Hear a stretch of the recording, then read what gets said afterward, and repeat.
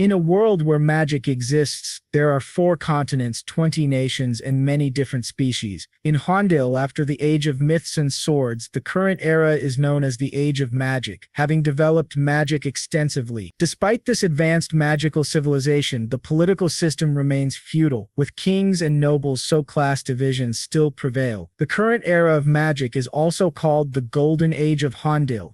On December 29, 1999 of the magical century, one day before the new century began, the will of a supreme mage named Manuel Lucas was revealed, turning the world upside down. The old mage announced that he had hidden his power, knowledge, and wealth somewhere in the world, and that anyone who wished could claim his ownerless destiny. Manuel Lucas, the supreme mage who had ushered Hondel into its golden age of magic and who was also an archduke of the Bramp Empire, held the title of the sole Ninth Circle Lord Mage. Upon hearing this message, citizens of all backgrounds set out to find his legacy. Some said Lucas's destiny lay in the Dragon Wastes. Others claimed his treasures were hidden in the allied nation of Elysia, known as a tax haven, and there were even rumors of Manuel Lucas's sky fortress at the center of the world. Regardless for signs, nationality, species, or social status, everyone sought the Archmage's destiny. Yet for 20 years, despite countless expeditions, no one found a single clue, and the mystery endured. One day, a man broke into a sweat when the system before him confirmed that he had acquired Manuel Lucas's destiny, and he was ecstatic at this revelation. It was the magical century year 2007, at Lawrence Castle. The steward, Mordamo, asked young Master Adrian if he intended to resume his studies. Adrian said yes, but Mordamo insisted he didn't have to. The boy replied that he had a book he liked and would go find it later. Adrian Lawrence, the second son of Viscount Lawrence, believes himself to be a reincarnated soul remembering his past life, though nothing especially remarkable happened then. In his final moments, he died in an accident when his military truck overturned, just 1 month before his discharge. Yet when he opened his eyes, he was in the Republic of Korea no more. He had been transported to the kingdom of Hade, reborn as Adrian Lawrence of a common noble family. Confused at first, Adrian soon realized that his past experiences gave him a great advantage. He loved learning and excelled much earlier than his peers. His instructors praised him as exceptional. He gained recognition from those around him and met his father's expectations all at once. But such success also bred jealousy, and Adrian realized that despite Hondel's advanced civilization far beyond 20th century Earth, his earthly knowledge was of limited use. The only thing he could do was continually improve his own value, so he kept up his genius act. But life isn't easy enough to navigate by effort alone. Adrian remembered the day he was eating with his mother and suddenly fell from his chair. He'd been poisoned. He was only 7, and the doctor said he was lucky. If treatment had been delayed even a little, he would have died. People wondered who was responsible, but Adrian knew the culprit immediately. When he was ill, someone entered his room and asked him anxiously if he realized how worried she was. Frightened, he looked up and saw that woman, Anna Lawrence, his father's legal wife. The high lineage of the Lawrence family made Adrian's humble origin and the fact that he was not the first wife's son uncomfortable for her, especially since he had caught the attention of the family's patriarch. After recovering from the poisoning, Adrian was filled with rage. Despite how advanced this world was, the political system was still extremely backward. Condemning Anna without concrete evidence was impossible. What frustrated him the most was that his father didn't react at all. It was clear Anna was the prime suspect. That's when Adrian understood his father was turning a blind eye and pretending not to know the truth, all in order to preserve the family's reputation. From that moment on, Adrian stopped acting like a genius. About 10 years later, on May 1, 2019, Adrian was now 20 years old. He went to the same cafe he always visited. The staff asked each other if they recognized him and commented that he was the second son of the Lawrence family. Although he didn't look like a noble, he looked like a regular person. One of the staff told them to shut up and asked if she could help him. Adrian asked why he couldn't find any Chronicle Online point cards. The attendant said the store policy had changed and now point cards could only be purchased at the counter. She asked how many he wanted, and he replied, "All of them." After he left, the 2 employees thanked him for the purchase. The supervisor scolded the worker and reminded him that losing the favor of a noble could result in punishment. The male attendant, still puzzled, asked why someone like Adrian would come to the store personally when he could just send a servant. The woman replied that she didn't know either and was also surprised the first time he came in. The man asked how often he visited, and she said 2 or 3 times a month. Judging by that, he must really be a fan of the game. Adrian thought to himself that he had just spent 5 million WS1 on game point cards, about 5 million Korean won. Back at home, one of the guards informed Adrian that they had received a call saying young Master Cedric was visiting the residence, which annoyed Adrian greatly. At home, Adrian's mother, Sylvia Lawrence, asked where he had gone, but before he could answer, someone interrupted, asking if he was wandering the estate on foot and if he'd lost his mind. That person was Cedric Lawrence, Adrian's older half-brother, 23 years old, 3 years older than him. Adrian thought Cedric was incredibly annoying. Cedric started berating him, saying that, as the son of a noble, he should care about the family's reputation and not act like a commoner. But Adrian thought to himself that he didn't care about reputation. Cedric was only respected because of his noble status. Otherwise, he wouldn't even be able to take care of himself. Adrian stayed quiet, knowing that if he argued back, it would drag on. Instead, he simply said that he had acted carelessly and would be more mindful next time. Cedric, still arrogant, said being a half-blood commoner was nothing to be proud of. Adrian asked what he was doing there. Cedric replied that their father wanted him to take over a business, specifically a FARS distribution enterprise, something Adrian had likely heard about. Adrian thought that noble families in Hondel, by Earth standards, were a powerful mix of conglomerates and politicians involved in many industries. The FARS distribution business was a key source of income tied to the mining sector, one of the industries managed by the Lawrence family. He understood now why Cedric had suddenly appeared. Adrian said he understood, but he would refuse the offer. Cedric, mocking him, said that Adrian understood quickly. Adrian then told him that if his business was done, he could leave now, because he had just spent a lot of money on his games. Cedric was shocked, laughed, and told him that it was better for someone like him to be a nobody. Adrian's mother, worried, asked if he would be okay. He said yes, staying out of family matters was safer. He thought back to how, ever since the poisoning incident, he had abandoned his genius image and isolated himself, minimizing contact even with his vassals. Maybe it was because his father had no interest in a concubine's son who no longer acted like a prodigy. Thanks to this attitude, Adrian hadn't faced any more life-threatening situations. For 10 years he had lived in the shadows, keeping a low profile. People in the mansion called him a game addict. There were even rumors that he had once been a genius, but now spent all his time gaming. Most of the servants under his authority were under the influence of the official wife, Anna, allowing her to speak freely in the household. Back in his room, Adrian picked up a VR headset. As he put it on, he thought to himself that everyone believed he was using games to escape reality, but they were completely wrong. Once inside the game, he completed Phase 1 of the Destiny mission and began syncing his character with his real-world body. Adrian thought that if someone wanted to monitor him, they'd have to do it in the virtual world too, because Chronicle Online's abilities reflected directly into reality. He remembered that 10 years ago, while attending the Royal Academy, he had researched Manuel Lucas for a class assignment. That's when he stumbled upon something unexpected, a clue related to Lucas's family that, no matter how he looked at it, strongly resembled a certain word, Brazil.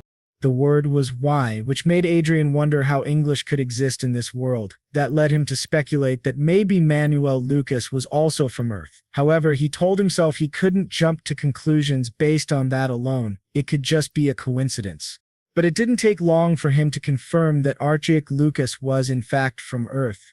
Adrian discovered that shortly before his death, Lucas had uttered a few final words expressing a wish to walk the beaches of California with Mary one more time. Although Adrian wasn't familiar with those place names, he had never heard of them before. This was the story of a great man and couldn't be ignored. The names written in the records by the butler who stayed with Lucas until his final moments confirmed Adrian's suspicion. This was no mere coincidence. The great Archduke of Hondel was an Earthling, just like Adrian. There was solid evidence proving his earthly origin. Lucas named his inventions using Earth-related names. For instance, he named an aura condensation device Washington, and called the first virtual reality device Hollywood. So Adrian used the knowledge from his past life on Earth to search for the destiny Lucas had left behind. He spent years searching and in the end finally found Manuel Lucas's destiny. Excited, Adrian exclaimed that he had finally done it. Now from this point on he could walk a path of flowers. But to his surprise, obtaining that destiny was far from easy. He had to fight numerous monsters, and since the virtual reality world was linked to his physical body, he felt real pain. He realized that after obtaining Lucas's destiny, his true suffering had only just begun. He wondered whether he could truly fight without fear, since the destiny of Archduke Lucas had been hidden in an unexpected location within the online world. In other words, within the virtual world Adrian called his own. Even though the virtual world was created to be as detailed as reality, a game was still a game. Usually he couldn't fully feel it because it was filtered, but in his case he felt real pain and struggled every time he fought. This was a seemingly impossible story to acquire Manuel Lucas's destiny. He had to synchronize the game with real life. Who would ever believe him if he told them that? At that moment, a goblin appeared and attacked him. Adrian managed to dodge, counterattacked, and defeated it. That was how he reached level 10. Now he could change his class and had officially completed the first stage of the Destiny quest. He was then transported to a secret space by the main god Ariel. After receiving several notifications, Adrian thought to himself that he had finally reached level 10 and completed stage 1. Basically, the abilities from Chronicle Online were now reflecting into real life. Everything he earned in the game would transfer to reality. Suddenly, a door appeared behind him, and a prompt asked if he wanted to go to the second floor of Manuel Lucas's magic tower. Adrian replied, "Of course," and opened the door. Inside was a gigantic library, very different from the empty first floor. There were many bookshelves filled with books. In the corner, he saw a treasure chest. When he opened it, he received 5 billion lote and was prompted to input his account number to receive the deposit. Adrian thought that finally, a prize that felt like a real reward had appeared, but even though he couldn't claim all that money in reality, the true value of the destiny wasn't the wealth, it was the magic circle he obtained. He had now changed his class to a mage, and the magic circle had perfectly bound to his real body. The system warned him not to log out, as his synchronized body could suffer serious damage if disconnected by force. He realized that up until now he thought the MP bar shown alongside HP was just mana, but he had never actually felt mana in real life. Now, with the creation of the magic circle, he could clearly feel the presence of mana in his chest. It hadn't been an easy process. This, he realized, was the true power of destiny, the synchronization between the game and the real world. Now that he had formed the first circle, he wondered if he could learn a technique that complemented it. When he reached for a book, a window appeared asking if he wanted to view the materials. Adrian thought it was very convenient, not needing to flip through all the books manually. It was just what you'd expect from the greatest mage in the world, Manuel Lucas. After a while, however, he began suffering from a splitting headache. While learning skills and magic just by touching books was convenient in games, the process of embedding those principles into his mind was extremely painful and uncomfortable.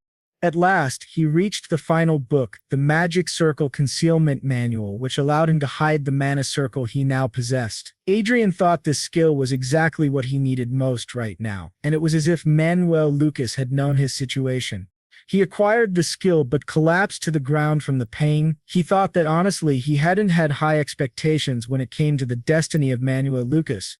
All he really wanted was to live a peaceful life with his mother, free of complications, and he would do whatever it took to achieve that. The next day, during a training session on the mansion grounds, a knight commented, "He's got more stamina than usual." Adrian asked, "You really think so?" The knight named Vice said that honestly he was surprised when Adrian said he wanted to train in swordsmanship. Adrian replied that his body had been feeling heavier lately and thought to himself truthfully, he thought that training his body in real life might help him in the game. But setting that aside, he could now feel the mana circle and his stamina improving. It seemed that improvements in his in-game stats were also having an effect in the real world. In other words, the skills he could use in the game were also usable in real life, which was insanely overpowered. Fortunately, he was able to solve the problem of hiding his mana circle from knights sensitive to mana using the mana circle concealment ability. A knight then asked him if something good had happened. Adrian replied that he had gotten a good item in the game. The others training nearby commented, saying, as expected from a gaming addict, and Vice is a freak for helping a weakling like him. Vice got angry and told them they were being too rude. Adrian simply asked him not to worry about it and thought to himself how grateful he was that Vice got mad on his behalf. But in truth, it was all an act. He needed to avoid the pathetic looks from Anna and Cedric. Being ignored as a useless bastard was actually the best-case scenario for him now. Once again, he returned to his room and logged into the game. Now that he had confirmed his real-world stats were linked with his in-game ones, what he needed most was to create a guild. That way, he could gain more money and more skills in the future. He remembered someone once told him that the most important power in this game was the power of your wallet. So he began purchasing various items, potions, stat boosts, blessings of the goddess protection, increased XP, and many other buffs. Then a new window popped up, saying he could now summon a supporter. He wondered, what do they mean by supporter, and guessed that it must be due to his low stamina. Having a support character would help him grow. To summon a supporter, he needed to use XP points, the same ones required for leveling up. But since he planned to play in a team, it wasn't a waste. He decided to select a high-tier warrior as his tank. He didn't care about the cost. When he clicked to summon, several supporter characters appeared. He thought it was very similar to the strange Korean games he had seen. He spent 30 million WS but didn't find any character he liked. Then he was surprised to see one of the supporters, Archia, the Steel Celestial. She was a defense-specialized support character with a protective shield ability called God's Shield. He wondered if this was the first time he'd seen a support like that. Maybe she was an undiscovered character. Her class was Unique Angel, and she had excellent skills. He was then asked whether he would like to register Archia, the Steel Celestial, as his supporter. He said yes. Emma explained to him that once the character was registered, no changes could be made, and asked him to confirm again. He confirmed and registered Archia. A grand visual effect displayed her character, and she appeared right before his eyes, a tanker with a massive shield named Archia, the Steel Celestial. Adrian commented that her facial expression looked like that of a golem in a human body. He then headed straight to the battlefield with Archia and tested her skills. She was incredibly effective at defense, while he just kept casting the magic missile spell. In that short period of fighting alongside her, he reached level 20. The hunt was going far more smoothly than he had expected. Even though some of his XP was being transferred to her, he didn't feel any major difference. Then, a new window appeared, notifying him that he had been playing the game for 15 hours straight. The system asked him to please log out and rest. So he logged out, returned to his room, and said that today had been really good. He decided to take a nap, and once he woke up, planned to go to the training room. But to his surprise, he sensed someone standing right behind him. When he turned around, he saw Areus, the Steel Celestial, had transferred into the real world. Startled, he asked, "What the hell are you doing here?" She replied, "I am my master's support." But he said that wasn't what he meant. What he really wanted to know was how she had left the game. She said, "Ah, I understand now. You must be curious about how I can maintain my presence in reality." He answered, yes, and thought to himself that, judging by how she could distinguish between the game and the real world, she clearly understood his situation. She then explained that she was a homunculus, essentially an android, and her creator was Sir Manuel Lucas. Her appearance and combat characteristics were predetermined by her master based on the concept of the Steel Celestial. Adrian thought to himself, so in other words, she's one of Sir Lucas's legacies. She confirmed that. He cursed in his head, thinking, damn it, if I had known this would happen, I would have chosen a better support, someone more versatile than her. He asked if her stats were the same as in the game. To his surprise, she replied, yes, the restricted stats will recover once I meet the quest level requirements. At the moment, I believe my stats are equivalent to those of a Grandmaster. That left Adrian stunned. A Grandmaster was on par with an 8th Circle Mage, the strongest tier on the continent. Even in the Hayward Kingdom, the highest recognized rank for mages was the 7th Circle. There were only 8 8th Circle mages in the entire world. He asked himself, how did Manuel Lucas create a monster like this? Still, it was reassuring to have a trustworthy companion who obeyed only his commands. Now the problem was how to hide this girl. He asked her where she had been before she showed up there, and whether it was possible to take her back into the game. She answered that she had been in a suspended state. She explained that she had been waiting in a maintenance warehouse in Evero, a holy city. She had been transmitted through the game's management server, and such transmissions were only possible during the initial dispatch. After that, if she wanted to return to the maintenance warehouse, she would have to go back on her own. Adrian asked if she had any stealth or magical concealment abilities. She replied that, being a warrior class, she didn't have any stealth skills, but she could use mana concealment. He asked her to show him. When she activated her mana concealment ability, the protective shield embedded in her armor disappeared along with her mana signature. Fortunately, just like him, she had the ability to conceal her mana so she wouldn't be detected by the knights. That was exactly what he needed. He commented that it seemed he had no other option, and since his reputation was already one of the worst, he didn't care anymore. The next day, he casually walked around the mansion with her as if nothing was unusual. The servants whispered that Master Adrian was openly bringing a woman into the mansion. Some of the maids even claimed they had seen her and Master Adrian in his room, and they all wondered who that girl could be. When he went to speak with his mother, she was overjoyed and asked when he was going to marry, saying that the girl was very lovely. Embarrassed, he ran off and returned to his room to continue doing missions. Eventually, he reached level 30. Looking at his status window, he thought that pretending to be a young, mature master who brought an exotic guest into the mansion was the best way to keep people from suspecting Arcia's true nature. He then asked her what happened to her real-world body when she was connected to the game. She said it switched to energy-saving mode, meaning it was essentially resting. However, the monitoring function would remain active for her master's protection. He asked if that meant she could alert or respond to him immediately if something happened outside. She confirmed, saying exactly. Before they could think any further, the next phase of their quest began. They had to fight an orc warrior named Kant. Adrian received the mission notification, Fate Mission Stage 2, Defeat the Orc Warrior Kant. The huge orc told Adrian that he could become someone special if he managed to kill him here. A warning window appeared stating that consumable items such as bombs and scrolls were prohibited during this battle. Adrian thought, so items that make hunting easier are banned. Looks like Manuel Lucas wants his disciple to grow stronger through raw skill alone. He called Arcia and told her they were going to take down this orc. When the orc charged to attack, Arcia raised her shield and blocked the massive blow. The monster seemed confused. While the orc was distracted, Adrian activated magic missile and launched it straight into the orc's eyes, scoring a critical hit. He thought to himself that thanks to his improved physical condition and high-quality equipment, the power of his magic missile surpassed that of a basic first circle spell. If this orc was a monster of the same level, it should be easy to defeat him. But to his surprise, the orc drew a sword and tried to finish him off. Archie managed to defend in time. Adrian shouted, "This is crazy." The orc, even blinded, kept charging at him without hesitation. He realized that the orc's HP bar hadn't even dropped to half yet. The orc began unleashing a flurry of blows at the two of them. Adrian thought he would die if even one of those hits landed. He was grateful that Arcia was by his side. He admitted to himself that he would be lying if he said he didn't get nervous seeing such a powerful enemy coming straight at him. He had already died once, so he wasn't taking any chances.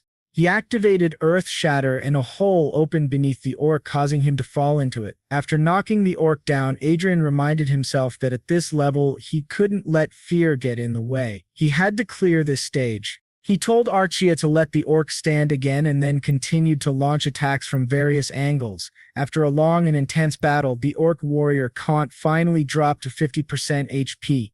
Adrian muttered, "This guy is seriously persistent. It would have been better to drop the sword and use some floor techniques." As the orc charged at him once again, Adrian activated another magic missile and finally defeated the orc warrior, completing Stage 2 of the Fate mission. A notification appeared, conditions met to unlock the next area of the magic tower. The third floor of Manuel Lucas's tower has been opened. That night, in the office of Viscount Lawrence, the viscount stood by the window deep in thought. Someone entered the room and asked what he was thinking about, calling him darling. It was Adrian's father, Highford Lawrence, and the woman was his wife, Anna Lawrence, his first wife. She asked why he was alone at that hour of the night. She wondered if it had something to do with the rumors that Adrian had brought a commoner woman into the mansion. Viscount Lawrence handed her a letter. Upon reading it, she realized it was a military summons. Tensions with the Crocan Empire had escalated, and there was now a strong possibility of war. Each territory had been instructed to gather their local forces. Viscount Lawrence had been ordered to join the Western Command with 5 vanguards, 50 knights, and 1,000 soldiers. Anna was shocked. She asked if he was considering sending Cedric, but she then pleaded, "Please send Adrian instead. He just plays games all day and does nothing else. As a member of the Lawrence family, shouldn't he start doing his part?" Then, his father asked if, after leaving Adrian alone all this time, she now wanted him to suddenly become important. She replied that it was he who made that choice and that, until now, Adrian had been enjoying the privileges of nobility to the fullest. His father asked if she truly believed that. She questioned what he meant by that, but he simply stared at her in silence. Then he said that Cedric was the heir to the territory and that he would ensure she and her stepfather would no longer be troubled by anything going forward. She should just follow his decisions now, something that greatly surprised her.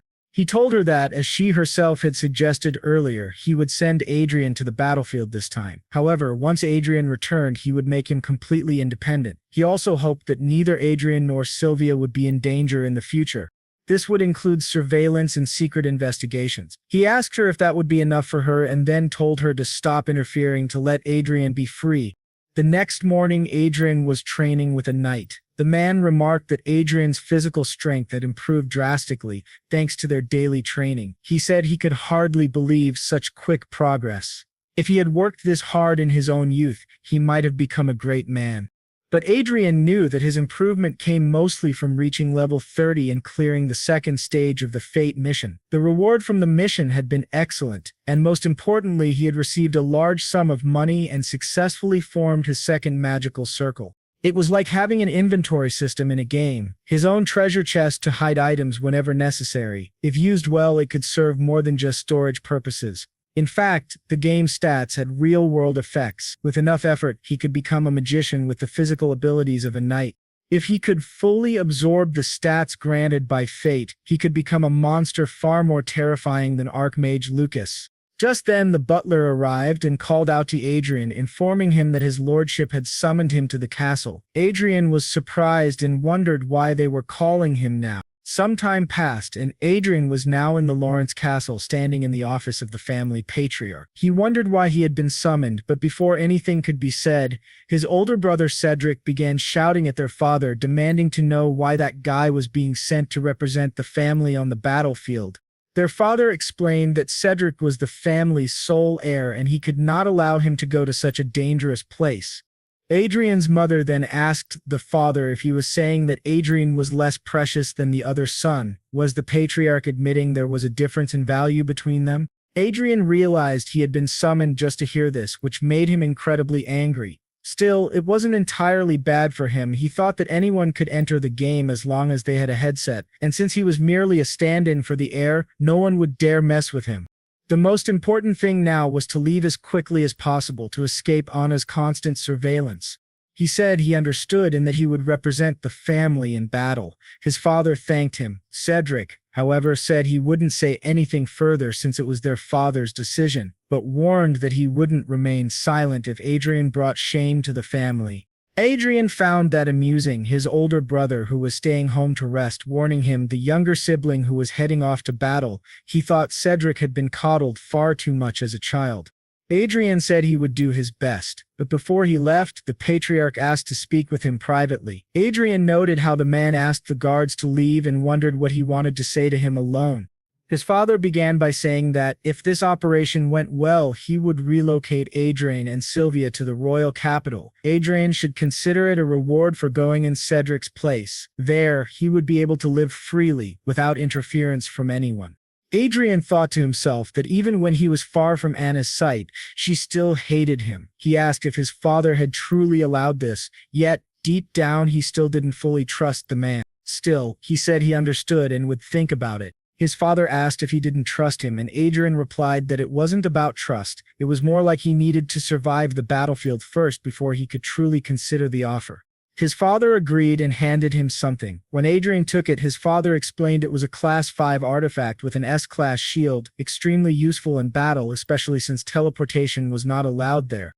Adrian knew that artifacts like this were incredibly valuable, so he thanked his father. The man told him he would need to stay sharp if he wanted to survive. As Adrian turned around, he noticed Cedric and Anna glaring at him with threatening auras. Of course, he thought, they would be watching.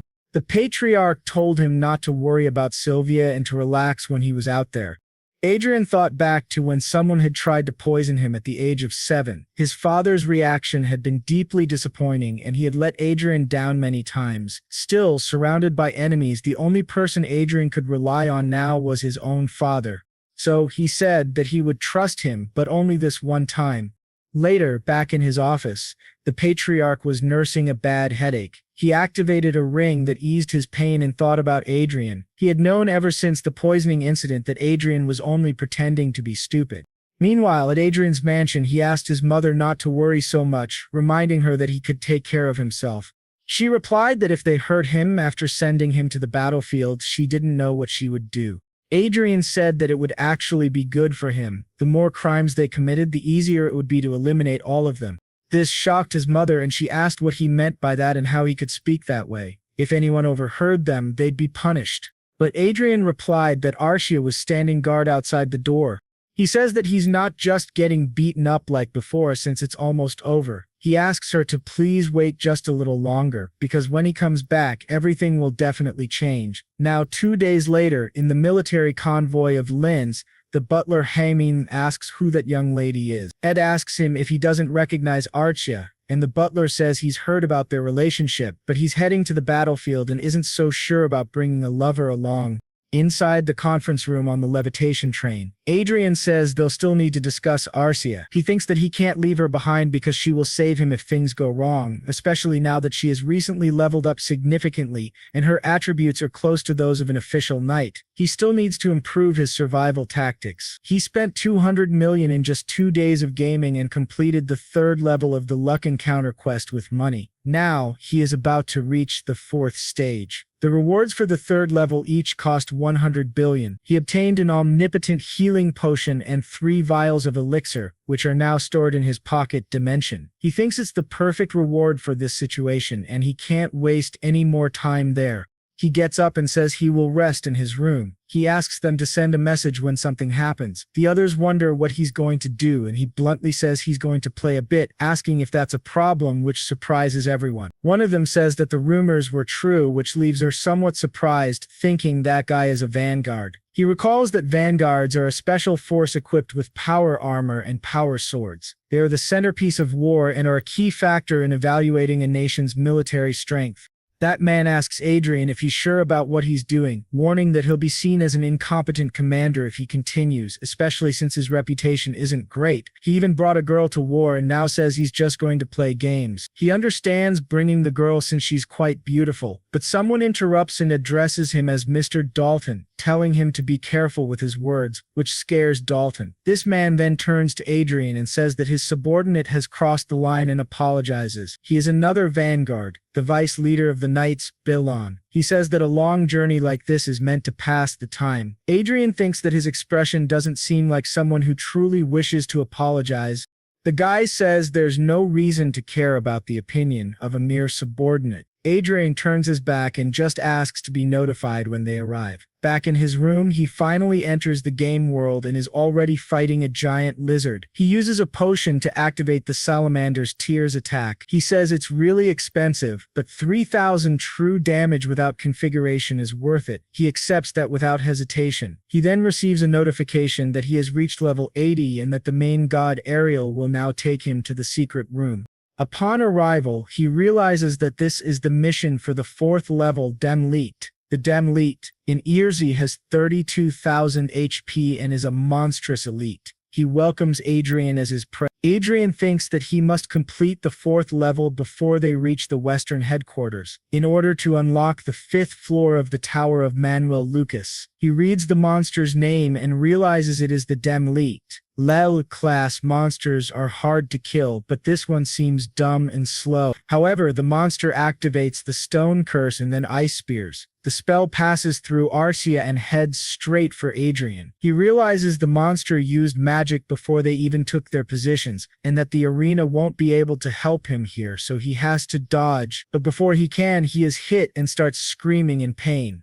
The elite starts laughing, saying he can hear Adrian's bones being crushed and his flesh being ripped apart. Adrian thinks this is a nightmare and regrets not dodging. He can't think straight from the pain. The monster's laughter is also incredibly annoying. It reminds him his older brother's laugh. As Adrian tries to get up, the leader tells him to stay down and activates a fireball, but both Adrian and Asia dodge it and charge at him. To the elite's surprise, Adrian uses a healing ability and tells Asia not to let him cast another spell. He thinks the best way to fight elite without a priest is to use equipment with holy attributes. The lit starts screaming as Adrian confirms that holy attributes are the best strategy to beat him up. The elite asks how he's dealing so much damage with just one wand. Then the lit activates a wall of fire and a massive wall appears in front of him. But to his shock, Adrian passes right through it, and with his wand of holy power strikes him in the face, telling him to die, calling him a filthy monster who looks too much like Cedric. After finally defeating the lit,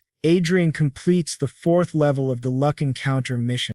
He starts screaming in pain again. Adrian remembers that during a fight, adrenaline keeps you from feeling pain, but once it wears off, the pain is unbearable. Asia quickly pulls a potion from her inventory and heals him. Adrian is surprised. A servant accessing their master's inventory on their own shows how truly special she is. He thanks her and says he feels better now. The system then announces that the requirements to unlock the next floor of the tower have been met, and the 5th floor is now unlocked. At the Tower of Manhua Lucas, upon arrival, there's another treasure chest. He wants to see what kind of reward he has just received. When he opens it, he finds 500 billion lots, which are immediately sent to his account. He also receives a pair of round glasses. He wonders what kind of glasses they are. They can't be ordinary since they're a gift from Archimage Lucas. He opens the detailed description and sees that these glasses have analysis, observation, clairvoyance, and night vision. They are capable of analyzing the usage, purpose, and status of a living being or object, can see through obstacles, and can see things up to 100 meters away. He's quite surprised to see that this is a very useful item, one that no one would suspect he's carrying. With the mission now complete, the 4th circle is generated. They finally arrive at the Western headquarters, and people around them realize that the 2nd son of the Lawrence family has finally arrived. They had assumed that the older son would be chosen by the Lawrence family. He thinks his name was Cedric or something like that, since he had caught everyone's attention early on due to his talent. So perhaps the one chosen now is the younger son, not Cedric. He heard that Cedric turned into an idiot after ingesting poison. The protagonist confirms that it's true. He's the little boy who was poisoned. The two men say they can't see him as an idiot and that the rumors must be false. They both say it's a pleasure to meet him. The man on the left is Viscount Evans, the head of the local team of this headquarters, and the other is Viscount Miller, the assistant to the team leader. Adrian bows and says it's an honor to meet them both. The leader then asks if his troops consist of 5 vanguards and 50 knights. Adrian confirms and adds that he also has 1,000 soldiers. But the man says he doesn't need to mention the soldiers because this war will be decided by the vanguards alone. The protagonist thinks to himself that they are treating the armed elite like mere tools. Vanguards are monsters that only great sorcerers of the 7th circle or higher can control. Unfortunately, what he says is true, and the protagonist believes that it was Archduke Lucas who created the vanguard system. The assistant then says that the Lawrence army has been organized as the 2nd Independent Brigade under the command of the 3rd Division. Adrian must not forget to meet the division commander, Count Otis, to receive a report. The protagonist thinks he already knows about Count Otis and replies that he understands. After the assistant leaves, Adrian reflects that his army has been organized as a 2nd Independent Brigade, and then he calls everyone to move on. A week passes and he thinks that the best kind of superior is an absent one. When he tried to meet the commander, his assistant said that the commander was traveling from place to place using teleportation, so he couldn't meet him. Adrian thinks that his actions are absurd, but it's great for him, because it means he can play freely without worrying. Just then, Asia calls out to him and says someone has entered his room, which surprises him greatly. He exits the game and sees that it's Mr. Dalton asks what kind of power that girl has. Adrian doesn't understand why he came, but then uses his glasses and sees that Dalton's status is marked as excited. Adrian steps closer and tells him to explain why he is there. Dalton says he was concerned for Adrian's health since he had been playing for a long time, but the girl blocked his way. To Dalton's surprise, Adrian kicks him and asks why he did it. Adrian says he told them to send a message if anything happened and that Arcia is always by his side protecting him. Adrian demands a better explanation for why he entered the commander's room without permission, and whether his intent was to kill him. Dalton is shocked and says this is going too far. He asks Adrian if he knows who he is. He's a vanguard. How could he do something like that? Adrian kicks him again and then asks Arcia to explain what happened. She says he tried to separate her from Adrian. Adrian asks if she means he tried to take her somewhere, and she says yes. Dalton argues that she is falsely accusing him and asks Adrian if he's really going to believe some random girl over a vanguard. Adrian thinks that this guy is trash and that those knights must have followed him to see what would happen. He says this is a violation of military discipline. In fact, it amounts to mutiny, and that Dalton will be punished accordingly. Adrian then points a dagger at him and tells him to step forward. Dalton, furious, asks if he's serious, and the others in the background beg him to calm down. Adrian thinks that he's not doing this to seem like a good person. He's doing it because he wants to survive. This is a place where Anna can't monitor him, which means he has no reason to hold back. So he stares Dalton down and dares him to come at him. Meanwhile, in Vice Leader Bellon's tent, someone arrives saying that the brigade commander has issued an execution order for Mr. Dalton, and they need to go immediately. Dalton thinks he never expected this from Adrian. They've got a reckless commander now, and he can't just invent an execution order for a vanguard at a time like this. But to his surprise, a dagger suddenly appears right in front of his eyes. He barely manages to grab it and notices it has blood on it. Adrian asks why he didn't react faster. One more second, and he would have been killed. Dalton is now on the ground in immense pain. One of the others asks for context, and Adrian says as far as he knows it goes against knightly morals to harass a woman. He asks the vice leader what he thinks, and the vice leader, clearly furious, demands to know what they've done. He then bows and admits that this happened because of his lack of tact, asking for forgiveness. While stepping on Dawson, he declares that Mr. Dawson is suspended from his position. He orders them to confiscate his armor and imprison him. Additionally, the three others involved will also spend some time in prison for insubordination and complicity. Adrian then says that he is the one in command here and that he's not playing babysitter. The vice leader simply lowers his head. Adrian continues, stating that this is not the county and the fourth ring is made of blood. He orders someone to clean the mess while he goes to rest in the adjacent room. The vice leader comments that Adrian has finally dropped his mask. He smiles slightly, thinking that something interesting has finally happened around here.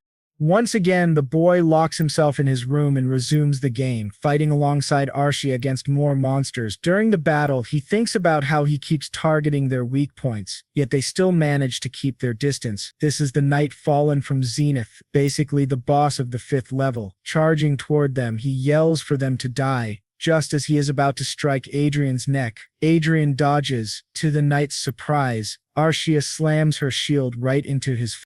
At that moment, the boy activates his magic, and strangely the knight smiles. He says that he is merely a stepping stone for Adrian's growth. With that, they defeat yet another enemy, and the 6th floor of the Tower of Magus Lucas is unlocked. Upon reaching it, Adrian receives 2 trillion lots. He is becoming wealthier by the day. A new bank account is created for him in the Union Bank of Elysia. Adrian reflects that although it's an exaggeration, it's still very gratifying to see.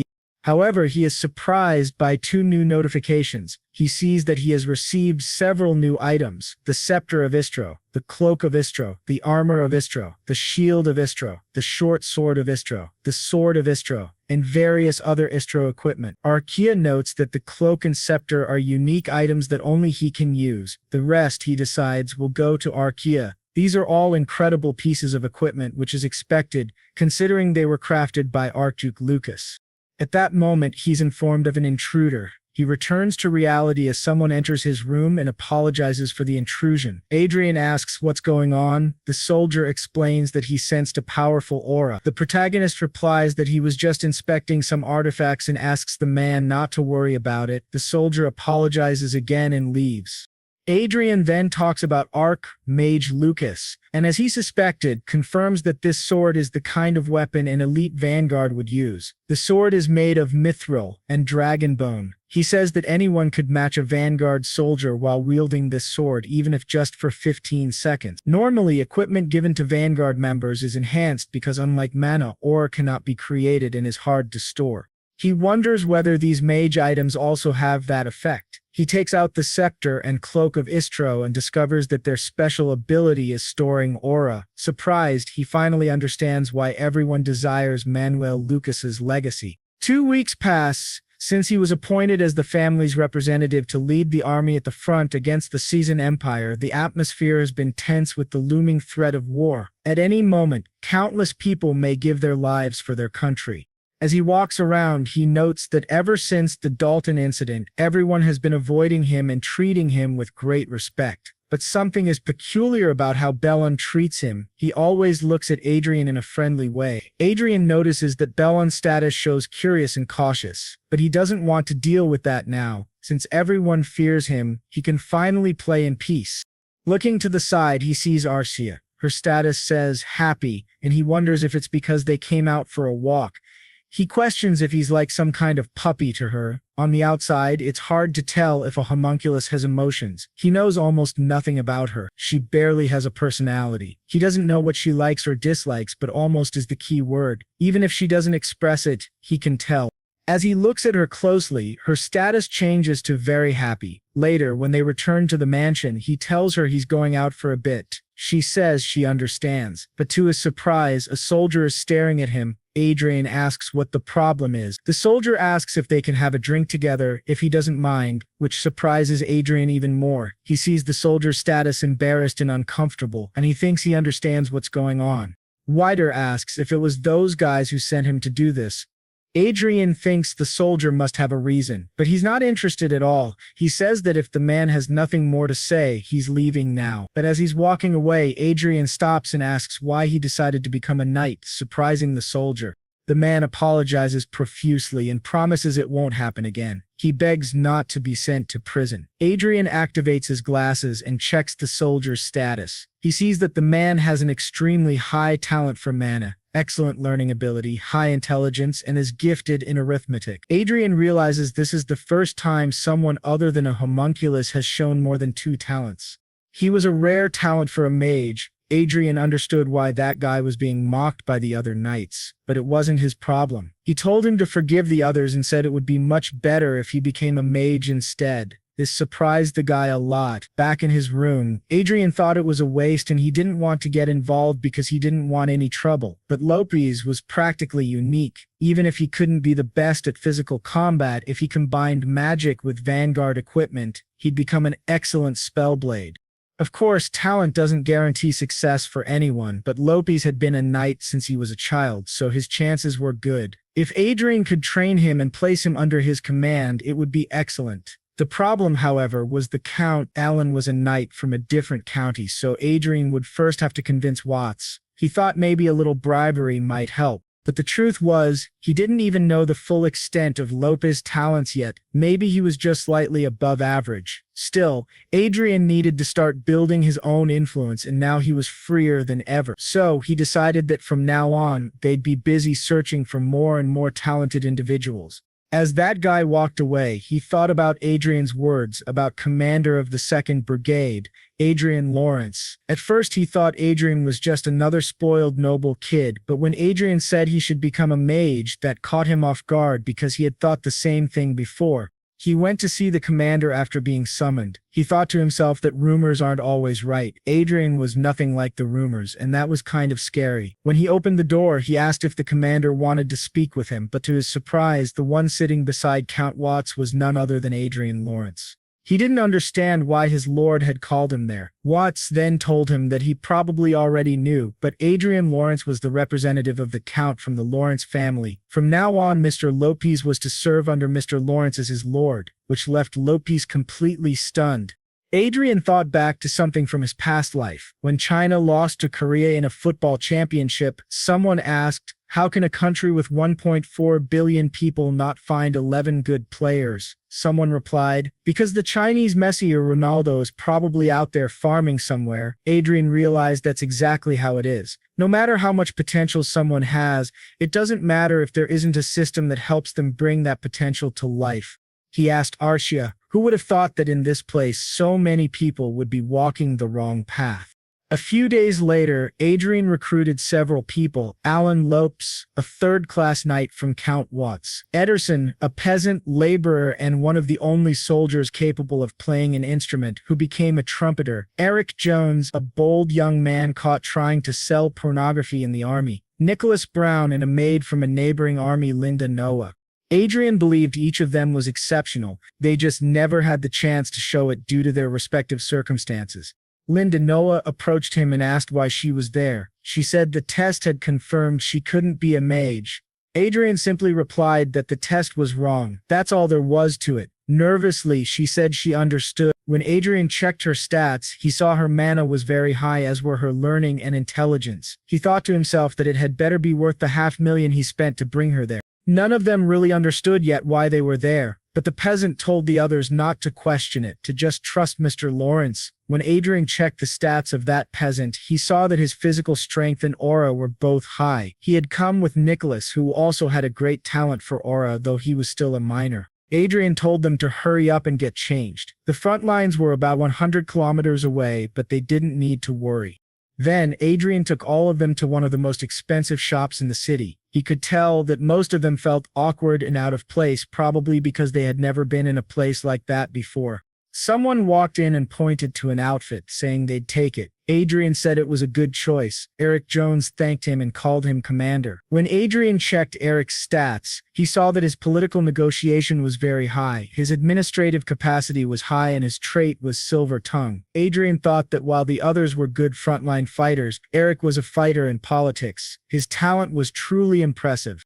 Adrian told them not to worry about the price. They should take whatever they wanted and always aim for the best. He thought to himself that talent means nothing if you don't train it. From now on, they'd start training outside the base, and they'd also be educated. They'd be dressed properly to fit the environment. After everyone received new clothes, they asked Adrian if they'd be living in that giant mansion. Adrian replied that yes, they'd spend most of their time there. The staff had already been assigned. He told them not to worry about daily chores, just to focus on their studies. He'd be paying their monthly salary, and on top of that, they'd receive $20 million monthly and a $240 million annual bonus. But they must not forget the rules of their contract. They were very happy with the money and said they would do their best. Adrian told them that if they proved his intuition was correct, there would be much more money where that came from. However, that kind of result doesn't happen overnight, so they had to give it their all. He added finally that he hoped they wouldn't disappoint him. He hated having to give lectures. They all responded with a firm yes, Commander Adrian. The protagonist thought to himself that these were the best talents he had found. From now on, they would be his personally selected elite. This wasn't a short-term investment, but one day they would thrive. It was a major investment in a bright future. As he walked through the city, he thought that when he returned, he would have to be careful when confronting Cedric. Even with Anna at his side, he also needed to consider his mother. But then, to both their surprise, he suddenly felt something at his back, and Archia quickly grabbed the man by the neck. Adrian calmly greeted the man with a good morning, thinking that he had been getting more and more worried about their safety. He had already spotted several spies lurking around daily. He approached the man, and before the man could say anything, Adrian cut him off, saying he wasn't interested in hearing his words. He asked if the man's brother truly didn't know when to give up. For a rat like him, there was only one way to become useful. Adrian said that stupidity was a dangerous flaw in a spy. He asked how much the man valued his life before throwing him to the ground and telling him to follow orders, and everything would be fine in the end. The spy trembled in fear, sensing Archia's aura. He realized she was an aura specialist, not an ordinary woman. The man claimed he didn't know anything, but after Adrian threatened him, he revealed everything. Adrian asked if he had followed them there since the teleport, with the help of an inside agent. The blonde spy, very nervous, wondered how Adrian knew that. To his surprise, Adrian told him that he already knew everything about him in advance. He had always been one step ahead, not only of him but also of the other spy. Maybe this man could help him stay even further ahead. Adrian was certain that he was only following Cedric's orders, and he felt the man was reluctant to spy on him.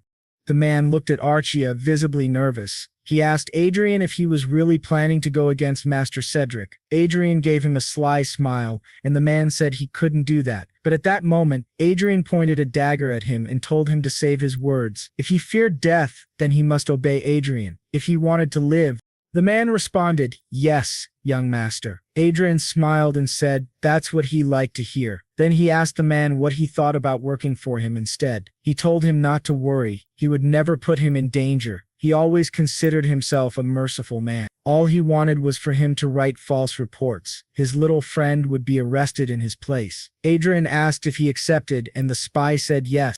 Back in Cedric's office, Cedric wondered how Meltz had been caught. The spy, giving his false report, said Meltz had been caught trying to enter the commander's quarters. This made Cedric more cautious. He muttered that this was a mess, thinking it happened because he ignored his father's advice not to send spies after Adrian. His father had already scolded him for not being chosen for the army, and now it was too late. Cedric told the spy to keep watching and report everything. The spy, now deceiving young Master Cedric, said he would report everything to him later. Adrian thought that now that he had dealt with another spy, things would get much easier with this man's help.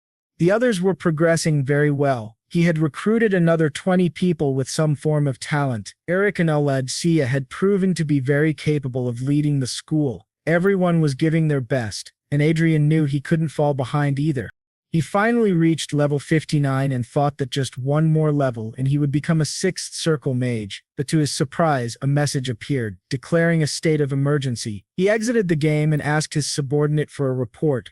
The subordinate informed him that Imperial combat ships had entered their airspace. They had received orders to remain on standby. War was about to begin. Adrian thought this truly marked the end of the calm before the storm.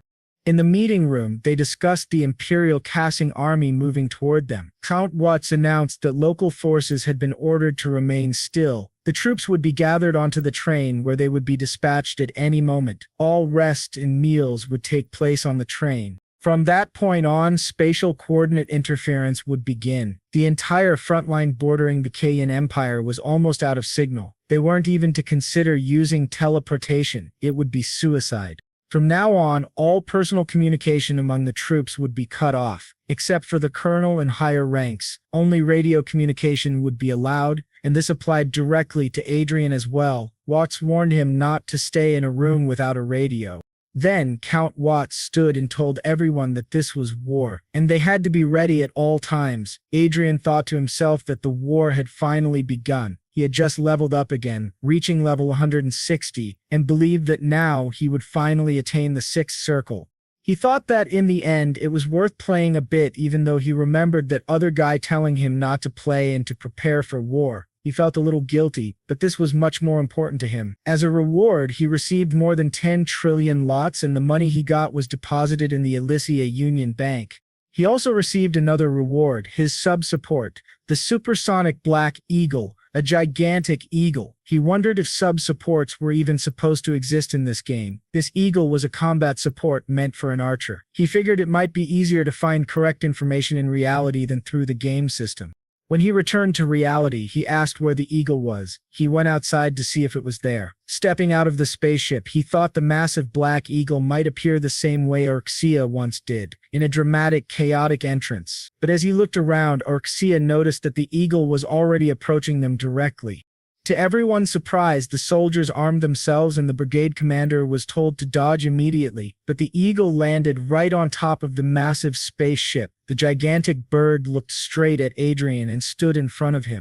Adrian gave the command for the soldiers to stand down, realizing that this was the supersonic Black Eagle. It was a chimera with the bones and legs of a black dragon and a body that could hardly be damaged, not even by an aura blade. With an ultra-high recovery rate, it had only one skill, shared vision. Like Archia, it would unlock other skills as it grew stronger. He patted the eagle and said that the most likely condition for gaining new skills must be completing missions. He wasn't sure how this suicidal dive-bombing behavior would be useful, but the shared vision was definitely a huge asset. It was like receiving information at the speed of light.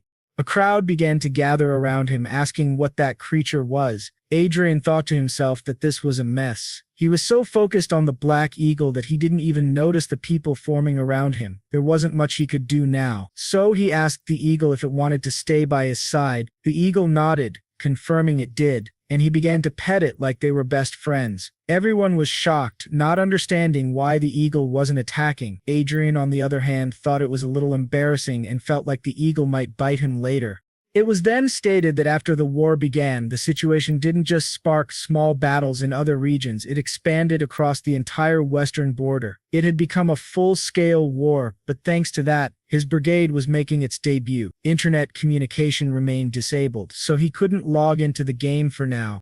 To his surprise, someone came reporting that the vanguard pilot of the Crowing Empire was approaching. Adrian told them not to panic and to retreat the army into the initial formation. He also told Bilan to prepare the vanguards. Although many of these battles had occurred in the game, he didn't believe he would die so easily. The guy next to him just kept staring. Adrian asked what was wrong, but the man said it was nothing. Still, Adrian sensed enemy vanguards approaching and realized they were under attack. He told the 2nd Battalion to activate the energy shield, which surprised everyone. They quickly activated it just in time. To their shock, one of the enemy vanguards attacked them directly, causing a tremor in the spaceship. Adrian thought that the attack came from such a long distance and was unbelievably strong. This wasn't just a test. If they didn't have a 7th circle mage or higher, it was obvious they wouldn't survive this kind of battle. He asked for a status report, and the ship's operators informed him that the 2nd Battalion's energy shield was gone. It would take 90 seconds to recover.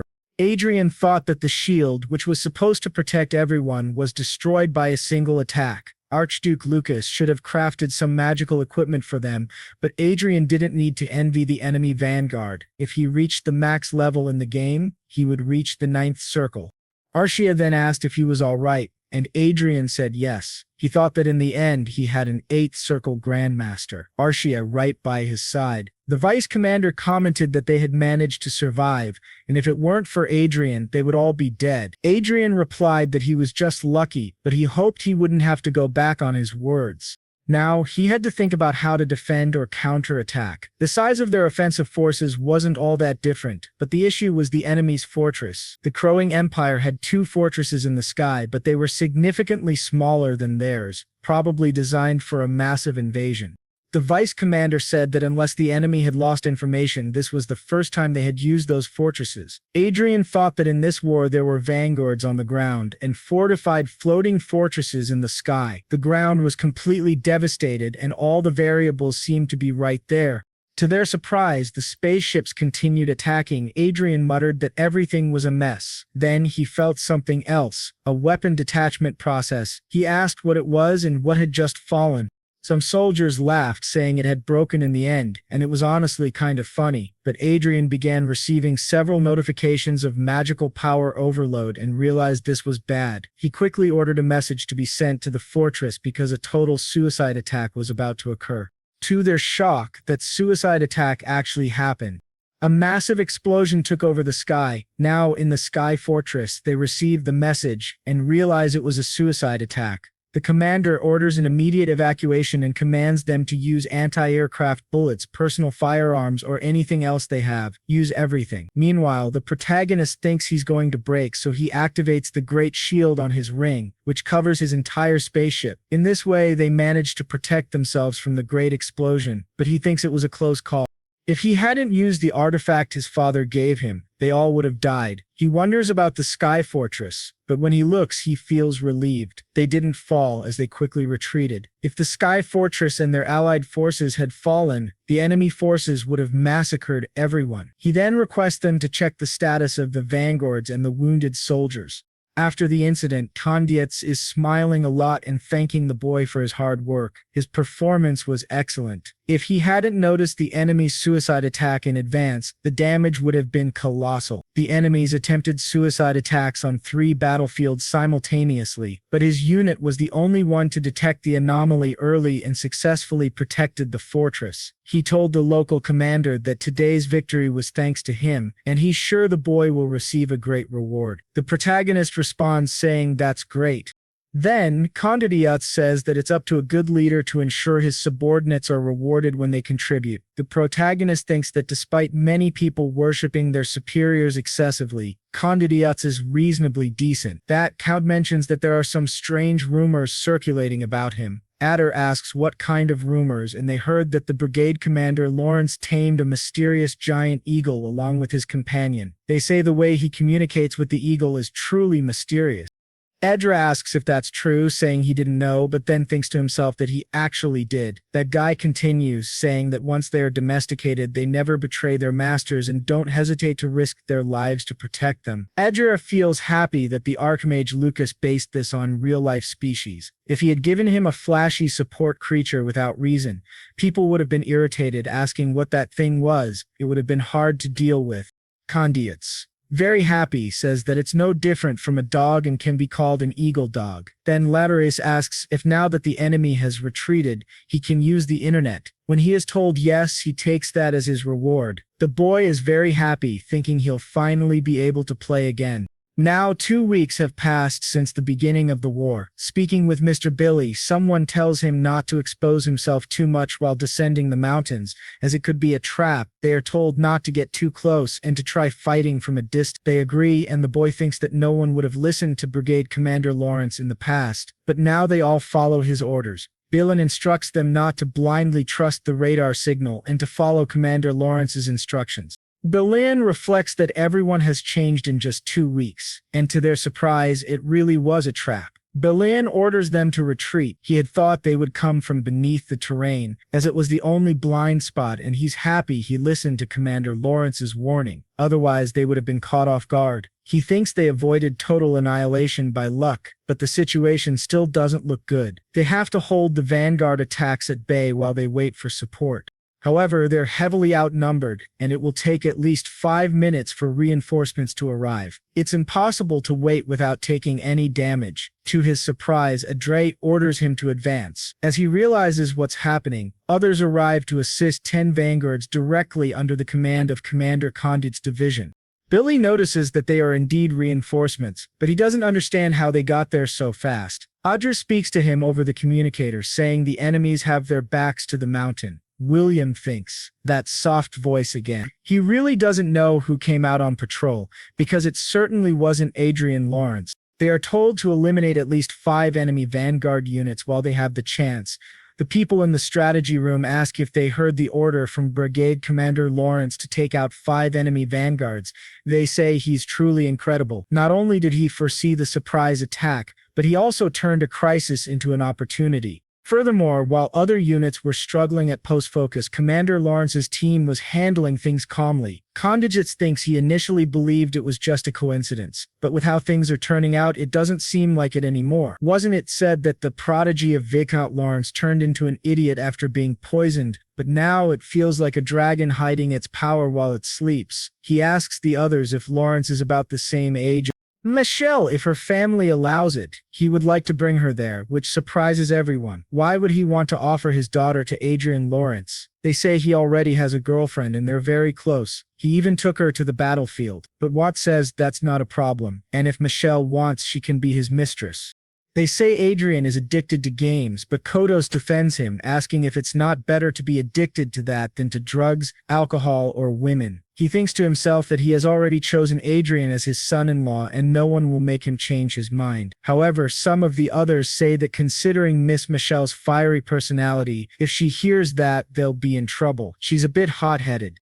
Condats interrupts and says, enough about his daughter, they must send the performance report to the command corps, and they must make sure to highlight Commander Lawrence's major contribution. As the boy and Arce are leaving, Billen asks to speak with him for a moment. Adrian agrees, asking if it's something important, and tells him to be quick. He notices that Billen's emotional condition has changed from curious and watchful to favorable and anxious. He wonders if it's because he saved him during the battle. Bilan then asks why he hides his strength. Many of his subordinates are worried about the future of the territory. If young Master Cedric becomes the Lord as things are going now, there will definitely be a crisis. He believes Cedric is unfit to be a lord. If Adrian has any intention of competing with his brother, Bilan would like to offer his full support, which greatly surprises the boy. He thinks to himself that the magical glasses don't show any false interactions, so this man isn't lying. Sir Bilan is one of his father's closest aides. He wonders if Bilan received some instructions in advance or if he's acting this way simply because Adrian is his benefactor. Adrian thanks him for his words but says he'll pretend he didn't hear that, which greatly surprises Bilan. As Adrian walks away, he thinks he's not naive. Dylan spoke without thinking things through. No matter what they do to keep information from Cedric, Adrian cannot act carelessly. There are surveillance systems he doesn't even know about. He thinks that he alone is more than enough, and the task of taking down and Cedric is entirely his. He has no intention of sharing that satisfaction with anyone. But for now, he will remember that there are people who are genuinely concerned about the beast within the territory. Thinking about it, he realizes he'll be awarded a medal for what happened, but he assumes it won't be a big deal. However, to his surprise, the man reading the list of contributions announces that the second son of the Lawrence family, Adrian, will receive the Golden Lion Medal, second class, awarded by Sias van Heerd, the 23rd king of the Hay Kingdom. All the soldiers around begin to celebrate. Adrian thinks this is far greater than he had imagined. He believes he's being chosen as a Fantastra and they'll adore him for the rest of his life. He also thinks Cedric is probably going to lose his mind when he hears this.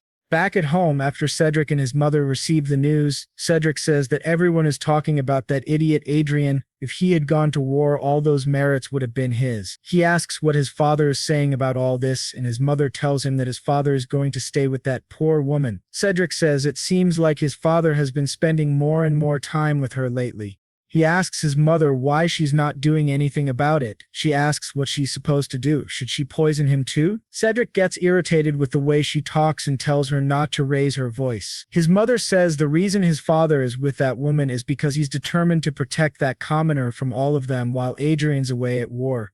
Cedric asks if it's true that Adrian will completely cut ties with the family after returning from war. She says yes, and that's why Cedric is desperate to achieve some merit and get a title. She asks her son to calm down because he's not even Adrian's rival, and she will make sure of that. Cedric agrees, thinking everything is just as his mother said.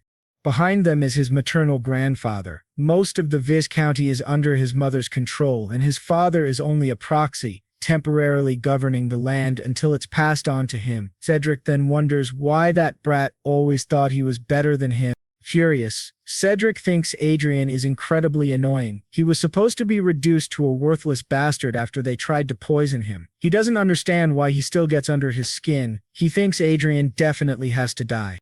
Now, in the 7th week, 48 days after the war began, Adre is in a good mood and asks the vanguards to please drink an energy drink before heading out. He hands out drinks to everyone, listening to them say they feel increasingly refreshed after drinking it. The protagonist thinks that considering how precious it is, of course they would. What they're drinking is actually diluted elixir containing just a single drop of that legendary medicine, but they surely don't know that. He thinks it's honestly a waste, but he has to do this so that the war can end quickly. Then Bilan says that now they're going out on patrol. The protagonist asks the vanguards to be careful, but to his surprise, he learns that the division commander is looking for him. He asks what that means. As he heads toward the division commander, he feeds Crow the name he gave to the Black Eagle. He remarks that Condotes has been calling him more frequently lately. The guy driving him says that it means Condotes really trusts him and asks if that isn't a good thing. But the protagonist thinks that even if it is, it's annoying to be constantly summoned by a high-ranking aristocrat. When he arrives, he notices that the other unit commanders are also present, and no one knows why. Everyone seems surprised, not understanding Condiote's intention. If it were something related to battle, he could have simply sent a message. The protagonist wonders if there's an important announcement. Then Condiotes suddenly appears and welcomes them. He tells them they should rejoice because they won't have to hear those disgusting gunshots anymore. Peace may soon be declared. This surprises the protagonist greatly. CIEs explains that foreign ministers from both countries are currently in a meeting and a declaration of the end of the war may happen soon. It seems the people from Sichuan never intended for this to become a full-scale war in the first place. It was large in scale but ultimately a local conflict, no different from an annual event. People comment that those guys are completely insane, but the protagonist thinks it was the same in his previous life. He believes his country has always had bad luck when it comes to foreign relations. He asks what will happen to the vanguards who were sent out. Coach says that until an official declaration of peace is made, they must continue playing this war game. The protagonist thinks that it's always the subordinates who die because of decisions made by their superiors.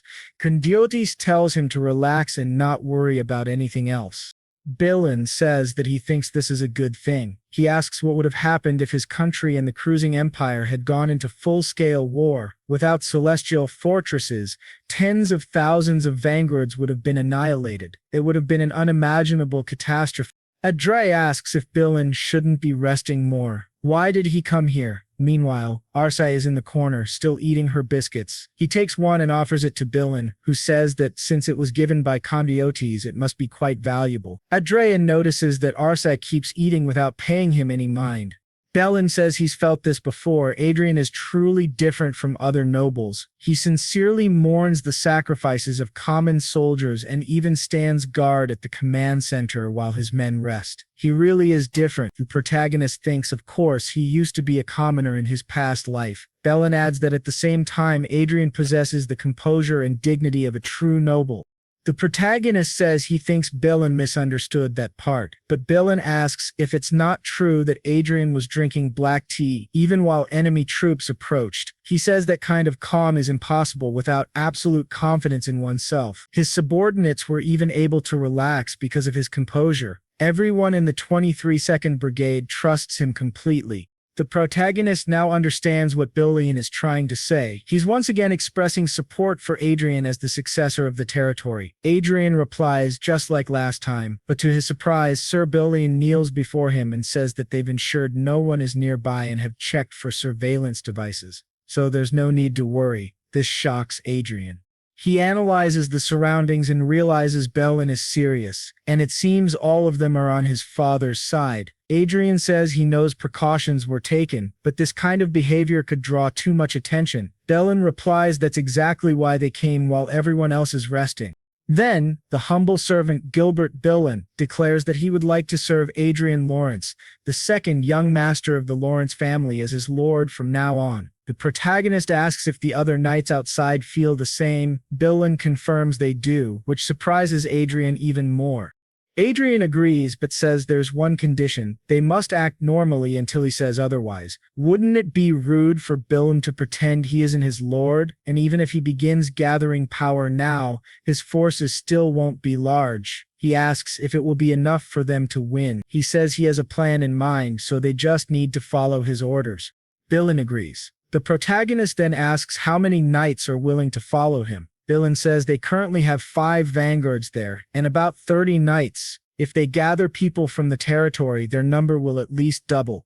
Adrian thinks that's not bad. It means he'll have more people to work with. He says it's good, but just before he leaves, Billin says there's one more thing. His lady plans to assign Sir Precious to him. Billin believes it would be a good idea to recruit him in advance. This greatly surprises Adrian. He thinks about Sir Precious. Precious was originally the vice commander of the Lawrence Order of Knights, and with his superior skills he practically had He was considered a rival among all aura specialists with the exception of the knight commanders. But Adrian thought he had left the order because he was involved in the family's political struggle centered around a netter. He wonders if someone like that is really coming back. Bellin says that maybe when he returns, many knights who were neutral might change their minds.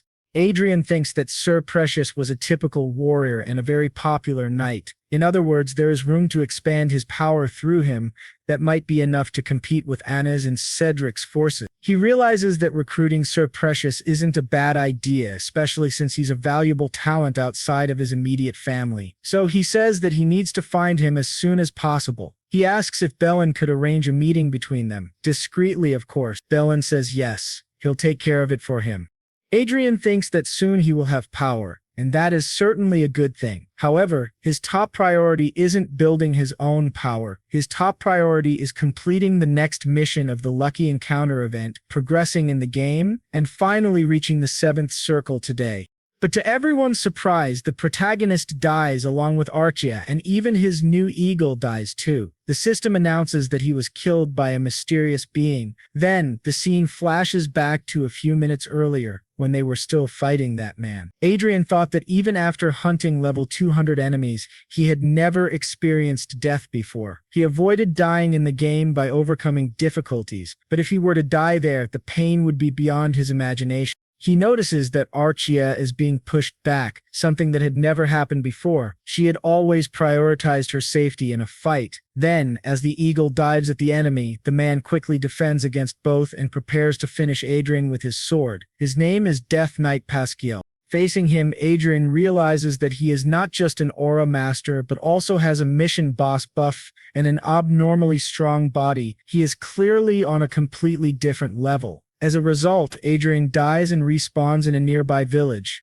Sitting on a bench in the village, he thinks the system is garbage. It shares all his senses. He can't even complain about the pain properly because there are too many people around. When he summons his support, Arkasha, she starts apologizing to Adrian, asks if she's okay, and if she feels pain, she replies that she does, but her senses in the game are far less intense than his. He thinks it's a relief, and reflects that he recruited her only because of her tank stats. The more he thinks about it, the more ashamed he feels for hiding his small body behind hers. That's why he wants to change his combat style. Fighting the Death Knight showed him the clear limits of his current fighting strategy. Archia blocks movement, the eagle blocks vision, and then he attacks by surprise. As a mage, he deals a lot of damage. It worked before, since they had many weapons, but this has a limit when facing someone like the Death Knight who's on the same level as Archia.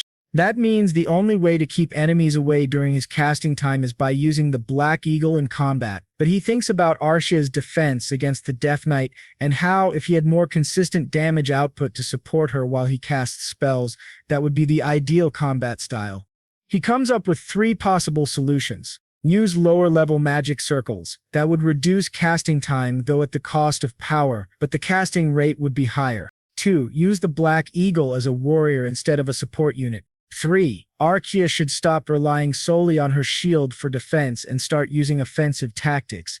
However, the first option basically nerfs him, so the second and third are better. He tells Archia it won't be easy.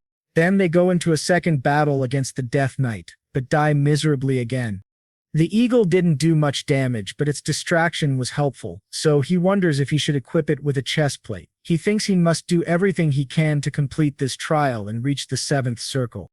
Now, they enter the 3rd battle and die again. Adrian, furious, says this is terrible. Then he tells Archia that they've started to recognize the Death Knight's pattern and they must try new things to regain their edge. By the 5th battle, the Death Knight asks if he's fighting a bunch of acrobats. He clearly sees Adrian as very talented and asks why he doesn't just change classes. Adrian replies that he must be confused, but then asks if he's ever heard of a human bombarder and fires magic at him. Adrian tells him to die, but the Death Knight blocks it with his sword. Quickly, Archie attacks from below and Adrian says, "Perfect." But to his surprise, the Black Eagle can no longer lift him, and simply lands, dropping him to the ground. The Death Knight says it's good to see him down there.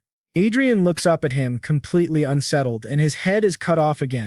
They tried many strategies to defeat the Death Knight, but failed every time. However, Adrian notices that the damage dealt increased in the last fight. He continues casting spells while dodging attacks, which remains his biggest challenge. Now he wants to try using better items. He focused on his reflexes instead of concentrating on casting spells. Once again, he was defeated. On the next attempt, he was already dodging much better, able to avoid the enemy's strike and cast 2 spells in his direction. Archia also attacked from the other side, but that guy still managed to finish them both. However, the protagonist gave a small smile, thinking that this battle confirmed something for him. He had tried to be an aggressive mage, which reduced his overall damage, but allowed him to survive longer on his own. The result was a 62-minute battle in which he dealt 84% of the damage to the Death Knight. He believes that if he keeps trying, he'll definitely succeed. He logs out and returns to his room, realizing that he's exceeded the connection time. He tells Archia that he thought they'd hit level 200 by now, but instead they're stuck in an unexpected place. While stretching, he notices that the world seems to be moving more slowly. Archia explains that experiencing death countless times has side effects, so it's normal to feel some changes. He asks her if she feels the same, and she says she's not sure. Her body feels just as strong as it did yesterday, but somehow she feels stronger. The protagonist wonders if that's true. Arcia's responses certainly don't seem artificial. They aren't like something a homunculus would say. He thinks that if time passes and she gains more experiences, she will become almost indistinguishable from a real human. She asks if he has any orders, but the protagonist tells her no, he needs to sleep and rest. They'll try again after they wake up. The next day, he enters his 12th battle against the Death Knight, dealing 75% damage. In the 13th, he dealt 85%. In the 14th, 91%. The 15th, 89%. The 16th, 93%. The 17th, 98%. In the 18th battle, the protagonist, along with Archaea and the Eagle, is finally ready to defeat the Death Knight. After an intense fight, they deal 100% damage. The Death Knight begins to vanish and says he did well. The protagonist, overjoyed, starts to celebrate. He has finally passed the test and completed the 7th level of the mission. To his surprise, someone tells him that it's because all of this is real. The protagonist turns and realizes that there are two enemies. He quickly points his staff at one of them, but to his surprise, Archaea tells him not to worry. The protagonist wonders why she's smiling so much. What he didn't expect was to see a little old man staring at him. Then he realizes with a shock that this must be Archduke Lucas in miniature form, but the man says his name is Chester, and he is the one who oversees destiny. He is part of Manuel Lucas, essentially an NPC, but created from Manuel Lucas's memories. The protagonist thinks that even though Chester was created from those memories, that doesn't guarantee he'll help them. Still, he would undoubtedly be a huge help if he's on their side, but if not, it'll be trouble. Chester tells him there's no reason to be apprehensive. Adrian says that he doesn't seem like an NPC, he's too different from the others and feels truly alive. Chester replies that of course he does. He might not have a soul, but he was made to act a certain way based on the memories of someone who lived. The protagonist then says that even if he couldn't defeat old age in the end, he will always live on here. He asks if Manuel Lucas achieved eternity. Chester replies that it could be seen that way, that was the main reason Hollywood was created, but he adds nothing is eternal. He is merely a shadow of someone who once lived. If the original idea had been to create a true clone to live forever, it wouldn't have been done in the virtual world. It would have been through something like a homunculus, like Archaea. Adrian thinks he once suspected that Manuel Lucas might try to possess him to be reborn, but thankfully that's not the case. He then asks Chester what his role is there and mentions how frustrating the last floor was due to its difficulty. He wonders if he'll now stop fighting and focus on other areas. Chester raises his staff and displays a status window. Adrian realizes he has received 5 uses of the administrator authority of the Hollywood system. Chester explains that the destiny he's been given is everything Manuel Lucas had. It was already expected that he would inherit administrative authority as well. However, there are some limitations for now, although eventually those limits will disappear. In the future, there will be no usage limits.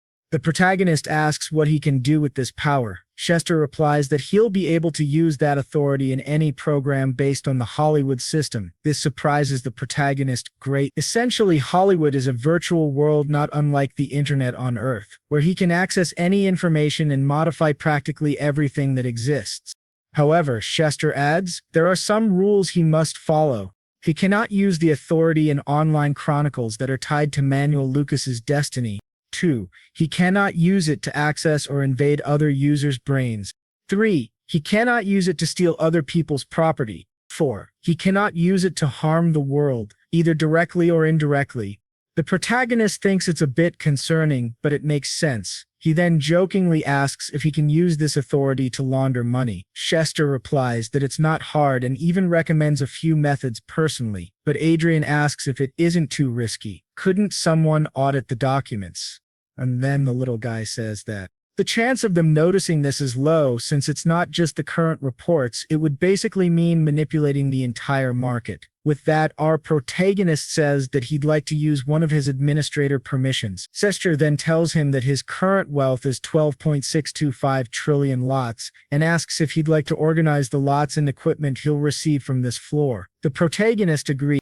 Then Chester asks if there's anything else. The protagonist says that Archaea needs a registration, and it would be good to make her origin the holy city of Everale. Chester replies that of course, and that he will register her as someone whose family has passed away, marking her current status as orphan.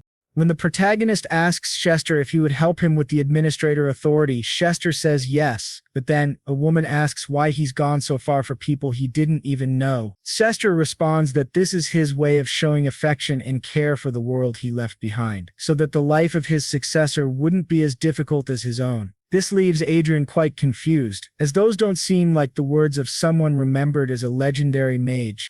If it weren't for this world, if not for someone from Earth like him, and if he hadn't created a legacy for future generations, his life would have been pathetic. He couldn't have dreamed of becoming who he is now, so he kneels down and thanks his master. But Chester says that he is not Manuel Lucas, though the protagonist notices a small smile at the corner of his mouth. Thus, he acquires another 50 trillion lots, and also receives the Sky Fortress of Icarus. His 7th circle is now complete. Meanwhile, in the city of Nichin, the former captain of the Order of Knights, Perseus, asks who Arian is. The knight says he believes that the young Master Arian might be able to take control of the territory and develop it even further. He asks Perseus if he intends to support young Master Arian alongside him.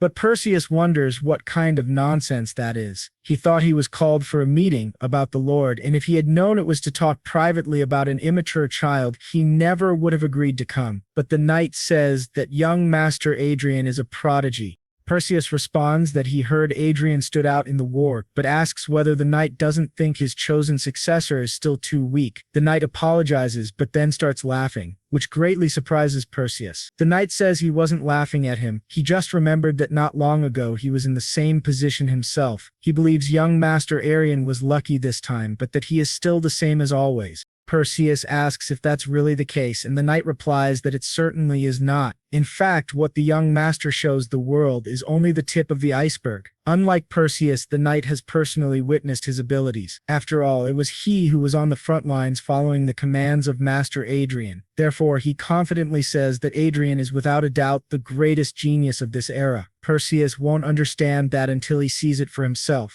Perseus remarks that the knight seems completely devoted to the young master. He reflects on the story of a prodigy who became mediocre at the age of 7, a mask used to become someone great and survive from a young age. Considering Adrian's intelligence and the knight's words, Perseus has to admit that Adrian deserves his attention.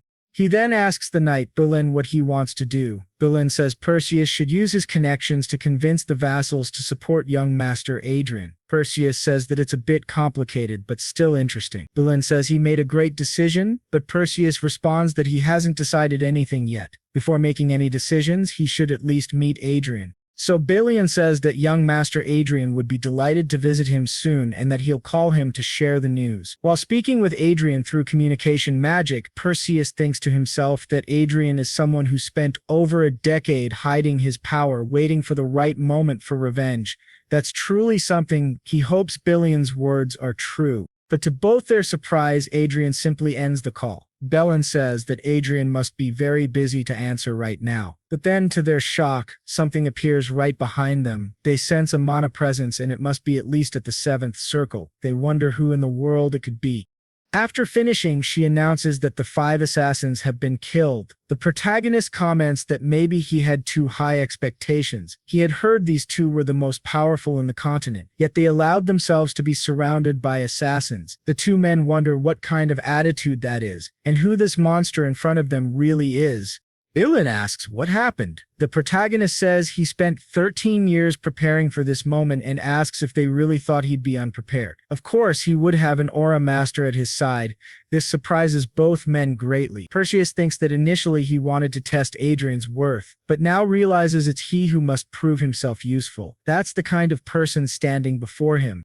While still stunned, the protagonist looks at Perseus, sees his status window, and thinks to himself that he's not bad at all. Will then asks whether the lady of the house sent them, and Adrian responds that obviously they must have a lot of questions. Then he snaps his fingers and casts Reparo, or restoration magic, repairing the entire house. Berlin comments that the stains, the blood and bodies vanished. It was truly incredible, but our boy simply asked them not to think too much about it, and said they needed to go somewhere else. He then activated another spell, shocking both of them as they realized it was a 7th circle spell called teleportation. Meanwhile, in the kingdom of Luas, part of the Hate Kingdom Alliance, the nation with the largest number of great mages, second only to the four great empires, if you asked anyone who the most famous mage was, they would all say one name: Duke Kane Riverdale. A great mage and a successful teacher who had trained 6th, 7th circle mages. They all said the same thing. The greatest mage in history was Archduke Lucas, but the greatest teacher was Duke Kane Riverdale.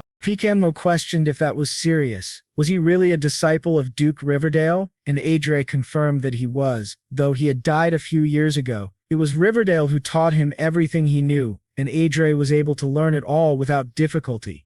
This left Peely wondering when he had even trained, considering he spent most of his time in games, but Oscoto interrupted his thoughts and confirmed it. Yes, that was exactly it. The only place where he could train him without any restrictions was in the virtual world. Riverdale taught in both the real world and the virtual one. Still, Peely couldn't believe it. It sounded like a lie. A marquee falling from the sky. No one would believe someone like that was only 20 years old. It was better that people believed in the story, because if he used the title of Riverdale's disciple, no one would question him. Pacius commented that Edre was certainly an eccentric man. To their surprise, the boy had even prepared fake evidence to support his story, proof that he was indeed a disciple of Duke Riverdale. He had asked Administrator Chester to create it as an alibi, and now he held various artifacts with Riverdale's aura, as well as a record claiming he had been a secret disciple that no one else knew about. That way, even the Riverdale family or his known disciples could trust him if they ever crossed paths.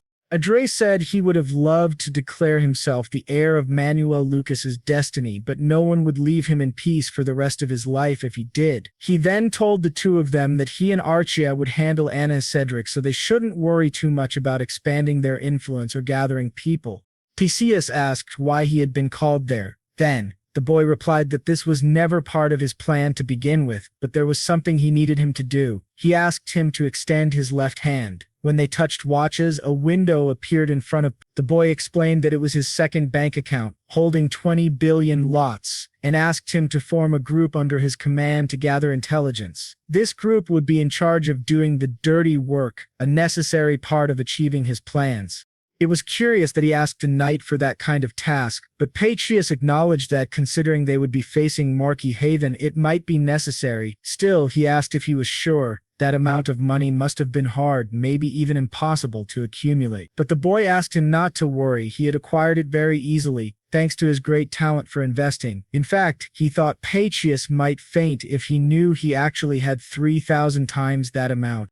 Then he extended his hand again to Pacius and declared that he would remove Cedric from his position as heir to the family and would gain a level of power no one in the nation could disrespect. He asked Pacius if he would stand with him. Pacius knelt and pledged his loyalty. Back at Adrian's home, his stepmother was furious, saying that 5 expert assassins had vanished without leaving a trace. The butler confirmed this. She shouted that he had promised they could kill anyone, even a master of aura or a great mage. The butler agreed, but she angrily threw a wineglass at his head. After calming down a little, she asked where Pacius and Billion were. The butler said that Mr. Billion had returned to his unit, but Pacius had completely disappeared. She realized he must still be alive. Billion would have reported it if he were dead. She suspected those two were conspiring against her and couldn't ignore it. She remembered that her husband had told her to monitor Adrian and Sylvia closely. She felt she had no choice but to obey, because opposing Viscount Lawrence would be even worse.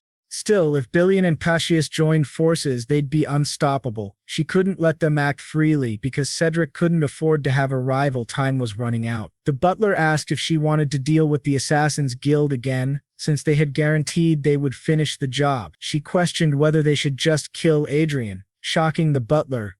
In her sly way, she asked if he was afraid. "This is the easiest path," she said. "Yes, it's the only way. Don't even think about another option." The butler warned that if she went through with it, there would be no going back with Viscount Lawrence. Besides, young Master Adrian was now very famous. But she, seething with rage, asked how long he had worked for her. Trembling, the butler replied that it had been 30 years. She reminded him that he should know by now that she hates being contradicted. She poured wine over his head and asked if he thought she didn't know what he was up to. There was no other way, she claimed. "Do you think you're smarter than me?" she hissed. The butler thought he had tried to help only because of a spark of remorse for the young master. He knelt and begged for forgiveness, but she said, "Forgiveness? No, I'm going to frame you." That left the poor man utterly stunned.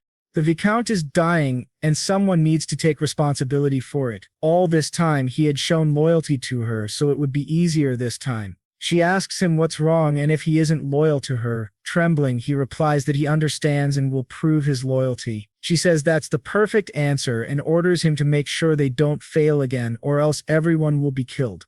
The man thinks that she's discarding him after 30 years of loyalty just because he said the wrong thing at the wrong time, and it's too late to go back. If the young master manages to overcome this trial, maybe he can survive.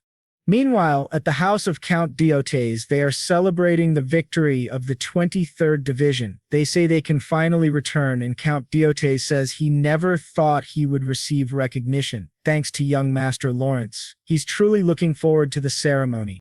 The men beside him say that their family status has also improved thanks to him. They assure him that they will be their family's heirs and invite him to visit any time, promising to welcome him with everything they have. Our protagonist thinks they're taking credit for what he did, but he understands this is normal. It all happened because His Excellency trusted him and supported him with his great wisdom. However, Count Diotes says it would have been better if the war had lasted a bit longer, which surprises our protagonist. He asks what he means, and Walton explains that if the war had continued, he would have received more recognition and possibly become a lord. But with the current situation, the compensation will be limited to him only. Our protagonist realizes there's a big difference between inheriting a title and earning one on your own. No matter how much he rises in rank, without a county of his own, he can't pass on his title. Seeing Count Diotes looking a bit down, he says he didn't fight expecting anything in return. Diotes replies that it's a real shame. He has so much potential but lacks an environment where he can truly shine. That makes him sad. Still, he asks the protagonist not to worry about that and says maybe he could get involved with his family, which surprises the boy greatly. Diotes says he has a daughter and that if the protagonist is willing, he could make that happen.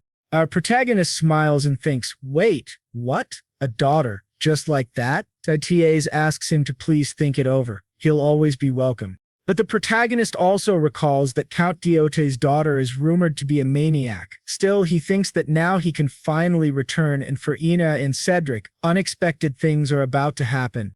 Now, the day after the end of the war between Hay and Crescent, the provincial army was immediately disbanded. Back at the airbase, the soldiers thank our protagonist once again and tell him to visit whenever he can. Returning home, the boy logs into his game once again, thinking he's getting tired of leveling up like crazy every time he gets a bit of free time. The level requirement for the level 8 mission is 250, but his current level is only 202. It's been 10 days since he hit level 200, but he doesn't feel like he's making any progress. As he gets stronger, so do the monsters. The experience cap has increased as well, so it's no longer possible to level up once per day like before. He thinks the monster they just killed would require at least 5 people. Maybe he needs to recruit a new member for his group, but he shouldn't draw too much attention. Since he has a stroke of luck, it's better to advance slowly and steadily, eventually reaching the max level. He calls Arkia, but she remains still, and he wonders what's wrong. Just then, a bird appears behind him. He asks what's going on, and suddenly he feels something. Looking around, he wonders if something happened outside. He quickly logs out and sees Artia fighting someone. He activates the large shield in his ring, and Artia says they're assassins, the same ones they dealt with last time. Adrian asks since when assassins use swords, and aura-infused ones at that. Artia replies she's not sure, but they're equipped with aura swords and armor, and there are 3 of them. Our protagonist remains calm despite 3 elite fighters trying to kill him. Artia says Mr. Bilwin was prepared for any attack and delayed them. Their vanguards are dealing with him now. Adrian thinks that if they have 5 vanguards, it shouldn't be hard. However, Artia says it won't be that easy just as the roof of the ship is completely shattered. He looks up and sees a heavily armored golem. Artia says there are 6 in total. Our hero remarks that it seems the madam sent the devil after him instead of Bilan and Sir Perseus. He asks Artia if an aura sword should be enough. She says of course. He grabs his staff and Artia takes her sword. As the monster attacks, Adrian says it's pathetic she picked the wrong alpha. He then activates a flame explosion spell, burning the golems. Flying above the ship, he calls Archaea to fight with him. Meanwhile, the assassin captain receives a call saying something isn't right and they must retreat now. The captain wonders how their plan failed so badly, but to everyone's surprise, 2 explosions send them flying. The man wonders, what kind of monster is hiding in the Lawrence family? Our protagonist defeats the enemies one after another, with Archaea fighting by his side. On the communicator, someone tells the captain to escape quickly and to kill the archmage, interfering with their teleportation. The captain wonders if he's going insane. Not only is there an archmage, but also a master of aura. He begins to flee, saying the others are on their own. But quickly, our protagonist casts a spell on the man, and Archaea swiftly cuts off his arm. Just as she's about to kill him, Adrian orders her to stop. Adrian says there's no point in him trying to escape. That man thinks it's impossible. They were completely annihilated. Then our boy suggests helping him, but to their surprise, the man suddenly collapses. Adrian asks what happened, and Archaea checks his body and says he's dead. It seems he bit into the poison capsule hidden in his teeth.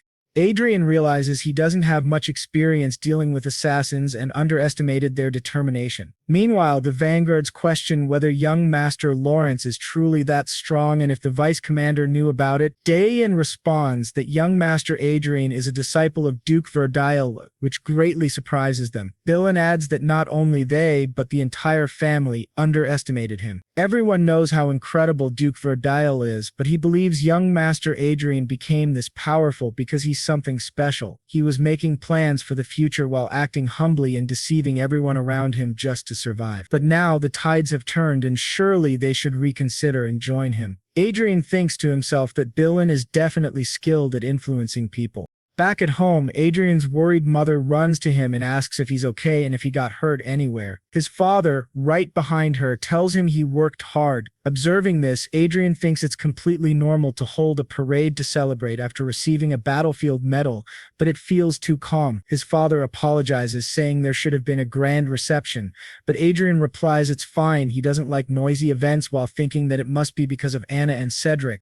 His father says that in exchange they prepared a grand banquet and now they will celebrate his return with food and drink. Looking up, Adrian sets his aerial fortress to energy-saving mode. At the banquet, the knights say it was their greatest honor to fight alongside young Master Adrian, and they're very grateful. Then, his father asks how he learned to win people's hearts on the battlefield. But before Adrian can answer, Anna suddenly appears, shouting his name, and Adrian notes it's been 3 months since they last saw each other. Cedric's mother welcomes him, while Adrian thinks Anna looks like she's seen a ghost, and he doesn't understand who that man with her is. He realizes it's Morris Juger, and his impression is one of relief and happiness. He hears that Morris worked for her for 30 years, so why is his impression of him so favorable? To Adrian's surprise, he notices that the one leading Enem and Cedric's faction is Commander Crone, whose impression of Adrian is hostile. Cedric comments that as someone bearing the family name, Adrian did a great job, though it's nothing special, and he should be praised. Adrian smiles, thinking it's nonsense. He'd love to cut their heads off right now, but he needs some justification first. After all the things these bastards did to him, how could he consider giving them a quick death?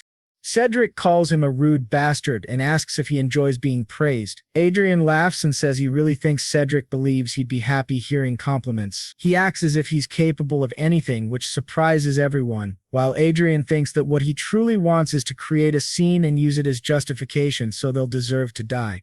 He tells Cedric that he can already imagine him ignoring tactics and dying recklessly after charging forward, which infuriates Cedric. Adrian then asks if people shouldn't get smarter with age, and that's why his vassals call him an idiot behind his back. Cedric gets even angrier, and Adrian adds that perhaps his ignorance comes from his mother's side, which shocks everyone. Cedric's mother asks what he means by that, and Adrian retorts by asking if she has something to say, telling her to stop pretending to be refined because it doesn't suit her.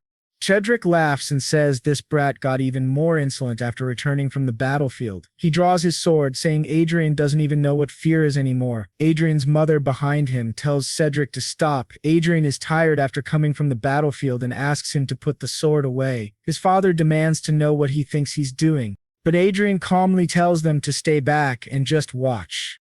Cedric approaches and says Adrian is playing tough now. He understands the sudden attitude. It must be because of the investigation into that rebel. He asks how Adrian dares to try and bring down their family and if Bolin has gone mad. This confuses both parents. Cedric accuses Bolin of persuading Adrian to try to destroy their family. His mother says this is absurd and asks if it's really true. Cedric orders them to capture the rebel immediately.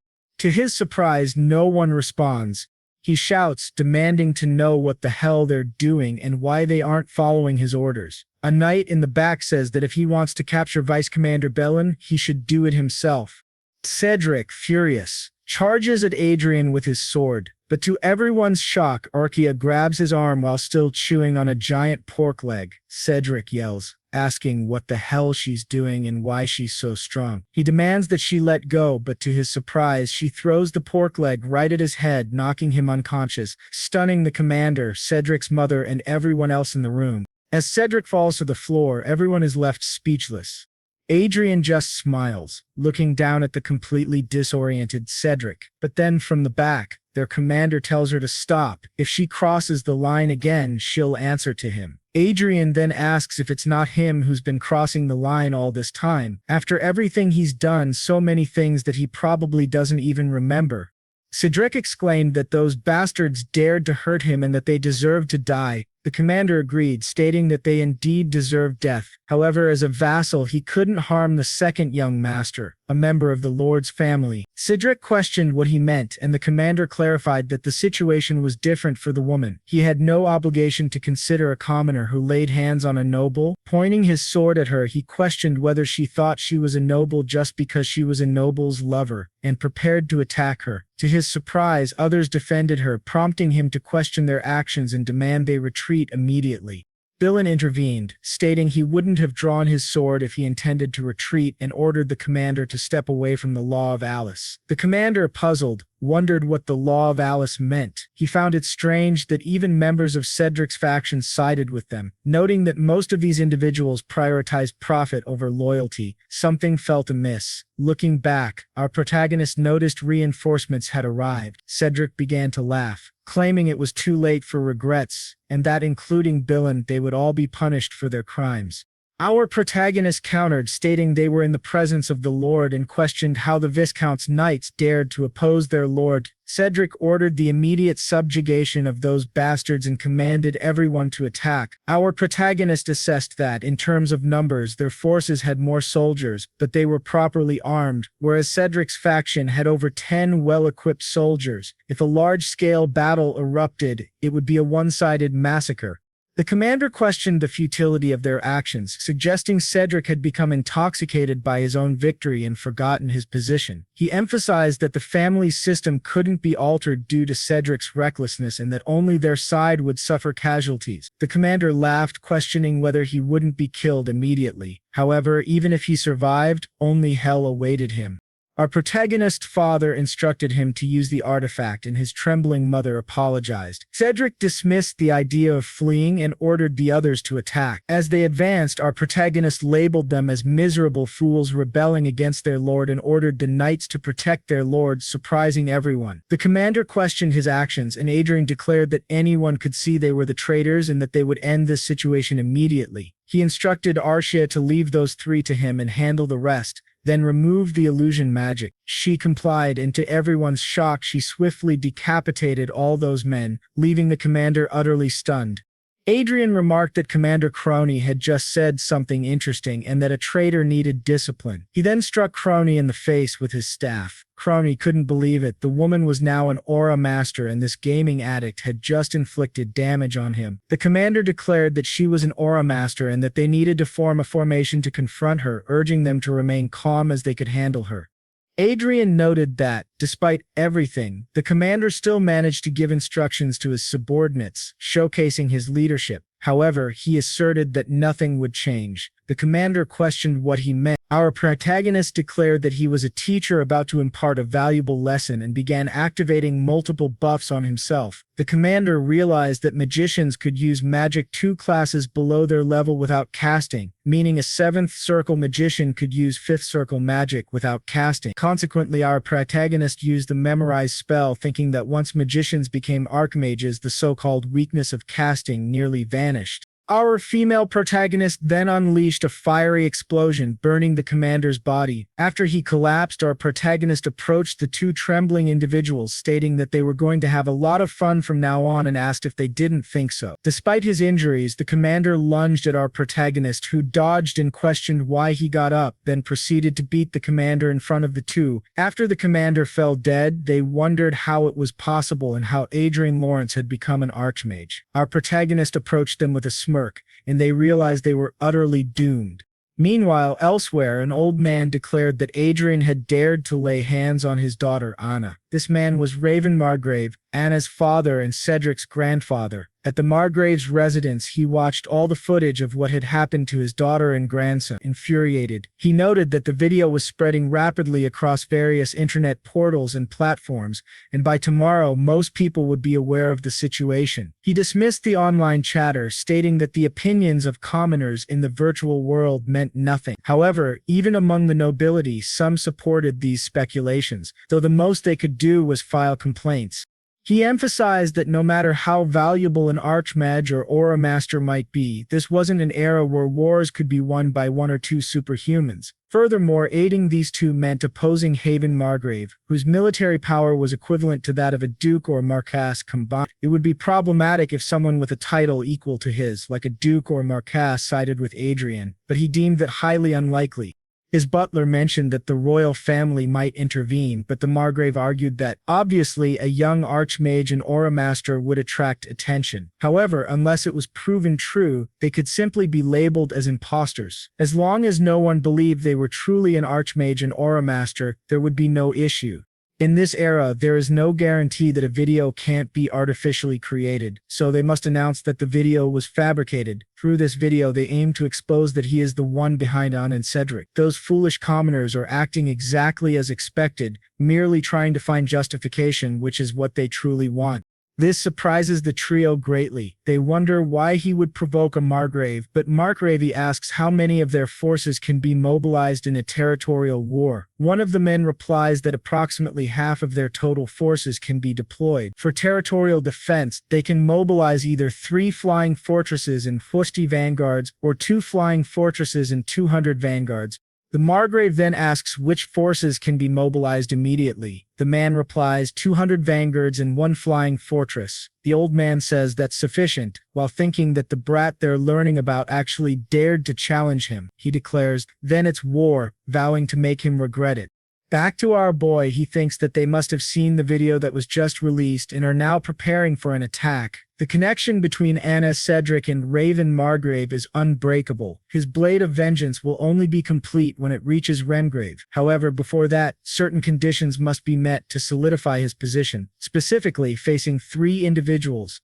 A blonde woman then introduces herself as the daughter of Cain Riverdaz, Olivia Riverdaz. Our boy thinks Duchess Olivia Riverdaz, a mage of the Kingdom of Lewis and daughter of the famous Duke Cain Riverdaz. Although she's said to be close to reaching the 8th circle, her presence is comparable to the patriarch of the Riverdaz family, to which 6 archmages belong. When she says it seems real to her and the others agree it's definitely true, our boy asks whether this means they've recognized him. However, she points out that this kind of magical plaque can easily be forged in the first place. As the 3 of them confront him, he realizes they are pressuring him by resonating their magical circles together, but he manages to break that pressure and asks what it all means. The girl responds that it's amazing. The 2 others applaud him, but she says it's nothing much, they just wanted to test his abilities. One of the girls says she definitely could have verified it without resorting to such methods. However, having 7 circles doesn't mean they're all equal. She simply wanted to measure his exact level. Badre then asks, "So, does that mean I have your recognition now?" She responds that she still has many questions, but she has no reason to reject him. Our boy thinks she has a sensible way of thinking. He wonders if he were a villain who brought harm to her family, would she make the Riverdales his enemy? That would be the same as asking for death, and she doubts anyone could bear such consequences. Since his identity has been confirmed, it's all fine. Then our boy says he would like to make a request, which surprises the three of them. The next day, Markgrave asks how much longer it will take to mobilize their troops and orders them to hurry up. Just then, someone behind him asks him to take a look at a video. He asks, "What is it this time?" In the video, Olivia announces that officially, the young master Adrian Lawrence, disciple of the former Duke Riverdale, her father, has become a 7th Circle Archmage at the age of 20. This infuriates Markgrave. She says Adrian is a rare magical genius, a talent expected to reach the 8th circle, and the Riverdale family will do their best to help him and will spare no effort in supporting his growth. Anna's father realizes Adrian was one step ahead, as if he were reading his mind. She continues, saying that if anyone tries to harm Adrian, the Riverdale family will consider it an act of hostility against them. Markgrave immediately shatters the video, extremely angry, and says that they will still proceed with the plan, shocking everyone around him. He asks if they didn't hear him, they will proceed as planned. When someone asks about the royal family, he says he doesn't care. As long as they achieve their goal, they can overcome anything. Karin, standing behind him, warns him that Riverdale is backing Adrian Lawrence and that they should cancel the expedition, but the old man, still furious, says he doesn't care. They're foreigners anyway, which shocks the three. He adds that he's sure Adrian will feel relieved they won't be able to attack him, which will make the surprise attack even more effective. They must complete preparations and mobilize the troops as soon as possible. To his surprise, Adrian's eagle is silently watching them, relaying everything to Adrian. It flashes back a few moments earlier, with Olivia asking if he really wants to hold a press conference and whether that's what he's requesting. Adrian confirms, and she says she now understands the situation he's in. If he wants, she can offer him more support as a fellow disciple. But Adrian replies no, she only needs to reveal that he is a disciple of the former Duke Riverdale and a 7th Circle Archmage. He doesn't need anything more, which leaves her slightly doubtful. Smiling, our boy tells Archia that it's time to go. He thinks that, when it comes to his vengeance, he doesn't want to depend on anyone. He wonders, isn't revenge something one pursues for personal satisfaction? Everything must go according to his plan, under his leadership. We return again to that moment, with her asking why and Adrian answering, "They are my prey, and I don't want to share the joy of hunting them with anyone else."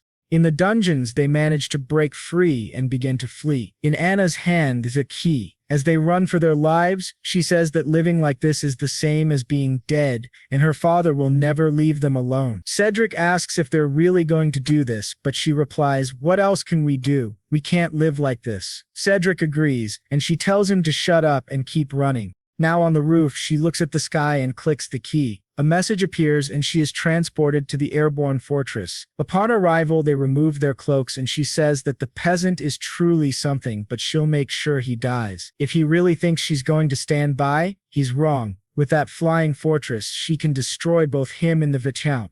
With her key, she activates the fortress. The system asks who she is and she responds, "Anna Lawrence, her identity is verified." When asked if she is trying to activate the fortress under threat, she says no. The activation is then completed. Anna orders the main cannon, Firestorm, to be prepared, aimed at Viscount Lawrence and fired on her command. But to her surprise, our boy tells her to shut up, saying she acted exactly as he predicted. He thanks her for unlocking the fortress's security. She wonders when he got inside, but to her shock, Archia has already defeated everyone and is holding Cedric. Our hero says that trying to shoot the Viscount with a flying fortress only adds to her list of crimes, and the Marquis Raven's troops are almost here. She and her brother will have to protect this land with their own bodies. This stuns her. Our boy says, "That's what I wanted to see. If you're guilty, then you should be nervous. Do you really think your crime should make you so proud?" He then throws her to the ground and says the fortress had many layers of security, but she kindly unlocked them all for him. Anna tells Adrian she's not sure what he's trying to do, but suggests they calm down and talk, as emotions are running high.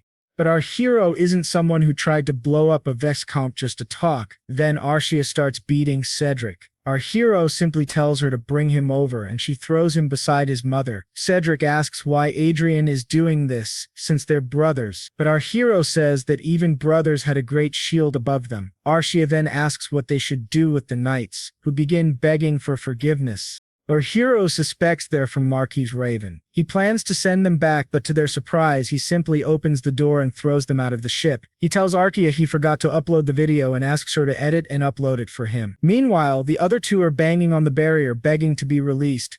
With that, our boy says he will use media platforms politically. He posts the video of Anna aiming the fortress's main cannon at Viscount Lawrence's house. Upon seeing the video, Mark asks if he can just kill all the commoners making those stupid comments. Mardo says it's possible, but not easy. The site is under the jurisdiction of the Union of Elia, which doesn't release users' personal information unless it's a serious crime. The Marquess says those damned Elia people are truly stubborn. One of the men behind him says a flying fortress is fully operational with 200 vanguards and everyone is ready. The Marquess orders them not to fail and to depart now. The mages activate teleportation magic. As the ship vanishes, the Marquess watches and wonders if he should have gone in person. Meanwhile, his daughter, still inside the barrier, screams for her father not to come. Suddenly, above the airborne fortress, the Marques's army appears in the sky. Our boy says, they've arrived. Inside the fortress, the monowave begins, shocking the two inside. They start screaming Adrian's name, apologizing, promising never to do anything again. But our hero says what he's doing now is something he learned in war. It's called a suicide bomb. With the Marques's army right above the flying fortress, the two scream in terror. Our boy raises his glass and waves goodbye to Madame Anna and Cedric, who watches from the sky as the fortress explodes with both of them inside. As he laughs, he thinks, some may say revenge is meaningless, but he strongly disagrees. He asks Arcade if she wants to make a wish. She replies, "What do you mean?" He explains that they should make wishes while watching fireworks. He thinks alcohol has never tasted so good. It's the era of magic. August 15, 2019. He has erased Anna and Cedric and caused great disruption in this world. But now he has achieved his absolute freedom, simply watching those fortresses and ships explode beautifully. Back in Marquess Margrave's office, he asks why the hell there's no communication. The operation should have ended by now. He wonders if the communication system failed. Still anxious, he then asks about the spies they sent. One of the men replies that they've lost contact with all of them. Marco Lev asks, "Are they playing with me?" One of the other men suggests that perhaps this entire situation was planned in advance. This infuriates the Marquess even more.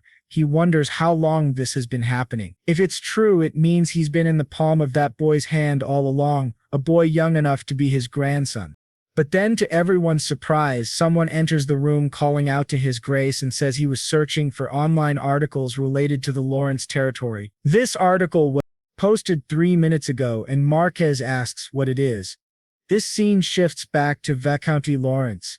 After that explosion happens, the vanguards below are protecting the territory and hearing more and more explosions, with debris falling to the ground. Watching everything unfold is none other than Marquess Margrave. The butler says that, according to the video, an evacuation warning was issued an hour ago and all the residents of the Viscounty of Lawrence had already evacuated. The article says that while communication was completely cut off, a large explosion suddenly occurred in the sky, and they have just confirmed that communication has been restored. Along with it, there was an announcement made by the Lord's castle. Filled with rage, the Marquis slams his desk, shocking those around him. He begins to destroy his entire office and asks how many troops they can deploy right now. One of them responds that they can either send 65 vanguards or 25 vanguards in one aerial fortress. The Marquis reflects that if previously the deployed troops had a force equal to 5 aerial fortresses, then based on the video, it's clear that Adrian sacrificed his aerial fortress in a suicidal attack. Regardless of how old Adrian's fortress was, it should not have suffered any damage, yet its explosion released a massive flow of mana, tearing everything apart. This means Adrian knew his movements perfectly. Still, the Marquis believes Adrian could not possibly repeat such a feat a second time. The butler then says that unfortunately, this number of troops is not enough to overpower Viscounty Lawrence. They also received an emergency message from the imperial family, stating that the use of force against Lawrence is strictly forbidden. This surprises the old man greatly, and he begins to laugh, once again shocking everyone present. He asks, "So this is the price for underestimating that bastard. Damage recovery is still possible, but it will take time and the costs are astronomical. Approximately 15 trillion to build an aerial fortress, at least 50 billion for vanguard equipment, and around 30 trillion for damage restoration alone." He laments that the power his family developed over generations has collapsed because of a single mistake. Then he asks, has communication with Ares been restored? The butler replies yes, and the Marquis orders him to immediately connect him with Adrian. Meanwhile, a great eagle in the sky is described. It is the same as Archia, a support unit, but its basic function is entirely different. While Archia is versatile like a human being, a Granig is a support type strictly focused on observation, able to relay both vision and sound to Adrian. Adrian, our protagonist, comments that the Marquis is shameless enough to call him directly. The Marquis admits that Adrian's skills and tricks worked well this time, but warns that it is a grave mistake to think he can continue like this in the future. Adrian calmly replies that the Marquis should not worry because his revenge will only be complete with the Marquis's death and the fall of his family. The Marquis asks if he just said revenge. Adrian explains that the Marquis must not know how much Madame and the eldest son loved their aerial fortress. He left them inside, betting they must have been satisfied since he had prepared such an expensive cremation ceremony for them. Enraged, the Marquis says that just because Adrian's strategy worked once, he has forgotten how terrifying the world truly is. He vows never to forget this humiliation and promises Adrian will pay 1,000-fold. But Adrian, seeing how furious and noisy the Marquis is, realizes that he does not even care about the deaths of Amy and Cedric. Truly, they were pitiful after all their arrogance. They were nothing but tools. Adrian then asks the Marquis if he is inside the octagon of the Lord's castle. The Marquis is confused, asks what he means. Adrian replies that he has prepared a gift for him which should be arriving right about now. The Marquis wonders what it could be. Adrian asks if he has heard of memory magic, an advanced magical technique that reduces casting time by storing up to 10 spells. He then asks what the Marquis thinks would happen if he stored 10 seventh circle spells. Don't you think they could even shatter the Lord Heaven Castle's shield, the one you're so proud of? Looking outside, the Marquis sees multiple spells aiming directly at the building, shocking everyone present. Adrian declares that the gift he sent is none other than 10 seventh circle blasts. Instantly, all of them are cast together, merging into a devastating force that directly tears through the shield. Adrian listens with satisfaction to the terrified reactions on the other side. The old raven screams Adrian's name in desperation, but Adrian simply laughs, saying he will pray for their safety. He then ends the call. Immediately after, Bellin appears behind him, reporting that as ordered they have gathered reporters in the conference hall. Walking through the mansion, all the butlers and maids bow before Adrian, trembling in fear. Adrian looks at them and thinks how amusing it is among all the servants of the Lord's castle there wasn't a single one who didn't despise him, and now they tremble just at the sight of him. It is time to say farewell to his former self, the fool who pretended to be an idiot. The second act of his splendid life has just begun. After this event, the internet could only talk about Viscount Lawrence and how Marquis Haven had secretly mobilized an aerial fortress and 200 vanguards, but everything turned to dust within seconds. Some blamed Adrian for copying a tactic once used in the war against the Kuzan Empire. However, others argued that people should not forget that it was Marquis Haven who planned the ambush. In the midst of that chaos and humiliating defeat, the young prodigy Adrian Lawrence brought down Marquis Markgrave. Reading about it, Adrian thought to himself that now he had gained 1 million followers in just a single day. He had become an influencer. William admitted that he was worried people might pressure Adrian for toppling such a renowned noble. But Sor asked, "What's the point of caring about what others think?" Smiling, Adrian replied that he would never be shaken again. William reflected on how Adrian had lived his entire life under pressure. The incident with the Marquis stirred controversy both inside and outside the country. Some articles criticized him, since the Haven family was still standing. However, public opinion overwhelmingly favored Adrian. This even drew neutral people to his side. Adrian thought to himself that commoners were basically treated as slaves by the nobility. But unlike others, he could benefit from public support. He needed to prove that he was different from the nobles, and he would do so by constantly communicating with the people, posting photos and interacting with them. He realized that discrimination against commoners was a deeply rooted social problem in noble society at Handel. Not because commoners were inferior but because nobles had made it so. To his surprise, his father then entered the room, holding a letter. He said that a summons had arrived for Adrian. Adrian asked if it was serious. Reading the letter, he saw that it ordered Sir Adrian Lawrence and Madame Archia Kane to appear before the inspection council. The wording was short and authoritative. Adrian considered three possibilities. First, it was a move by Marquis Haven. Second, that the nobles were planning to suppress him, or third, that the royal council itself wanted to bring him under control, since they would not send such an order if they merely wished to befriend him. His father asked if he had any plan. Adrian confidently replied, "Of course," then asked his father what nobles valued most. His father answered, "Money." Adrian agreed, saying he would change their opinions with money, since even the royalty would be interested in that. His father, however, asked for a more detailed explanation. Adrian explained that he had made a great deal of money through investments. If he offered bribes, it would certainly change the nobles' minds. This shocked everyone in the room.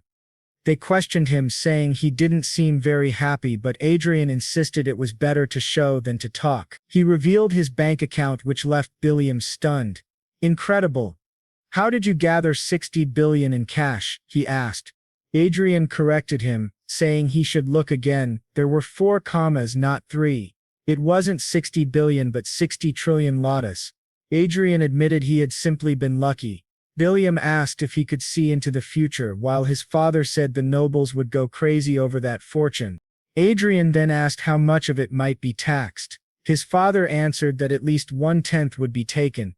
Adrian recalled hearing that if a noble paid a large tax, the royal family would grant exemptions. His father confirmed this, saying that based on how the royal family operated, Adrian could expect to pay almost no tax on half of his declared income. Adrian thought this was acceptable. He had planned to use the money anyway, though losing 1/5 of it was still a huge amount. His father then asked if there was anything else he wished to buy. Adrian replied yes, he was considering aerial fortresses and vanguards. Soon after, shocking news spread worldwide. Adrian Lawrence had officially declared taxes on the money he earned through investments, and the amount was an astronomical 60 trillion. The entire noble society was shaken. Coches was overjoyed upon hearing the news. He laughed, saying, "That guy is completely insane. He really does enjoy surprising everyone." His wife asked if Adrian was the same young man he had mentioned before. Coches confirmed, but said that now Adrian should be addressed as the Great Mage, for he had reached the 7th circle.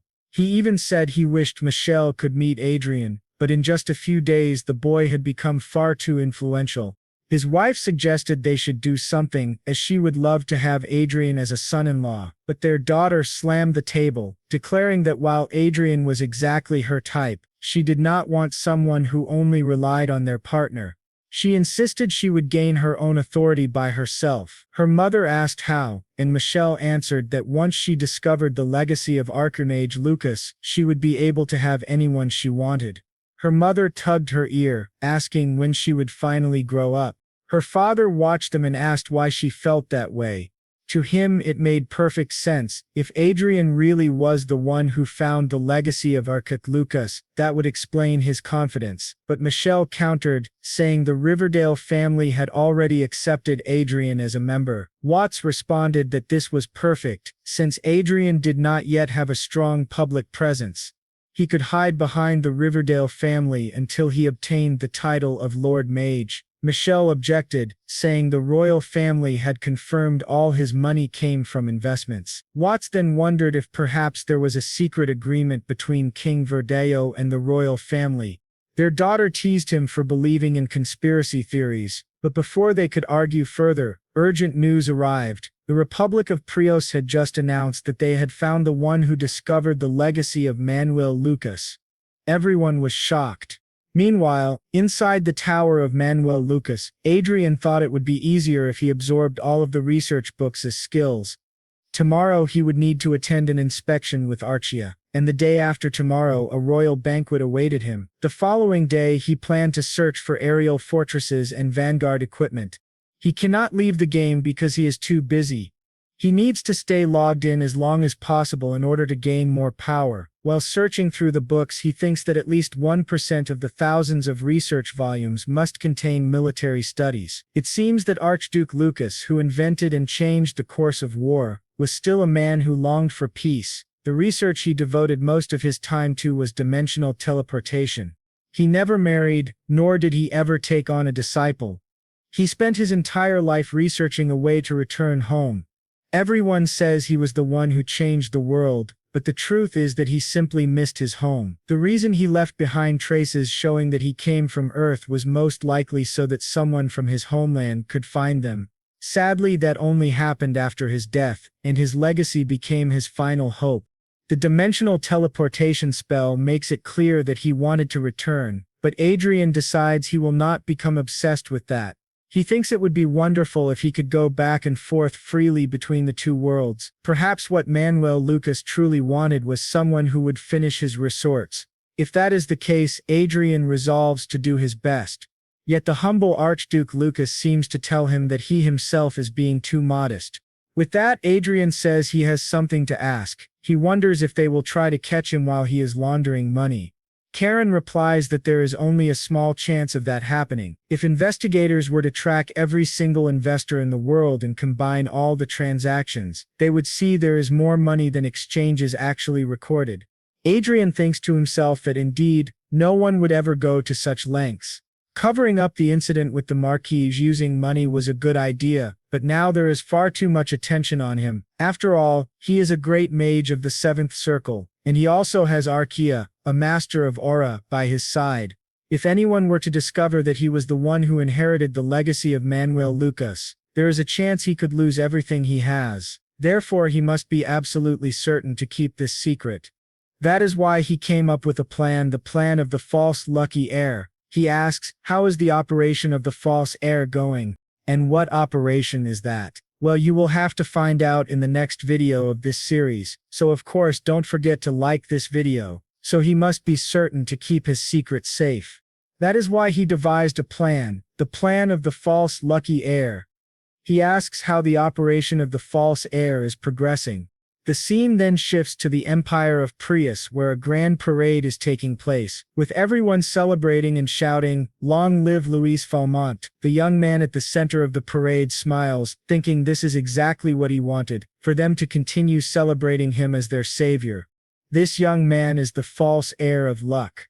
At 29 years old, he is an intelligent agent of the Republic of Prius, and the son of President Siark Shane. Yet behind the scenes, he is nothing more than a spoiled second-generation rich kid, constantly stirring trouble by using his father's name. Without even realizing it, he has become a pawn in Adrian's plan, the false lucky heir operation. Its purpose is simple: make someone else appear to be the heir of Manuel Lucas's legacy, drawing the world's attention away from Adrian and buying him precious time until he reaches the ninth circle.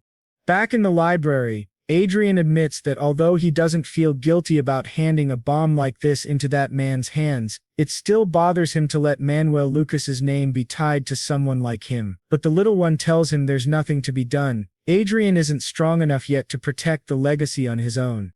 Adrian reflects on the Republic of Prius, considered one of the four greatest empires of Honda. It is practically the only nation that accepts democracy and elects its president. But in reality, corruption and backroom deals between politicians and businessmen are its foundation. The legislature and the media are nothing more than the government's lapdogs. In truth, it is no different from a dictatorship, as the president has held power for 14 years. Deidre comments that this scheme might help increase the president's approval rating. Perrault agrees, though he adds that the country's situation would not change with or without this news. Adrian quietly hopes that no one else will become a victim because of this incident. Meanwhile, Manuel Lucas's spirit remarks that once the truth about the false lucky heir is exposed, it will be difficult for Luis and the president to remain unscathed. In the long run, their actions will bring about major changes in the corrupt regime of Prius. Adrian asks that innocent victims be identified so that he can prevent further suffering.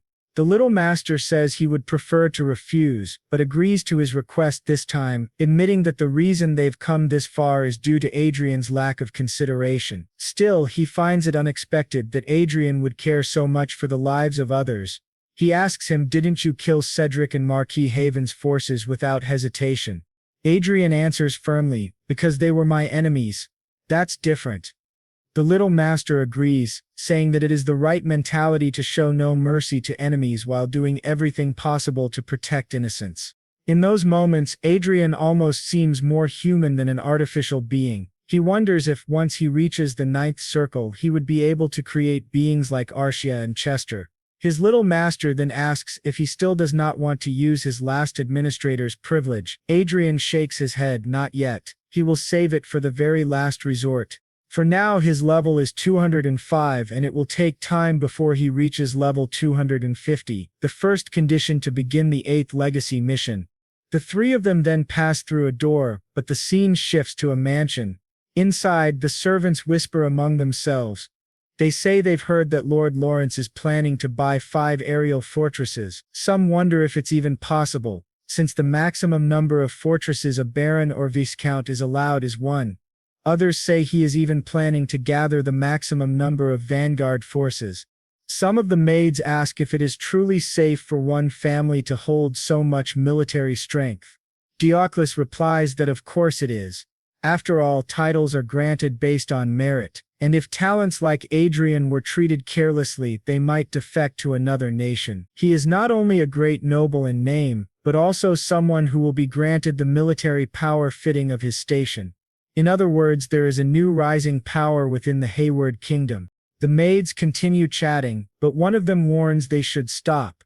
When asked why, she explains that Lady Arcia has just summoned her and she must hurry. Immediately the three of them begin fighting over who should go in her place, since they take turns serving. Eventually one of them wins the argument and heads off.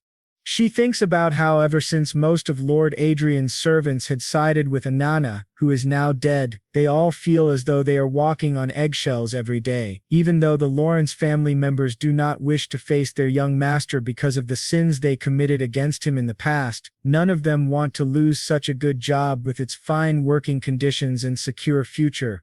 When the maid enters Adrian's room with his snacks, he thanks her politely. She reflects that the reason they argued earlier was to decide who would serve Lady Arcia instead, since she is much easier to attend to. As she delivers Arcia's breakfast, she notices that Arcia is the complete opposite of her intimidating title, Aura Master. The lady has a gentle personality and often shows a kind smile.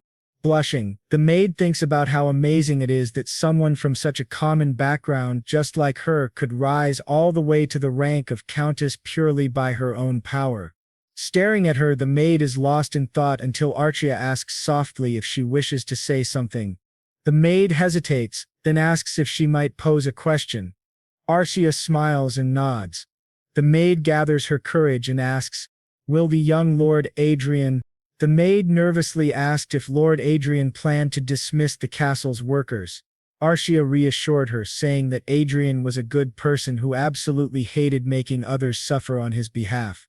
But then her expression turned serious. She added that while Adrian was kind, he was also cold toward his enemies. Fixing her aura's pressure on the maid, she asked if by chance she was Adrian's enemy. Trembling in fear, the maid quickly answered, "Of course not." Arcia smiled softly and said, "Then everything is fine." Terrified, the maid bolted from the room, almost bumping into Adrian on the way out. She kept apologizing as she ran off. From that day forward, a rumor spread throughout the estate. Adrian never forgot either kindness or betrayal, while Lady Arcia was merciless toward anyone who dared trouble the man she loved. Later, one of Adrian's new recruits nervously asked if he could really follow them inside the royal castle. Adrian replied yes, and asked what he meant. The boy explained that he and Surak were still weak compared to others. Adrian thought back to the war against the Cry Empire when he had been preparing something besides building strength, identifying talents with great potential using his magical glasses. Eric commented that he didn't believe the young lord had summoned them without reason, that Adrian surely had a plan. Adrian admitted that if one could call it a plan, it was simply that he had chosen them because they had a bit more experience. Currently, Adrian had 4 Vanguard escorts, and together with Lopes and Eric, members of the Institute of Talents, they were on their way to the royal castle to be inspected by the auditor. Adrian warned them that many nobles would likely be present today. If they were lucky, they might even see members of the royal family. He reminded them to carefully observe the individuals leading the kingdom. The blond boy nodded eagerly, promising to do his best, while Adrian thought to himself that the boy would need to grow more confident if he wished to succeed in the future. The driver then announced they were arriving at the teleportation portal. Adrian instructed him to proceed. Once they passed through, they arrived in another city. The young recruit gazed in awe out the window, enchanted by the sight, while Adrian quietly reflected that they had finally reached the capital of the Habert Kingdom, the city of Leonal. As soon as they stepped out of the carriage, crowds of people whispered excitedly, remarking that Adrian and his companions looked even more handsome in person. They made their way toward the Royal Administrative Building. At the entrance, a butler commented on their popularity. Adrian dismissed it, saying it was only the media that had placed them in the spotlight, but the butler replied that Adrian had no idea how frenzied the public had become over him recently, much to the displeasure of the higher nobility. This revelation surprised Adrian. The butler continued, explaining that Adrian had become famous among the non-heir nobles, admired for earning his position entirely on his own merit. Adrian put on his magical glasses and identified the man as Baron Harris, also known as Baron Walker, the leader of the noble inspectors. His talents included intelligence, administrative power, leadership, and learning ability. Adrian greeted him as Baron Walker. Embarrassed, the man apologized for speaking too much and asked Adrian to forget his words, but to his surprise, Adrian replied that he wasn't referring to that. Instead, Adrian handed him a card. Baron Walker asked if that wasn't Adrian's personal card, and Adrian explained that when he acquired his own territory, he would be looking for a skilled administrator to manage it. If Baron Walker were interested, Adrian asked that he please get in touch, promising the best treatment possible. The offer left the Baron astonished. Soon after, Skywalker announced that they had arrived at the Royal Palace and would be entering Investigation Chamber 1. He explained that only Sir Adrian Lawrence and Lady Arcia Klein could go inside and that the inspection would last 2 to 3 hours. The others were asked to wait in the lounge. Adrian, however, told them to walk around and that he would call them once the investigation ended. They all agreed and wished the pair safety. Baron Walker also cautioned Adrian to be careful since it was impossible to know what might happen inside. Adrian smiled, thanked him for the advice, and thought to himself that he always had the option of leaving the country if things went wrong. Upon entering, Adrian and Arcia found themselves surrounded by several figures. To Adrian's surprise, he immediately understood Baron Walker's concern. 2 powerful figures were present: the Chief Inspector of the Nobility Douglas Hamilton, and the Second Prince, Luke Wynne Hyde. Adrian wondered why the Second Prince himself was sitting before him. He greeted them respectfully, calling it an honor to meet the commander of the Royal Guard. The prince responded, remarking that he already knew Adrian was no ordinary man. He was, in fact, an archmage. Adrian answered sharply that had he not known the prince's identity, he might have thought him a spy for such words. The prince only asked Adrian to raise his head. Using his glasses, Adrian observed the prince's talents: aura, physical strength, learning ability, average intelligence, average leadership, and average administrative power. He reasoned that the prince must have trained under an aura master and consumed rare elixirs to become one himself. The prince declared that he would personally lead the investigation.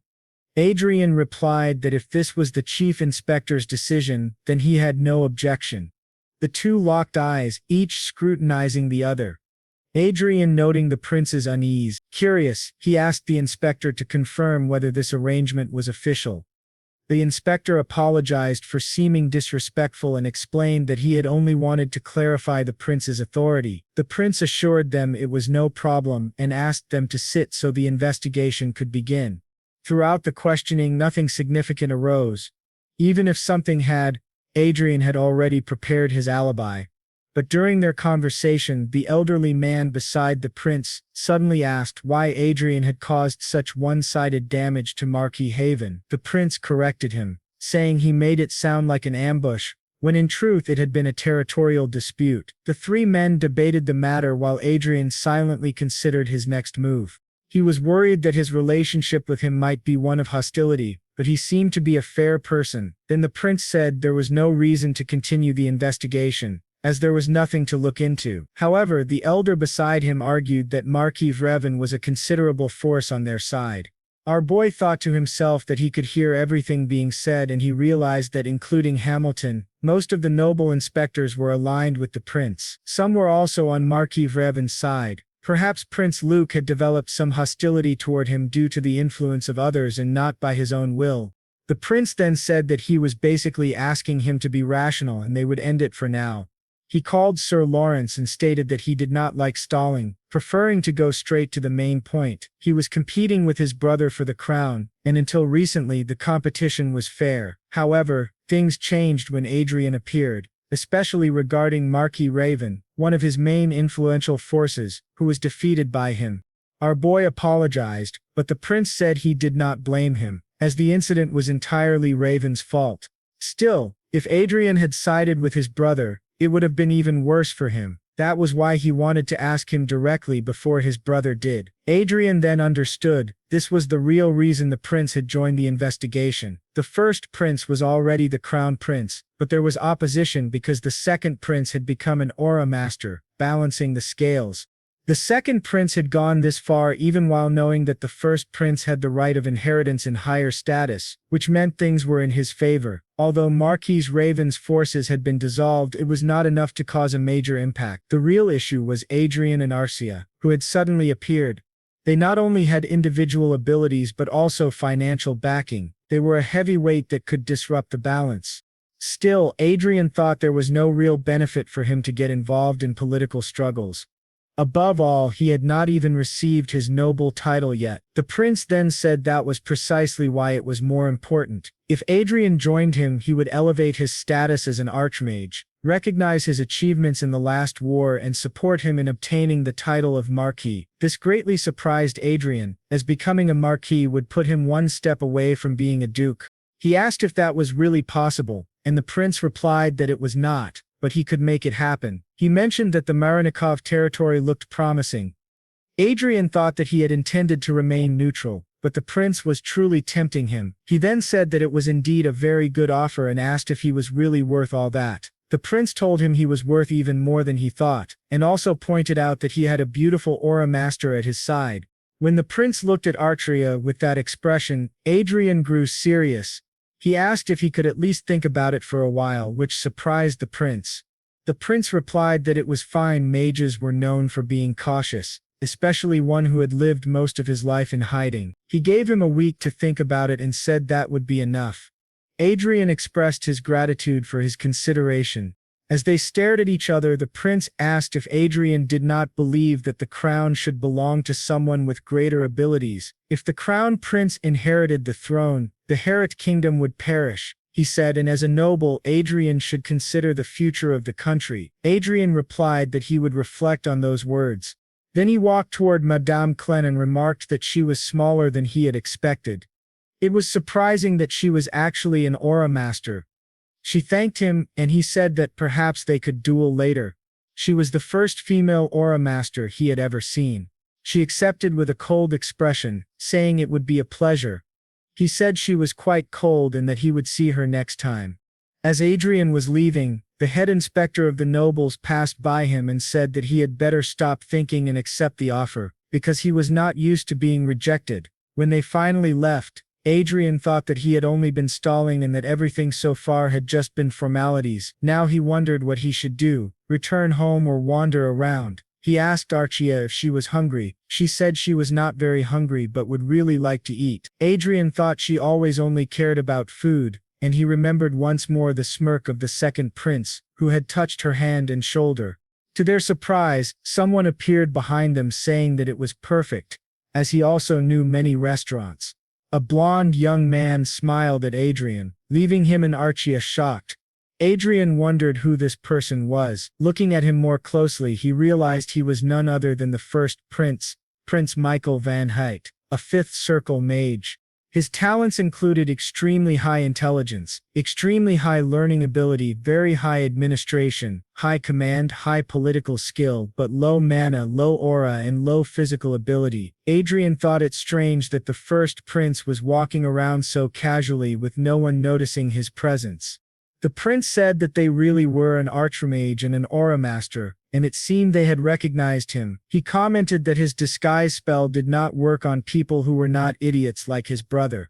Adrian thought the way he was speaking did not resemble how a crown prince should sound. One thing came directly to his mind as he stared at him. He was certain he could never afford to make this person his enemy. So, he told the prince that he expected a luxurious dinner. The prince replied with a smile that he would guide them to the right place.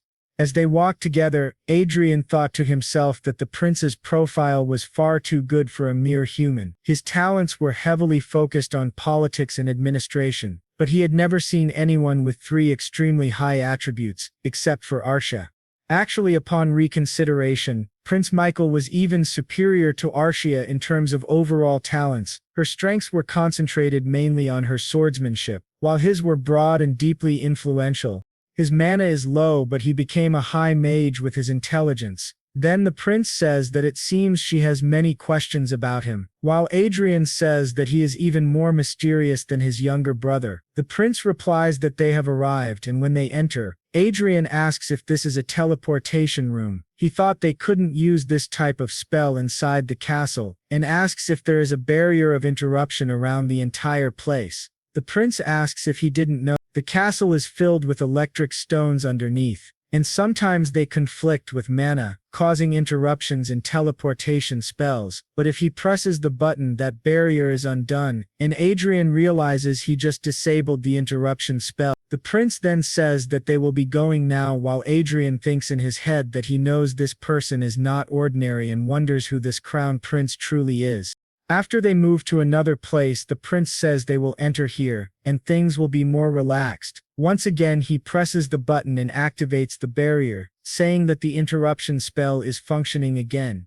Adrian thinks that it is the prince who is controlling it. The second prince probably has no idea that the first prince is playing with the castle's security, but there is no way for him to know because he is just an idiot. Adrian wonders if he should say that it is an honor to meet the crown prince, and the prince replies that yes, it is also an honor to meet them. The butler then asks if they are back, and Michael asks if the food is ready. The butler says yes. Adrian asks if this is the crown prince's palace, and the blonde prince confirms that it is exactly so. The head chef of this palace was personally hired, and he can guarantee he is one of the best in the country. The prince then asks if Adrian knew that he follows him on SNS. Adrian asks if he is serious, and the prince says yes. His username there is Grandos Eyes Closed. He explains that nobles usually do not care about the virtual world, but he does. He enjoys it very much. Adrian thinks that Michael van Huyt, despite having the title of crown prince, treats him like his best friend, and it doesn't seem like he is pretending.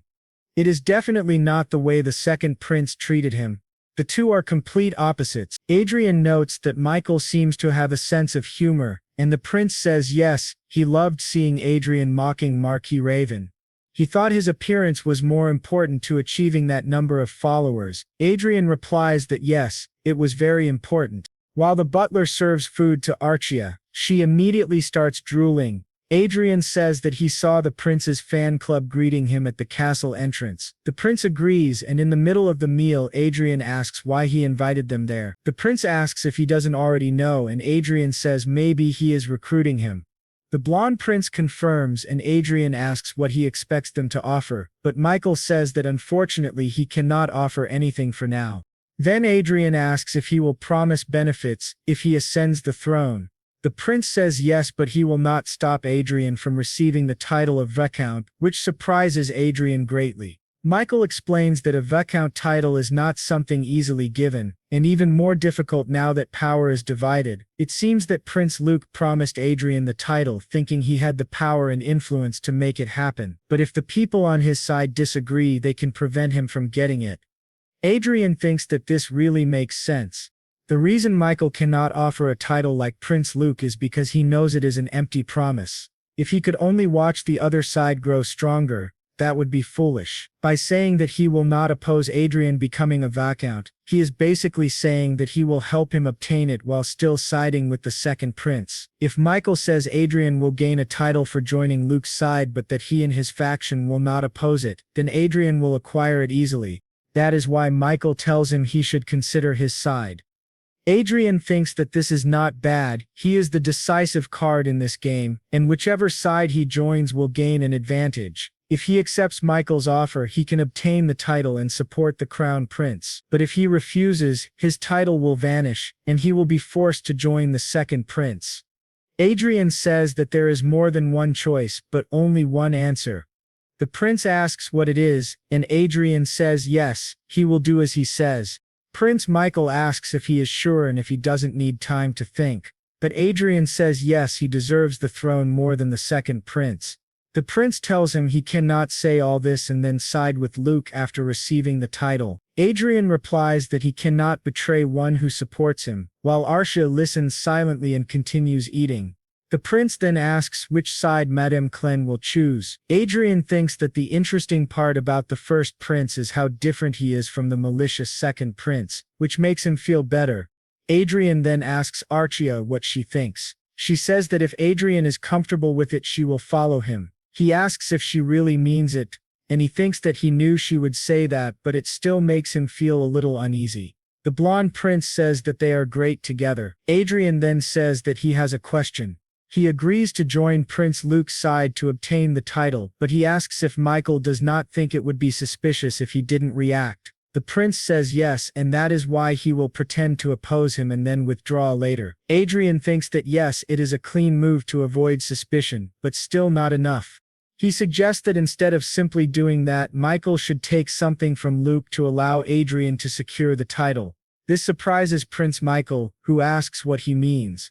Adrian thinks that there is no reason to just give up without gaining something in return. He explains that Marquis Raven suffered a great loss by crossing him, losing 40% of his power because of his emotions while defending his territory. Adrian thinks that Raven does not deserve the title of Marquis. Michael asked if he wanted to take the title from Marquis Raven in order to give him the title of viscount, and our boy replied that he thought it was a fair deal. It would cause great damage to Luke's side by demoting Marquis Raven to a count. Michael then said that it sounded personal, and Adrian admitted he wouldn't deny it, while thinking that he always feels happy whenever he can hurt his enemy. He imagined it as having a knife pointed at someone there was no way he wouldn't stab. The prince asked, and what if Luke refuses? But Adrian suggested that promoting some of his own followers to Marquis would also be a good move. Since he was earning the title of viscount for his war merits, it would also make sense to promote one of the counts who had also contributed during the war. He thought that there was a big difference between a newly appointed viscount from the second prince's side and a count of the first prince becoming a marquis. He could become a viscount who was also an archmage. If the plan went well, he would be able to maximize his gains through betrayal. He then realized that the prince felt both suspicious and allied with him, mixed with confusion and interest. When Adrian asked his opinion, the prince apologized, saying that he was just a little surprised. He then asked Sir Lawrence to tell him whom Adrian had met from the second prince's side before him while looking very serious. Our boy wadded what he meant, and Sir Lawrence listed Baron Walker Ruggio, Prince Luke, Viscount Hamilton, and 6 other inspectors who had interrogated him. That made a total of 9 people. They asked if perhaps he had done something wrong, and the prince seemed quite surprised. Meanwhile, Adrian noticed that his own status showed curious, confused ally and admiration. Then he said that now he understood they had both thought the same thing. The prince agreed and asked if Adrian could read people's minds, because he had quickly grasped part of his betrayal plan. Adrian thought to himself that he couldn't read minds directly, but he could guess through the information on his glasses. The prince called him incredible, saying he had also been considering those two as part of his plan. Adrian replied that suggesting a plan which the prince had already thought of was even more impressive. But the prince added that it showed how amazing Adrian's decision-making was, and that reaching the seventh circle at his age was no small feat. He truly didn't want to make him an enemy, they should be friends. Our boy thought the same. Then the prince handed him a phone. When Adrian asked what it was, the prince explained that it was a secure phone impossible to trace. He would call him when there was something important to discuss. He added that today's meal had been both fun and productive, and that they should now return using the teleportation circle. He waved goodbye to the two of them, and Adrian replied that they would see each other around. After returning, Adrian asked where they were, and Arcia told him they were in the warehouse near the entrance. As they walked away, Adrian thought to himself that the first prince was indeed a very cautious person. But turning the corner, he noticed the two of them carrying bags full of shopping, and they were startled upon seeing him. He asked what they were hiding, but Arcia nudged him. When he looked closer, he realized they had bought decorations and gifts with their own faces printed on them. Even their clothes were being sold. Adrian wondered why such things were being sold in the souvenir shops of the castle. Arcia glanced at their bags and said that they were otakos. Later it was reported that the Prios Empire had grown by 12% within a year, but severe corruption made the government hesitant to attempt the introduction of a republic. Signs of inflation were being pushed aside as the Republic of Prios focused on military strength. The hope of the republic rested entirely in the hands of the heir of the legacy, Luis Felmont, the son of the president. News outlets began to question whether the legacy of Archmage Lucas had really been acquired by the president's son. These reports eventually reached a palace, where an old man shouted in rage asking how the legacy of Archmage and Lucas could have ended up in the hands of those nations. This was the palace of the Brigham Empire, known as the Castle of the Golden Dragon. The old man was Emperor Edward Brigham. He declared that the legacy should have belonged to him, since his country was the birthplace of Manuel Lucas, the nation that had guided him into the Golden Age. He demanded of his servants whether they had really invested money and effort into seeking out this legacy, only to fail to find it. All of them apologized, and the emperor grew furious, summoning the director of intelligence, Countess Elfridge, a seventh circle mage. He asked her what she thought, and whether she truly believed the claims of those bastards. She replied that she was only half convinced. When he asked what she meant, she explained that she had examined their exploration process, and it was very outdated compared to theirs. The location was also random, and they likely hadn't expected to find the legacy there. If it had been so easy to find, it would have been discovered 10 or 20 years ago. Most importantly, they had no idea about the true legacy, the encrypted text that Archduke Lucas had hidden by scattering clues written in code, called English. Yet they had supposedly found the legacy without even knowing this fact. It made no sense, unless the clues themselves were a trick. The emperor asked if that was why she gave it a 50% chance of being true. She explained that if the encrypted clues were indeed tricks, then perhaps someone else had already found the legacy and deceived the Prios Empire, making them believe they had acquired the real one in order to distract the others. The emperor wondered why such a person would hide and whether they truly needed a distraction, but the countess suggested that this person might have been exposed to some unknown variable and that they must consider all possibilities. The Lucas Kingdom and the Hyde Kingdom. And the emperor says that the highest probability lies with the allies of Eliza. He also noticed that the Hyde Kingdom is moving as well. She replies that yes, a young mage reached the seventh circle at the age of 20, and since his appearance his father has been in chaos. He also earns 60 trillion through investments. The emperor says that this is unusual, and he is far too talented. But he cannot possibly have the power to do all of this, especially since the Lucas Kingdom accepted him as one of their own. Many investors testified that there was nothing wrong with the investments, and there is no evidence that he owns the legacy. The emperor says it is interesting if all of this was achieved solely through his talent and asks if that is really possible. She replies that a long time ago in his empire there was someone far more talented than Adrian Lawrence, none other than Archmage Lucas himself. The emperor acknowledges this and says that in fact the Her kingdom is already facing a succession crisis, and in their current situation it seems impossible for them to deceive anyone. She states that they can classify the suspects as Elysia, the kingdom of Lucas, the kingdom of Harid and the kingdom of Krazen. Then he orders her to increase surveillance on the royalty and nobles of the nations she mentioned. She agrees and he commands that they send a strong warning to Prius, declaring that the legacy of Archduke Lucas clearly belongs to them. Their actions will be considered theft, and they must realize the position they are in. The warning will soon turn into an ultimatum, and they will show the world who they are. He says that destroying a country to seize the legacy of Archduke Lucas is a small price to pay. He adds one more order. She must attempt to contact the young man from Hayward. She asks what he means, and he says to offer him naturalization. It is better for him to become a count of this great empire than to remain in a small kingdom where he currently is. Now the scene shifts to a luncheon where someone is speaking about how Adrian locked his stepmother and brother inside the flying fortress and killed them because they were bothering him. This shocks everyone, leaving them wondering if the rumors are true and if Adrian is truly the lunatic who watched the deaths of his family members as though they were fireworks, even posting pictures of himself drinking wine while watching. They are deeply concerned as they had thought he was merely an arrogant young man without backing, but now they realize he is the disciple of Duke Riverdale. They question whether they will be safe, since Adrian himself is a Grand Mage, and he also has a partner who is an Aura Master. This means he has gathered 2 counts and a viscount under his power, equivalent to the might of a marquis. They worry that this level of power is excessive for a newly appointed aristocrat. But the young lady in the center interrupts, saying she does not understand why they are so worried. After all, Marquis Heaven only lost because he led his troops poorly. She asks if they truly believe Adrian would lose in a head-on battle. This young lady is none other than Isabella Cascabel, eldest daughter of Marquis Cascabel and ruler of the southeast.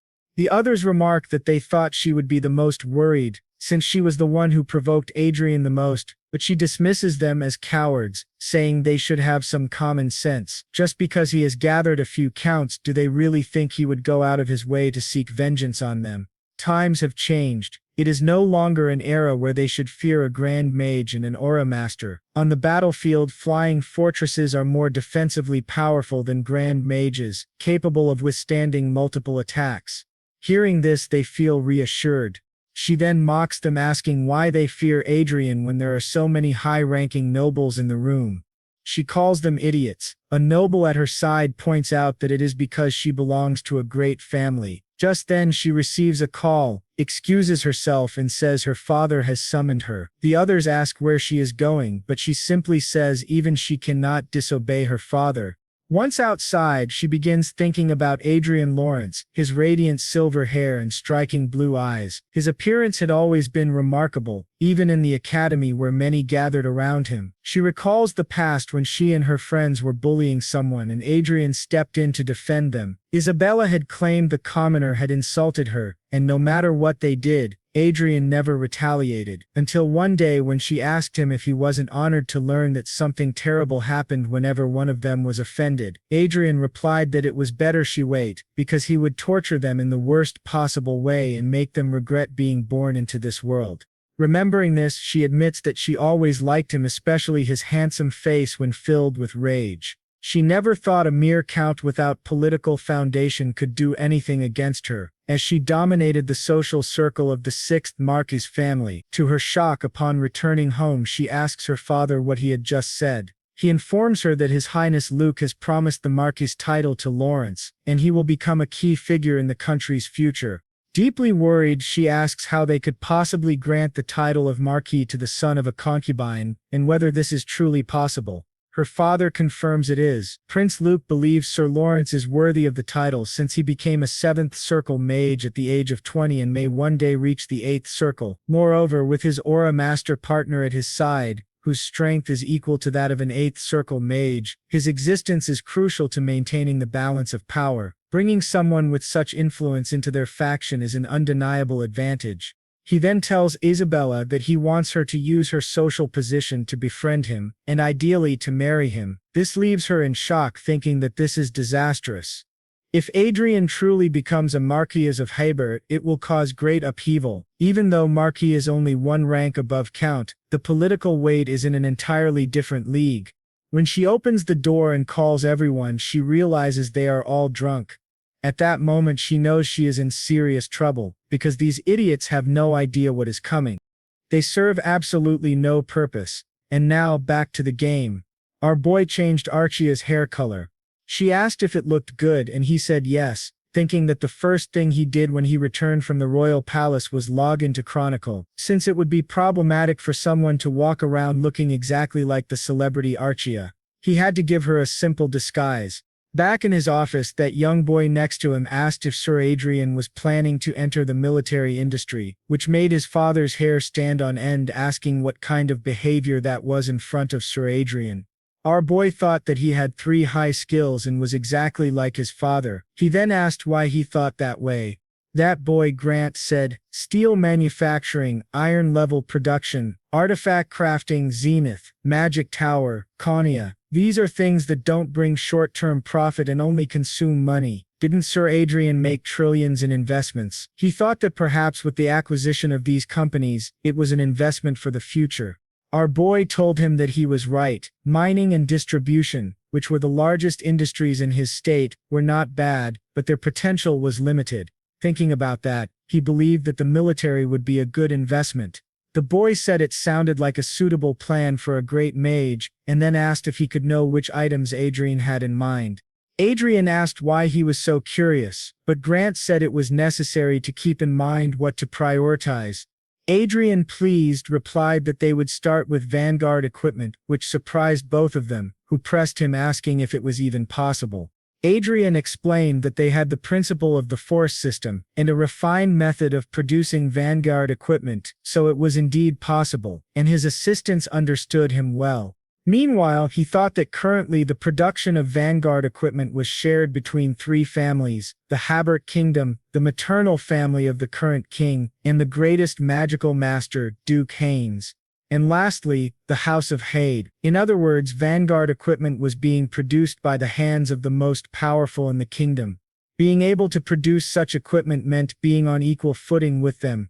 The boy then said that the current powers would not sit idly by, but Adrian said that wasn't a problem, since he had already thought about how to respond to them after his visit to the royal palace. Besides, the threats would not be so severe if they created something equal to or stronger than theirs in the first place. While thinking about it, he also knew that a 20-year-old great mage suddenly appearing out of nowhere and producing equipment would definitely attract public attention. He said, "For your information, I will not be satisfied only with vanguard equipment. Let me know as soon as a good magic tower is available for sale."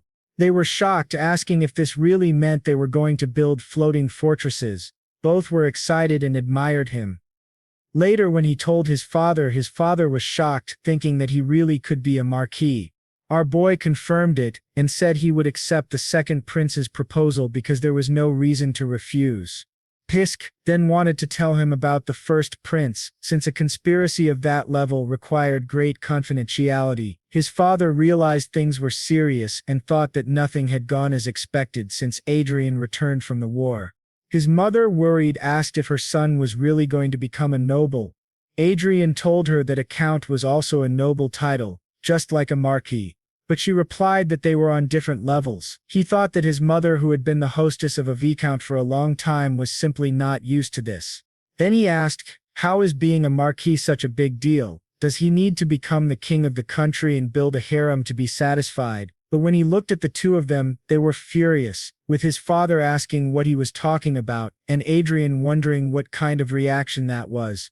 His mother said he could not say such things when his beloved was right next to him, with Adrian glancing at Archia, who was calmly eating. For convenience, he had listed her as his fiancée, the one who would marry him, but in truth, they did not have that kind of relationship. He had spoken without thinking, so he quickly said it was a joke. His mother scolded him, saying there were things that couldn't be said, not even as a joke, and that he should look at Archia and see how she felt. Looking at her status, she seemed conflicted and subtle, but after a while she returned to normal. They asked what the hell that was. His mother, irritated, told him that he had to be kind to Archia and not do unnecessary things. Embarrassed, he said that, in any case, they had an important commission coming up soon. He wanted to finish the pending work in order to mark a new beginning for the Lawrence family. His father asked what work he was talking about.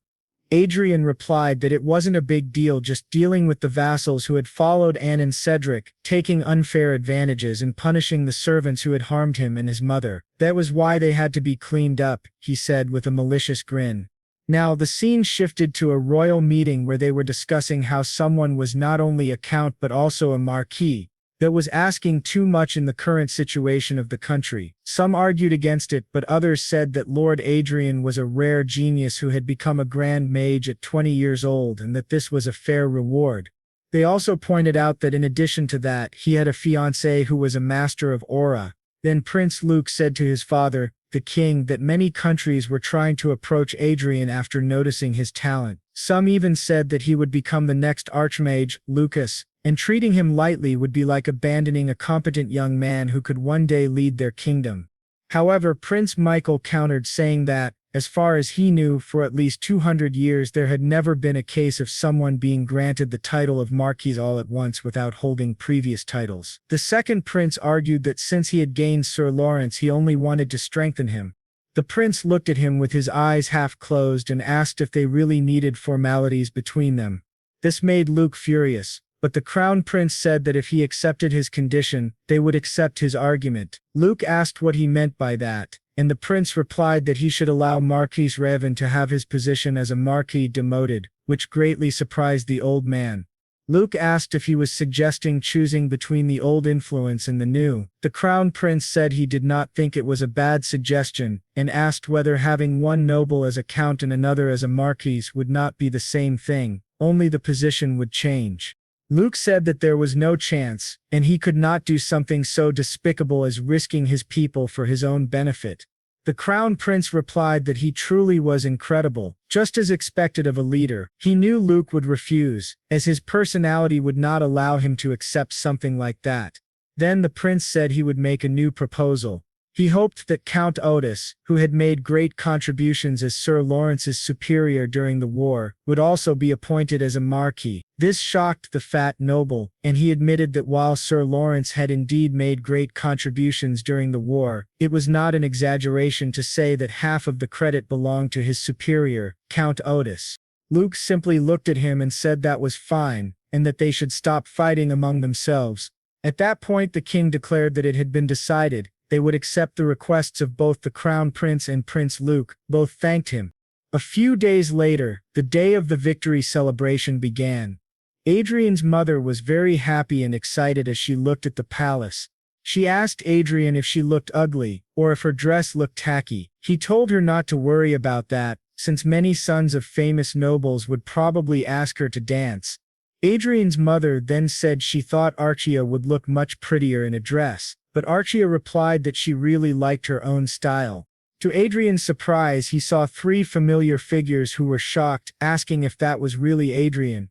He realized that they were Viscount Dohart, Viscount Parma, Viscountess Karma, and Viscountess Ronnie, faces he had deeply missed. He commented that they were still together even after growing up. But Adrian ignored them and said that he would visit them when he had time and then they could talk as much as they wanted. Adrian's mother asked if they were his friends and he explained that they had been his colleagues at the academy.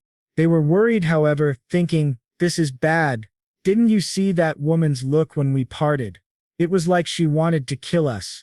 It seems Adrian still hasn't forgotten about us." When Archia looked at them, she asked Adrian if she should kill them, but Adrian said no, at least not yet, because he had made a promise to them. Then the royal butler welcomed them, and showed them their seats. Adrian noticed that they were placed in the first row of the table. Everyone around started cheering for them, asking if they were not the Viscounts of Lawrence, calling them elegant, and surrounding them with questions. Adrian thought to himself that the high-ranking nobles must have already heard about his new title, which explained their behavior. But to his surprise, he noticed an old man, Marquis Raven, staring nervously at him. Adrian figured that the second prince must have scolded him, seeing how he was keeping his distance now. The victory celebration began, and the central kingdom declared that Count Otis would receive the Order of the Golden Lion, be granted a coastal city in Ort, and be appointed as Marquis on the border of Aegis. Adrian thought that, thankfully, Count Otis was also on the Crown Prince's side. Meanwhile, he glanced at Prince Luke, who was speaking with his ally while Adrian thought about the man beside him, Marquis Vincent, who was without a doubt the strongest sword of the kingdom. When he looked again, both princes were staring at Arcia, and Adrian thought that, as expected, she did not suit the second prince. Then the two princes approached the king, knelt, and the king took a sword and declared that Adrian Lawrence would be granted the title of Marquis in the territory of Marinkov. Arcia would be given the title of Countess in the territory of Glendale. Additionally, each of them would be granted a fortress, and the king expected them to strengthen the defense of the country. The two of them thanked him, shocking everyone present. They were astonished that he had suddenly become a marquis. Then the king asked if there was anything Adrian wanted to say. Adrian replied yes. First he said that he was at the mercy of His Majesty and placed his heart in the justice of the country. He gave his thanks to the Crown Prince and to Prince Luke. Then he declared that now that he had become an aristocrat with his own territory, there was something he wanted to do immediately, and he would state his will before everyone present. He spoke the names of Viscount Dohart, Viscount Parma, Viscountess Karma, and Viscountess Rani. With a wide gleaming smile, he declared a territorial war against those four families. This shocked the king, both princes, his own family, and everyone around. From that moment, King Sist van Hayt began to feel growing concern in recent days. The problem of succession had already divided between Prince de Lear and the second prince. And now something even more troubling had happened, giving the old man an even greater headache. They were dealing with their children, and now a new lunatic had appeared in their country. Our boy, after saying that, he met with the prince personally, and Luke said that he must have misunderstood Marquis Lawrence's tendencies. He had thought Lawrence was a typical scholar but never imagined him to be so aggressive. Luke asked if he didn't know that a new lord could not expand his territory arbitrarily. Our boy replied that he would simply destroy the four families and then return to his territory according to the royal decree. Luke asked if he planned to follow through with that until the end, and Lawrence said yes. Luke put a hand on his shoulder and said that his attitude disappointed him greatly and that he wanted to wait and see what happens. Lawrence thought that Luke had expected this kind of reaction, but he didn't care at all. When he returned, the royal celebration had already begun, and Arcia said she had been waiting for him. He noticed other nobles who were visibly nervous in his presence. Everyone kept a safe distance, as if he had a reputation for being dangerous. He muttered that it seemed like he was the family rogue, and his father, standing behind him, added that he certainly was. Adrian admitted that he hadn't intended to go this far, but he had gotten carried away. His father asked why he wanted to start a territorial war. Adrian replied that it was revenge. His father became very concerned and asked if he truly announced this war, knowing the risks of fighting four families simultaneously. Adrian said yes and reassured him not to worry. His father said he believed in him, while his mother, crying, was deeply worried. Then his father remarked that it had been a long time since they attended a royal celebration, and he wanted to enjoy the moment. He called for his wife and asked her not to worry about their son, to trust him. She held his hand, and they began to dance. Adrian thought that he had been walking on eggshells in front of Anna all this time, but now he could take care of his mother. He told Archer that it was time to resume what they had been doing. Meanwhile, four nobles were discussing whether this made sense, as even territorial wars needed justification. The central noble said that they would not lose. A plump young woman asked why, and he explained that according to Adrian's declaration, the four families should unite. Though their opponent was a marquis, the combined power of four viscount families could handle the newly appointed marquis. They agreed that it seemed plausible. Adrian, speaking behind them, said it was good to see them all. They simply addressed him as Adrian, which made him wonder how they dared to call a Marcus by his first name. They explained that they would not respect him after he declared war against them. Adrian then decided to make them respect him by throwing his glove in the young Viscount Parma's face. The Viscount could not tolerate such rudeness and challenged him to a duel in front of everyone. To his surprise, someone appeared behind him and said he was not allowed to join the duel. Adrian realized that these were the heads of the 4 families. They asked if he hadn't provoked them before. Moreover, there was a major difference. Such actions could not be justified under national law. Adrian said it was a pity because if he had allowed them to behead their son, he would have kept his territory out of the war. Levelout remarked that he did not know what unfortunate relationship he had with his son, but he was going too far. Adrian replied, "Too far? I am simply someone who keeps my promises. If I vow something, I must fulfill it." Their father asked what he meant, and Adrian told him to ask their children. The announcement would read, "The territorial war will begin in 1 week, and unless you want your family to fall because of your foolish son, you must detain him and bring him to us." Someone asked if he really wanted them to see their son, and whether this wasn't crossing a line. Adrian stared back and said exactly, looking at Isabella in the back, adding that he would see them on the battlefield. This made the old man furious, saying that they would discuss this further upon returning. People began shouting for Isabella, asking why she had only just appeared. She nervously wondered what on earth was happening. Our boy read the comments and thought it was truly touching that, after revealing what those people had done to him, they were on his side. Meanwhile, they were in an office with Karan, discussing the specifications of a floating fortress that could be deployed immediately. This was the fortress catalog. Adrian thought that, as expected, floating fortresses were very expensive. People looked at him and called him irresponsible for waging a territorial war without proper military power. But he knew they were mistaken. If they lacked power, he only needed to purchase a little. He told the man he would buy everything, thinking that he now had 48 trillion saved, adding confiscated properties from Marquis Heaven's factions, Anna, Cedric, and other family assets. He had 70 trillion. The man replied that the transaction value was enormous, and half needed to be paid up front. Adrian asked for a tax exemption, citing the taxes he had paid recently. The man agreed, and after the deal was closed, Adrian thought that even after purchasing 8 floating fortresses, he would still have 20 trillion remaining. It was an unbelievably good deal. As he left, he encountered the Count and was surprised by him. Now he was no longer a count but a marquis. The marquis was extremely happy. They also called him Marquis Lawrence. Our boy politely asked them to speak comfortably with him, and the plump man laughed, saying that he was still a marquis.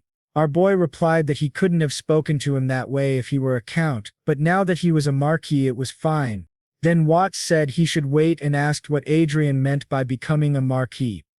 Adrian confirmed that he had just bought all the floating fortresses. Worried, said there was no choice but to act in reserve.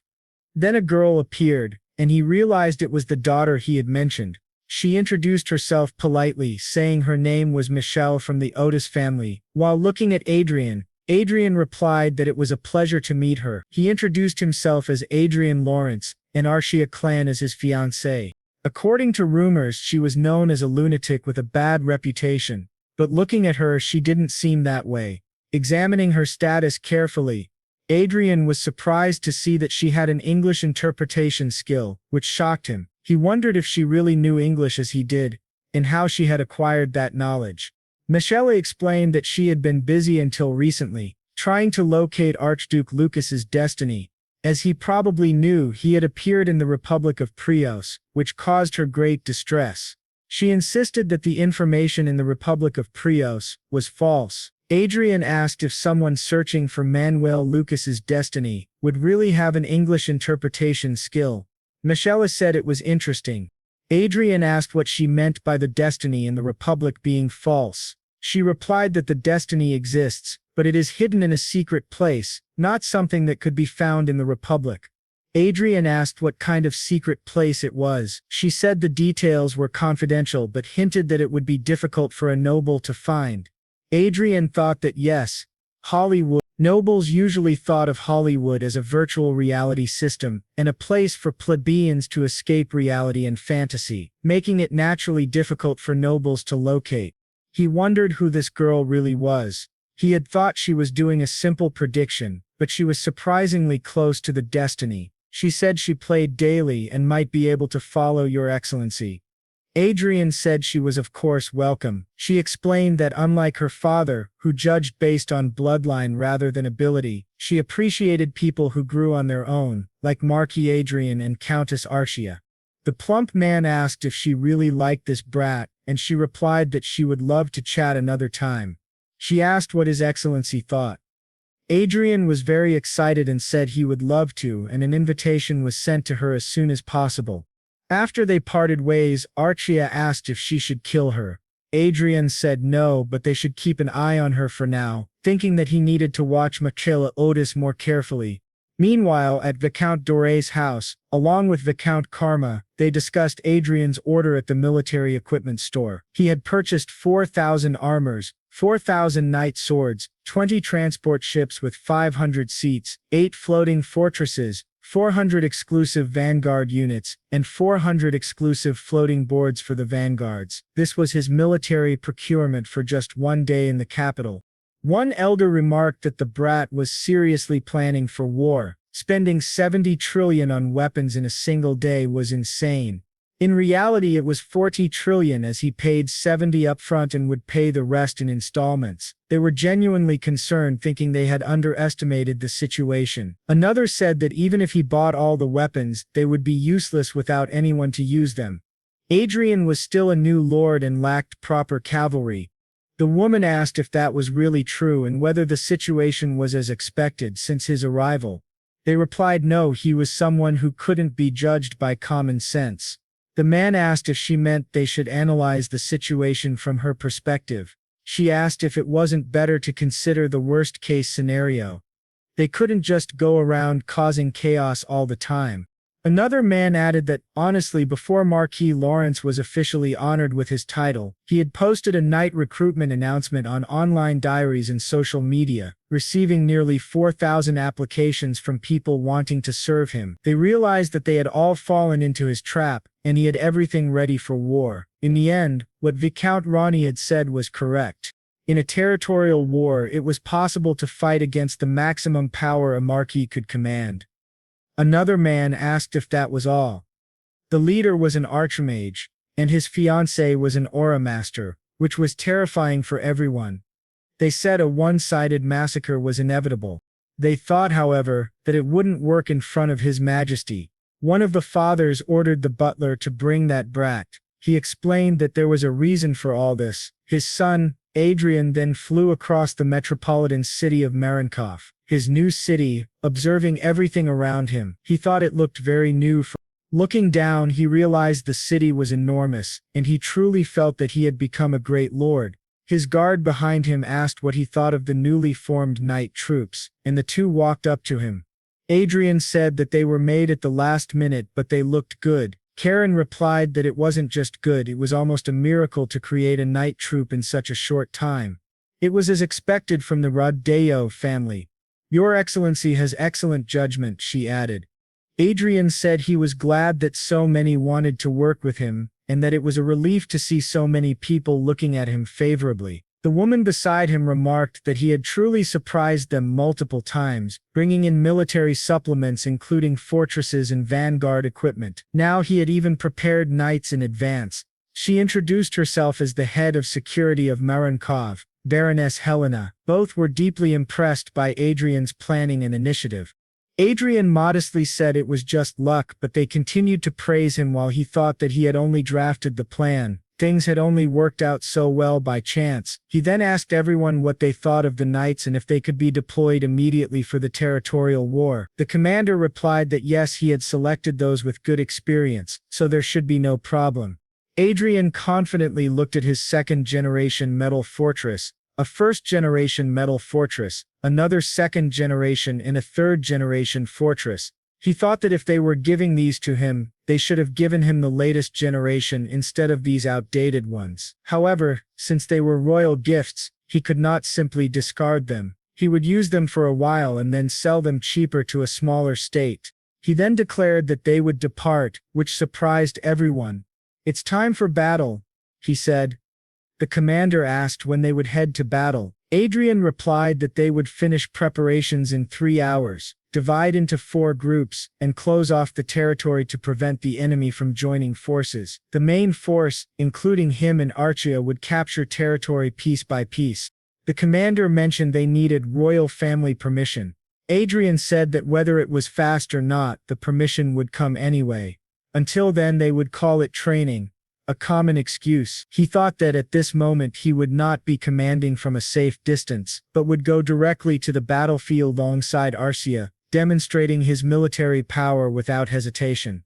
He wondered about the other households, one brat getting beaten, the other father of the year drinking too much, and the plump girl begging her mother to save her while another was trembling in her room. With everything prepared, 3 massive aerial fortresses and several smaller ones, Adrian, Arcia and his commander were heading toward the territories to seize everything, including their lives.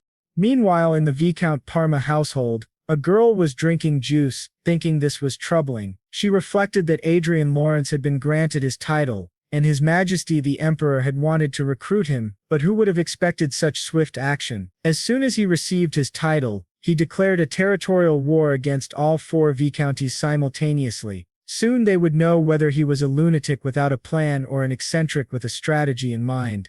She was Elfred of the Bregon Empire. To her surprise, someone appeared beside her, the Duchess Olivia Riverdale, and she recognized the voice. They exchanged no words amid the crowd. Back to Adrian. 3 men in front of him looked nervous, explaining that it seemed like permission for the territorial war had not been delivered, but Adrian had positioned his troops in front of the viscounted territory. They wondered if he was ignoring the law. Adrian told them they were mistaken. This is only training, he said. One asked if they were at the viscounted territory. The guard replied no. Adrian reassured them that he was a man who upheld the law. He would not attack until permission was received, so they should not worry and continue their work diligently. One man asked if he would attack immediately once permission was granted. Adrian said, "Of course. For now the army is only training in front of you." The man, frantic, argued that this was coercion and went against morality. Adrian thought to himself that if using a young master to intimidate at school was moral, then this was similar. The man protested that permission for war had not even been granted, and starting a war over a school quarrel seemed implausible. One man pleaded with him not to act irrationally. Adrian told him to leave because from that moment the person he had to convince was the Viscount of Parma. The only way for the territory's army to survive was to surrender. There was no other way to prevent this war. He gestured to the elder and began the teleportation interference spell. The spell activated. The floating fortress and the vanguard troops began marching with the objective of taking the Viscount Parma territory. They started advancing toward the house. One asked if Adrian would return or really had so much free time. The man, terrified, began to flee, while Archia, Adrian's companion, took his hand. Together, Adrian said, "From now on, Archie and I will be directly on the front lines."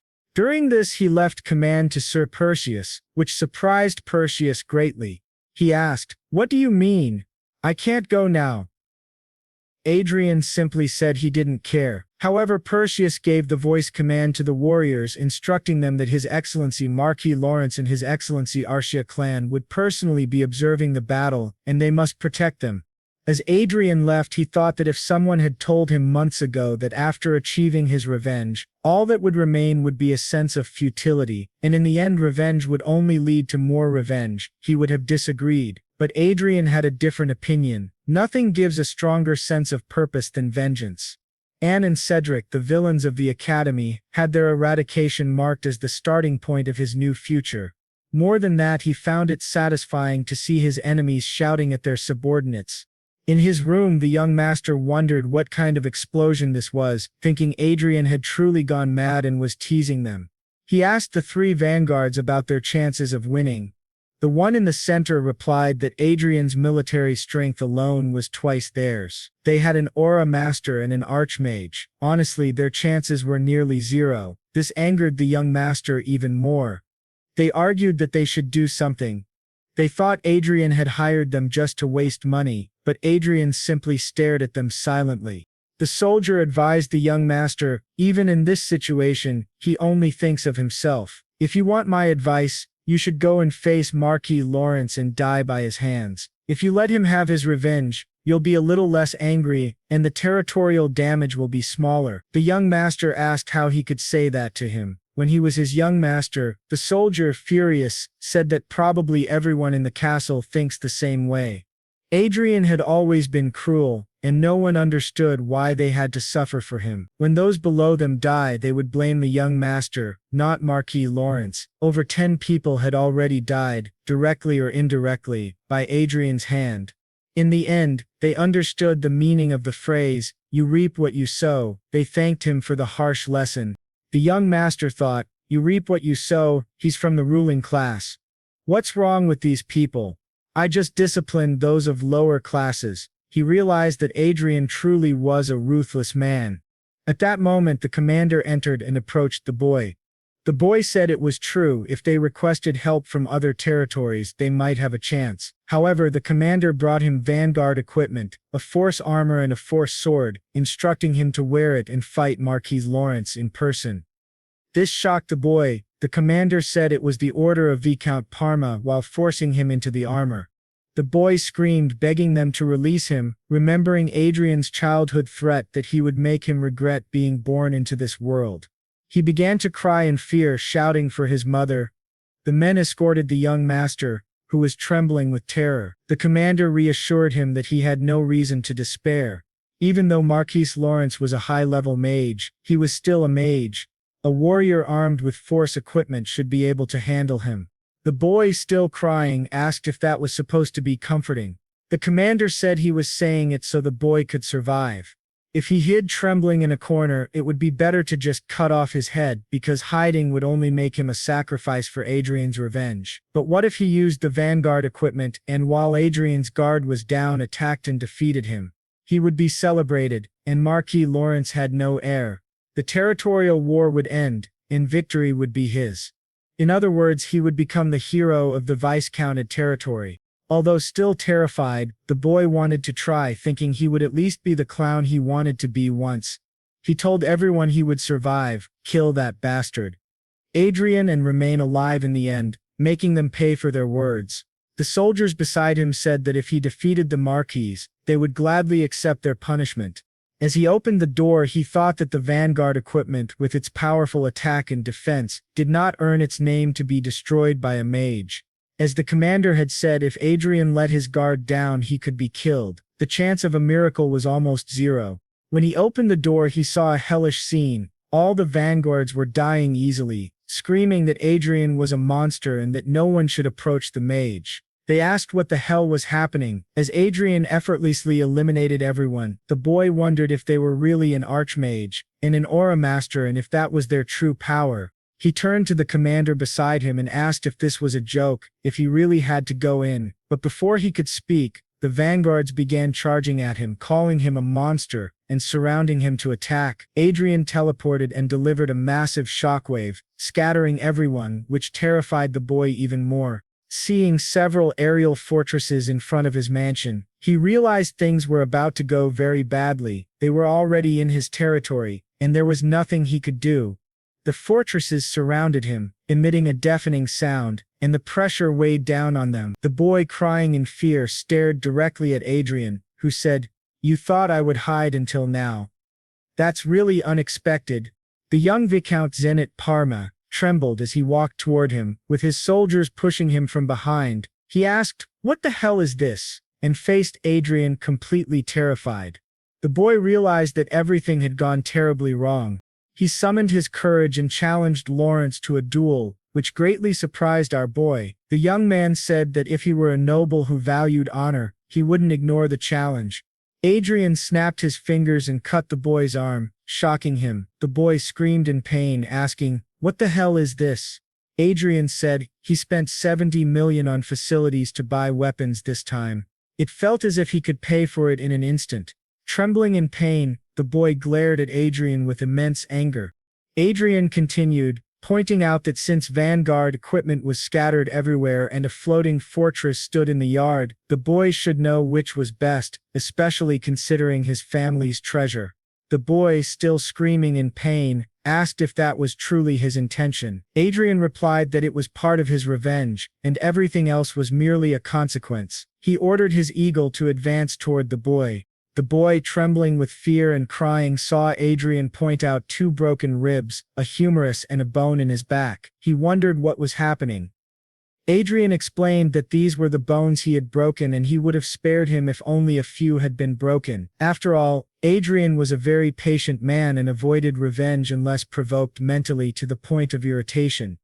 Arcia, furious, started shouting at him, but Adrian told her to stop, knowing that the boy wouldn't die peacefully and that he had the ability to heal him. Adrian said it wouldn't be fun if he died from blood loss. They needed to take care of him.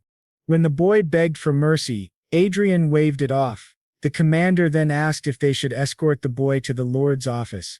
Adrian, smiling, said it was kind of them. In this way, within 30 minutes, the war between Marquis Lawrence and Viscount Parma ended, a historic moment for the continent.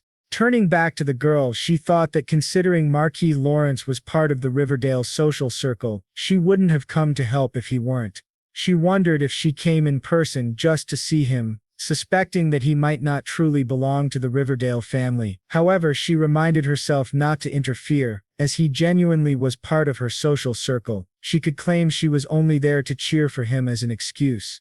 Meanwhile, the chief of intelligence from the Britain Kingdom was present, and she considered whether she could remove him from the empire. The 2 women glared at each other with great anger. Riverio said she just wanted to maintain the status quo, and the other agreed. Even if they fought, they would only tire themselves out. To their surprise, the teleport interference spell was activated and the war officially began. They watched Adrian's battle, completely shocked by how the mage fought at such close range.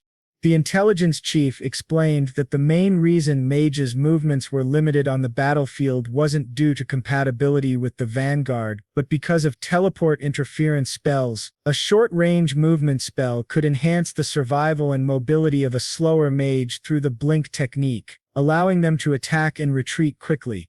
Teleport interference spells became common to counter this. Normally, mages couldn't escape vanguards, and most would be eliminated. She didn't understand how Marquis Lawrence could dodge attacks so effectively without teleportation. She asked Riverdale if she thought she could fight like that. Riverdale said even with skill it would be extremely difficult and required extensive battle experience, strong physical ability, tactical sense, and combat instinct. Not anyone could manage it. Another young woman noted that she had an incredible priest, but she should avoid interfering with her own people. She admitted she liked him in many ways but couldn't do anything, so she left. Riverdale stared at Lawrence, recalling that he had told her he didn't want to share the glory of his hunt, and that she should just watch what happened. She saw many unique habits and spell techniques from him and realized she had underestimated him. Since she came on her own, she returned. To their surprise, Adrian was observing them. Dubbed Vanguard indicated this was the office. Adrian immediately destroyed everything, shocking the old man even more. As Adrian approached, the man grew even more terrified, begging him not to come closer, but he stumbled and fell. Adrian asked why he hadn't signed a surrender document and questioned what he would do with his family if he did. Adrian reassured him not to worry.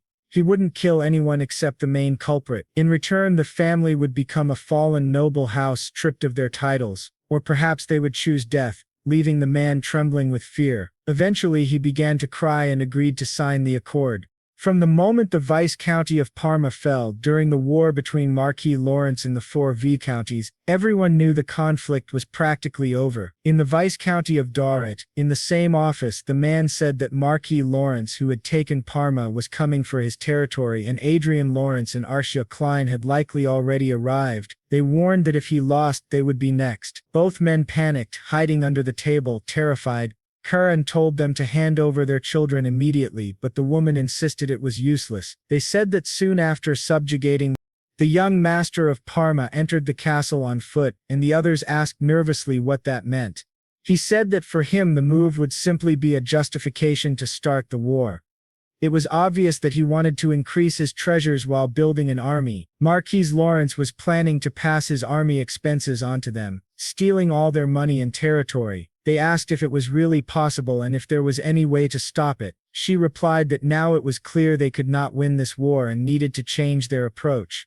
They changed their method by sending some vanguards elsewhere. One man informed his lord that Daman was in position. The vanguard of Viscount Dorat had just arrived at the teleportation area. The commander of Dorat's knights joined forces with them.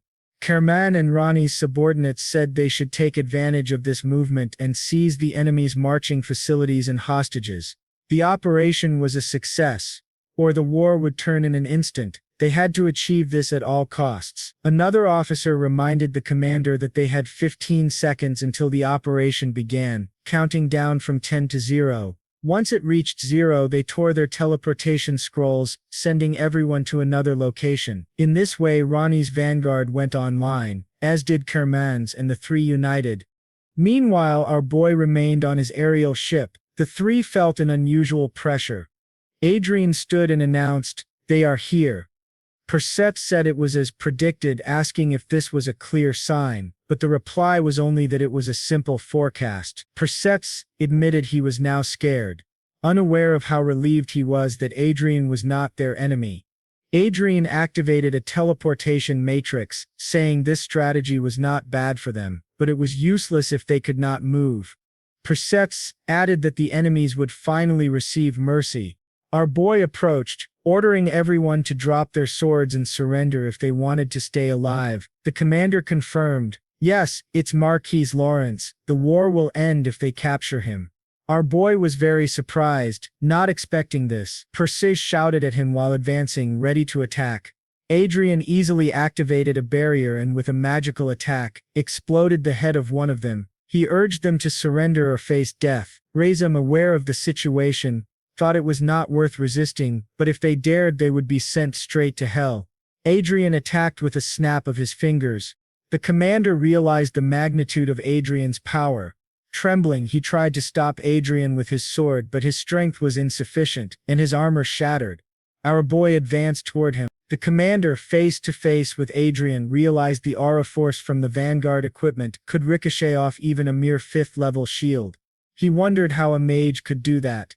Adrian, delighted, said, "This is the best I've heard today." After defeating them all, he returned home and received a message. Browsing the internet, he saw numerous articles about him and how he had won a territorial war against 4 viscounts. After that final battle, the territorial war ended. It had been a solo operation and there was no way the hidden forces could have won. Adrian captured the remaining castles, leaving his subordinates and soldiers shocked at his strength. He had truly taken control of everything. Later he heard a knock at the door and Archia entered. The maid warned that Miss Archia was covered in dirt, but Archia complained her mouth was bored and wanted cake. The maid reminded her snacks came after meals, and Archia had eaten many cookies that morning. She sat on Adrian's sofa, and he thought she was really noisy but relieved that Catherine had adapted quickly. A few days after the territorial war ended, he reunited with her and 4 people apologizing to Miss Catherine, admitting their mistakes and asking for her forgiveness. She asked Adrian what that was about. Our boy explained that as she saw the 4 people who had bullied them in the past, especially those who had hurt her deeply, she realized they had destroyed their confidence and future. Adrian said that for political reasons he needed some time, but he planned to deal with Isabella and her son Brooks. They had without a doubt apologized to her. So he only asked her to wait, saying she didn't need to do this. She begged him to stop, trembling with fear, but Adrian grabbed her arm and said he couldn't let her know yet, though she was his savior, healing all the injuries on his body. She was very happy and he told her they would continue smiling from now on. He then called for Catherine. She asked what it was. During the process, one family supporting the crown prince was eliminated. The prince said there was nothing to be done. They had sinned against him and must pay a fair price. Adrian asked if Prince Luke had said anything. He replied that he had been bitter about it, questioning if it was necessary to go so far against allied nobles even for revenge. The doctor thought that if national power became unstable due to civil war, the Crossing Empire might show its ambitions again. That was why the betrayal was planned, a complete victory for the crown prince. As for Archia, he ignored her as often as he drank tea. She was an innocent child who still didn't understand these matters. If things continued, It seemed better to deal with this scatter-brained boy before the real confrontation. But the prince interrupted his thoughts, telling Lawrence that it was only his opinion, and suggested he hold a ceremony, which surprised our boy. He realized it was about marriage. Now in the Clean County castle, our boy walked remembering the prince's words about marriage. He knew it was the best option in this situation, though not something he could decide easily.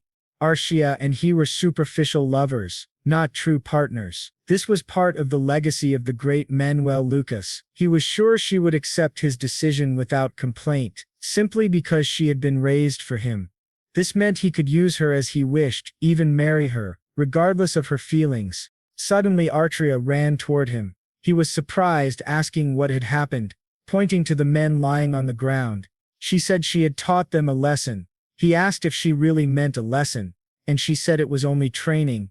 The maid, Katerina, came to summon both her and His Excellency. Adrian wondered if there was a problem, and why she seemed so agitated.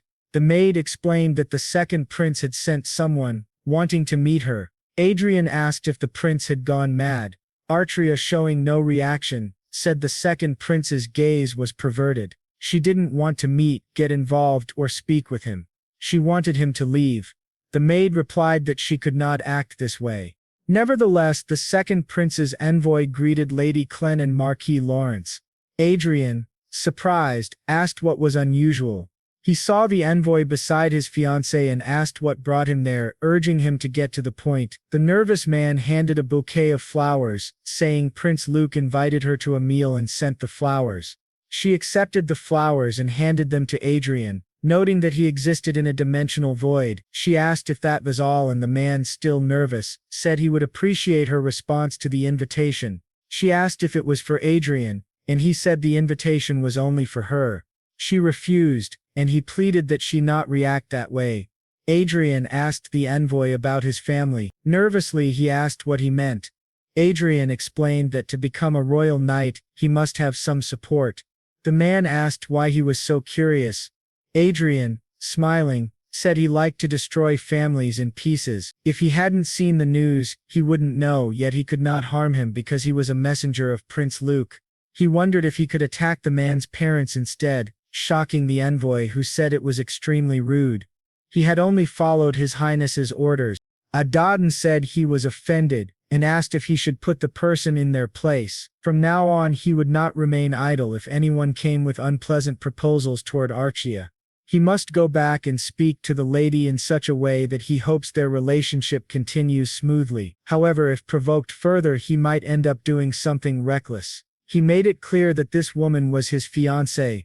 After explaining all this to the prince looked very angry. The nervous man confirmed that it was true, and he didn't seem to be joking with that gaze. The prince admitted that he had not expected Marquis Lawrence to be this kind of man, and that he had misinterpreted the invitation. The commander behind him advised His Highness that it was time to retreat, warning that provoking Marquis Lawrence beyond this point would be unwise. The prince angrily asked why, and the man explained that if he truly wanted the woman, he should take her once he ascends the throne. The prince agreed, saying it was a good idea, and that he would certainly have to educate this spoiled Marquis Lawrence, but the time was not yet right. Now he had another reason to claim the throne.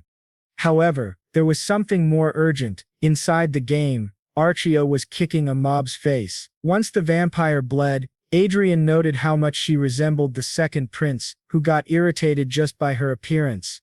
She started shooting fireballs at him. Adrian joined the fight, defeating the vampire together, then celebrated. He realized he couldn't leave this place unattended. Lately he had been guilty about only being able to play for less than 3 hours a day. But thanks to this, he reached level 205. He decided to focus on leveling up, leaving matters that didn't require his presence to his aides.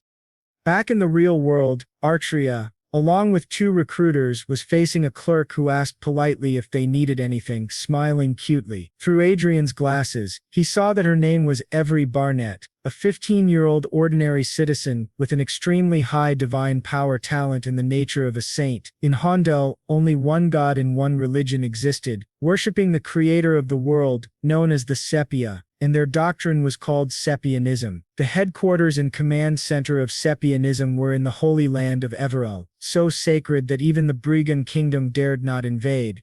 There, 3 lords oversaw the Holy Order, the Holy King handled general church administration, the Saint commanded the army, including the Holy Knights, and the Saintess oversaw all priests, performing divine miracles. Adrian asked Arke about the girl and she explained that Eric had brought her to the talent room.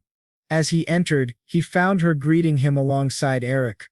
The girl also greeted him nervously, touching his hand, and Adrian realized she truly had the nature of a saint. Arke explained she had found the girl working part-time in Lo due to her family circumstances. Adrian told her she had chosen wisely, and Arke thanked him. Now sitting on the sofa, he asked the girl if her dream had been to become an administrative officer. She happily said yes. Adrian explained that, unfortunately, her talents were not suited for administration, which made her hang her head. He then surprised her, saying she had a talent for divine power and her nature was incredible enough to aspire even to the position of a saint. The girl was shocked and even Eric asked if it was true. Adrian confirmed it. She could not become a saint just for having potential. The Holy King chosen by the Sepia had been excluded by the royal family by blood. The saint and saintess were selected by God every 50 years. Regardless of one's status, candidates must perform exceptionally to be recognized by God. She asked for his advice. Adrian said that since God had sent her talent, she could not remain idle. He had researched and discovered that the competition to elect a new saint and saintess would occur soon. He planned to give her his full support to become a saint. Nervously, she asked if it was truly possible. She wondered how she could become a saint. Quadra explained that 7 out of 10 saints were ordinary citizens, so it wasn't impossible. However, she still didn't believe it. Quadra added that it wouldn't happen overnight. It would require a lot of effort and the willingness to give her best. Before the competition, she would need to learn many things, including etiquette, theology, and divine magic. For now, he was considering giving her an initial payment of 200 million and a monthly salary of 500 million. This impressed the girl, though she thought it might be a waste even if he offered 10 or 100 times more. If he could create a saint with his own hands, that alone would grant him tremendous power. He asked her to think about it and questioned whether it was merely a transition from administrator to saint, as both were still professions. Eric added that His Excellency was serious and trustworthy, so she could rely on him. Adrian thought Eric was a great assistant, and while he hadn't thought much about assigning Eric to her, he realized the two of them could work well together. With Eric's political connections and talents, they could create a strong synergy. Adrian said she would become a member of the Ladies' Castle from now on and that her parents could visit any time. She was very happy and thanked him. Adrian told Eric to take care of her and they seemed to become quite close. Adrian smiled widely, excited about the prospect of her becoming a saint, eager to see what would happen with a saint by his side. As Everil adjusted to the new environment, Adrian and Archia were playing extensively. He guided her starting at 10 a.m., calling the Black Eagle to attack monsters, including a giant orc. When he swung his axe, Adrian dodged, then counterattacked quickly with magic. He used his free time to level up, but he thought the pace was slow and inefficient. Hunting in a group of 5 to 10 members was essential. They were equipped with various items and abilities, but the combination of just 2 people and an animal helped. The real problem was frequently encountering other players. Adrian got up to leave, but Al interrupted, asking politely how he managed to have support like an eagle, and inquiring how to get one. Adrian explained it was a wild animal temporarily tamed with magic, not a true support. It was the first time he had to explain this and wondered about the market capitalization of the online Chronicles game. He thought he should buy everything immediately, which didn't seem like a bad idea. If the user base consisted mostly of beginners, he would have a high chance of being underestimated. He checked and saw the market capitalization was 10.2 trillion. He didn't have enough money, so it wasn't feasible. He pondered whether to buy slaves or open a workshop. Though buying slaves seemed wrong for someone from a democratic country, perhaps he could use his last ticket as a wish. He wondered if there was a more efficient way to level up without encountering other users. He then had an idea, a highly convenient method without purchasing the entire game, monopolizing hunting grounds, which surprised the two of them. At the Black Dragon Guild executive office, one person mentioned that their country would double the game's access time limit. Another noted that long ago even in-game monetary transactions were blocked, so now they had to work hard. Someone asked if it was possible to sell items directly in a country where transactions were legal. The guild leader said it was increasingly difficult to play games. Then a girl entered the room, saying someone was looking for the guild's lady. She asked who it was and the girl replied it was a mage above level 200 requesting a meeting with the guild leader to make an offer. This surprised everyone. They assumed he wanted to use cheap tricks to enter the guild. The girl insisted it was a good idea to meet him. The guild leader asked why and she explained he had purchased 10 Claton hearts as gifts, which surprised everyone. She added that he was equipped with the best hybrid gear usable at level 200. Considering his equipment skills, he was stronger than most top-level players. During the meeting, Adrian introduced himself as Mind. The guild leader, Penny, found his name peculiar and noticed that all his equipment was extremely expensive, suggesting he might be a noble. She asked about his business and he explained that he wanted to rent the hunting grounds of the Black Dragon Guild to monopolize them. She asked how he could rent the grounds and he explained that it would prevent other players from accessing them while letting him use them exclusively. She had never heard of such an arrangement. Moreover, he wanted the guild to manage the grounds and not use them himself. She asked what kind of beast he was trying to create. He clarified that he would of course pay for the rental, offering 5 times the total profit the guild could make from the grounds in cash. She asked which hunting ground he wanted to monopolize and he said the Chimera Dungeon of Carton, shocking her. She asked him to wait, noting that over 200 people used the dungeon daily, which made it extremely profitable. Quadra confidently said it wasn't a problem, and in exchange she would ask the other users to enter the area. She asked if there was something special in the dungeon or a hidden quest, but Adrian replied that he only wanted to level up. However, noticing that it was taking too long to gain levels, he planned to rent other plots. She asked if that meant, but he interrupted her and said yes. He would continue renting until he reached the maximum level, which surprised her greatly and made her very happy. She then ordered everyone to bring tea for her esteemed guest. He told her, "Open your account now as the amount has been transferred." Checking the account, she saw that it was indeed 350 million per week. At the hunting grounds, all the hunters reported that Mastermind wanted to use the area quickly, so they needed to hurry and evacuate Danjuk Chimera immediately. Finally, the boy announced that his experience acquisition rate had increased and he had reached a truly different level. He had reached level 220. Rhea noted that the experience gain rate had doubled compared to before. He confirmed, saying he had reached level 220 in a month and seemed likely to hit level 200 T50 faster than expected. However, returning to the real world, Persest said that the holy competition would be held on the sacred land earlier than expected, shocking the boy. Just when he thought he could level up uninterrupted, something urgent appeared. Persest explained that the saint and holy competition had been moved up and would happen in the second half of the next year. He was looking for a candidate and intended to finish within a month. The boy thought he could level up without interruptions, but Persest admitted this was sudden. Still, it wasn't a bad situation.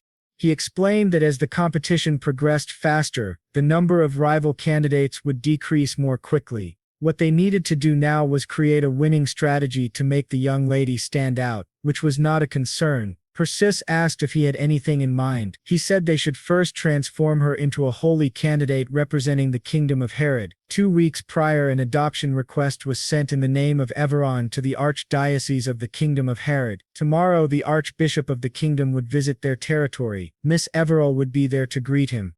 Persis asked if he planned to attract the Archbishop first. Adri confirmed, adding that if they could attract the Archbishop they could request reinforcements from the royal family. Persis, very pleased, said he had planned everything. He then asked if the girl would cooperate with his plan, and Adri replied that of course, Miss Everell had someone to motivate her frequently. Her assistant, Eric. Persis remarked, "Ah, that clever one," noting that since he was involved, the plan would work. He also said that he had sent the requested materials. When the boy analyzed them, he understood everything clearly. Persis explained that among the candidates for the Saint competition, These three were the most promising: Gracie Helgen, a supreme elementalist of 210 years, and granddaughter of the Queen of Everin; Evelyn Francis, a 21-year-old upper-class knight and daughter of the Duchy Evely of the Brigon Empire; and Jude Ster, a 19-year-old citizen of Everell. The boy thought that since the third candidate was a citizen like Everall, it might be easier. However, he noticed that her guardian was Olivia Riverdale from the Kingdom of Lucius. He realized it wouldn't be that simple, as the woman was heavily involved. Persist said the situation was intense, and the girl was drawing a lot of attention. He considered that even if they eliminated the other candidates' sponsors, all the rivals were more notable than Everall. Honestly, when he saw the list of candidates, he wanted to surrender, but he reminded himself that rivals were expected to appear eventually. It wouldn't be easy, but it wasn't impossible either. Persacares noted that the boy was taking the matter seriously. Idre said, of course, that he believed in Everell's potential and could not abandon his role as her sponsor.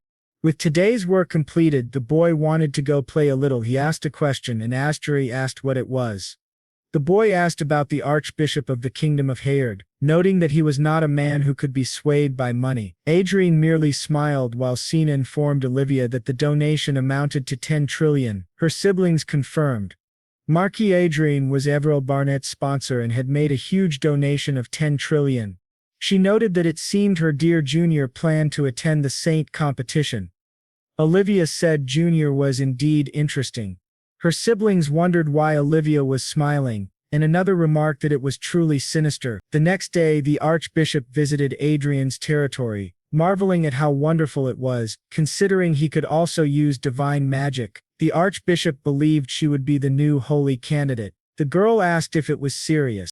Meanwhile, the boy realized they had successfully brought Archbishop Fred to their side. Applauding, the girl grew excited, and he told Archbishop Fred that he wished to discuss something. The elder asked him to go ahead. Adre explained that, honestly, Jude Ster's side suggested forming an alliance during the competition. Specifically, this was a request from her sponsor, the Duchy of Riverdale, rather than a suggestion from Jude Ster herself. The Archbishop said that Miss Ster was a good candidate, and believed the suggestion was worth considering. Adre agreed, noting that it would first be better to increase the possibility of Miss Everall being selected and then competing with Miss Esther was being considered. The Archbishop noted that it seemed the duchy had no desire to confront the Marquis, a fellow competitor, while Adri thought that in fact his side was the first to suggest the alliance. The next step was to involve the royal family. The second prince said there was no reason to refuse. If a saint came from their country, the nation's status would rise exponentially. He planned to have a discussion with his father, and Adri thanked him for his favor. Thinking as expected, he did not refuse the request, knowing that nothing good would come from continuing an uncomfortable relationship. With that, he announced he would leave, but the prince asked if he knew that the Marquisette's daughter and Count Acres had disappeared, which greatly surprised the boy. He explained that because of this, the heir prince's side was thrown into chaos. He asked for clarification, confirming that the prince was referring to the Marquisette's daughter, Michelle, the eccentric one, and Count Acres, the second-tier aura master after Marquise Frint. He had assumed they would be aligned with the heir prince. The second prince explained that the news apparently hadn't reached him, which was understandable as he himself had received the report only about an hour earlier. The boy, shocked, wondered what had happened and forced a smile, congratulating His Highness, saying it was not great news. The prince confirmed that it was indeed true. While thinking it was terrible timing right before the saint competition, the boy didn't understand the full significance. He immediately went to the first prince to ask what had happened. The prince said that judging by his expression, Lucas must have already informed him of the situation. He explained that the Marquisettes and Count Acres were cousins on the maternal side, essentially like brothers and very close. The boy noted that as nobles they shared similar political tendencies, but the prince added that Count Acres cared for Miss Michelle as if she were his own daughter, and had volunteered to be her personal bodyguard when he saw she would be traveling alone. The boy wondered why a second-tier aura master would need a guard. He then asked if the problem had occurred during their journey after reaching the destination. The prince confirmed. The issue was that their destination was a tense area bordering the Brigon Empire, where war could break out at any moment. The boy wondered why anyone would travel to such a dangerous place and who had instigated the reckless plan. The prince admitted he didn't know, but Michelle was a huge fan of Archduke Lucas. She had impulsively planned the trip after discovering the destination was in the Prios Republic, which surprised the boy even more. He realized that it was essentially his fault. He had inadvertently set off the chain of events. Meanwhile, in another location, Adrian was preparing to meet the second prince. She was instructed to stay out of the matter and not get involved. She sat sadly, eating, and kept hoping that Sir Adrian would return soon. The prince explained that he had first requested the extradition of the two individuals through diplomatic channels, and had secretly mobilized special forces along with the National Intelligence Service. Adri considered that the ideal scenario would be for the matter to resolve itself, but the likelihood was low and diplomatic problems might be inevitable. He was willing to risk such losses for the sake of the two individuals as he could not directly intervene. Audrey told the prince that he would personally go. The prince asked, "What do you mean?" Audrey explained that he was probably the best candidate to rescue them. He would move secretly, concealing his identity, and requested precautions to ensure his identity remained hidden. The prince was visibly surprised. The boy thought he should not look at him like that, knowing it was all his fault. The heir prince said he would send the last known locations of the missing individuals and narrow down the areas where they could be, leaving the rest to Audrey. Audrey confirmed, noting that it would essentially be an involuntary illegal migration. Suddenly the scene shifted to the two of them running from an attack. The assault came dangerously close to Michelle, but her uncle intervened and saved her. As he approached her, the verdict for her death was already decided. Michelle apologized to her uncle, but he instructed her to look at the small perimeter on the left side of the siege. Once he gave the signal, she was to run in that direction without looking back. He explained that if she ran approximately 300 meters, she would be able to use her Hokotation ability. She asked what about him, but he assured her she could escape without him. Though he was gravely injured, he thought it might truly be the end. To his shock, the vanguard's head was destroyed right in front of him. Looking back, he asked what they were doing there. Meanwhile, in the air fortress of Icarus, using invisible magic, the boy reflected that, thinking carefully, he had provided. Logically speaking, it made sense that they had arrived at the Republic of Prius in such a state. She was truly reckless. Dursa then said it had been discovered, and he asked, "What do you mean it's already been discovered?" She confirmed that it was true. When he said that, perhaps things would resolve more easily than he expected, they activated teleportation and were suddenly above the two of them, observing the chaos below. Adra noticed that the vanguard units of the Republic and other forces were engaging, yet simultaneously helping them escape. The force assisting them was the Revolutionary Armada of the Republic of Prius. He then asked what Adrian intended to do. Adrian replied that they would join the fight. Both of them moved swiftly. Adrian activated a fire jetta, incinerating several vanguards, and then, wielding his sword, finished off a few more with precise strikes. After landing, they faced Michelle and her uncle, explaining that they had come to escort them and asking them to return. They activated restoration, healing her uncle. Michelle stared at him, trying to recognize him, but Adrian knew her vision was sharp and instructed her to stay quiet. Understanding, she complied happily and stayed silent. He told her they now needed to return, asking if everything was truly over, feeling relieved that it had been resolved so quickly. To their surprise, someone approached and asked what was happening. The man apologized but added that he had something to ask the young lady. He asked if she had accessed the meeting of Lois Farmont, shocking the boy, who wondered how she had done it. The man questioned if the meeting was real. She explained that judging by its format, it seemed plausible. However, upon a quick glance, the content was far more inappropriate than she had expected. The man said there was a small chance it could be real, but it was more likely fake. The commander speculated it might be a false meeting created by the original discoverer, which once again surprised Adrian, who considered whether he should eliminate everyone. At that moment, he cancelled his powers, thinking that doing so without knowing the strength of the Revolutionary Army or who was behind them would be dangerous.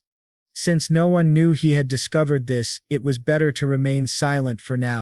The man pointed out that because she had approached the meeting, she couldn't have physically infiltrated the president's palace. She explained that she had accessed him online, believing the meeting took place in a virtual world, not the real world. By accessing Li's 4-month terminal, she confirmed he frequently accessed a certain domain, which she assumed was the entry point to the meeting. Adra thought, as expected of her, she was not ordinary and had investigated thoroughly. Had she not discovered it first, she would have become the owner of the meeting. The man remarked that she truly had a unique talent, only accessing 4-month terminal. Adrian interrupted, noting that the pursuit team would arrive soon, so they needed to conclude and escort these people. The man asked them to wait, saying he had not finished and that his commander had invited the two of them. Now in the Republic of Prius, at the northern glacier, he met with his commander.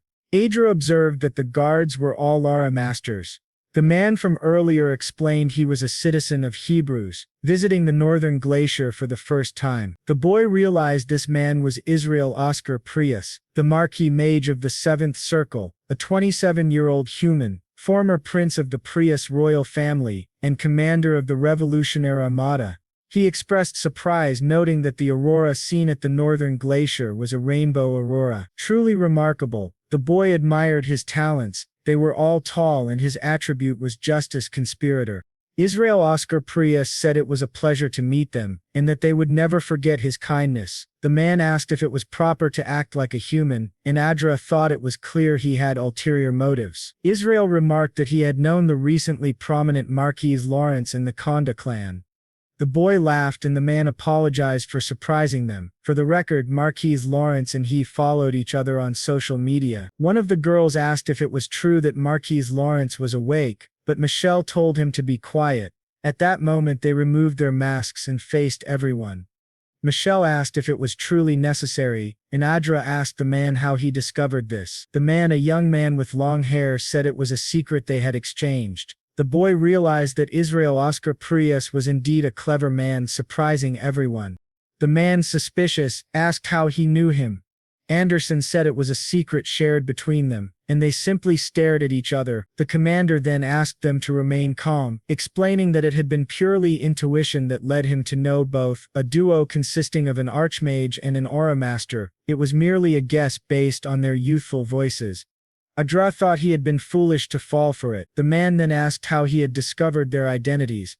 Adran explained that he had been interested in the Republic of Prius and its revolutionary army for a long time. Ken admitted he could not gauge the depth of his insight and noted that he was certainly someone one would not want as an enemy.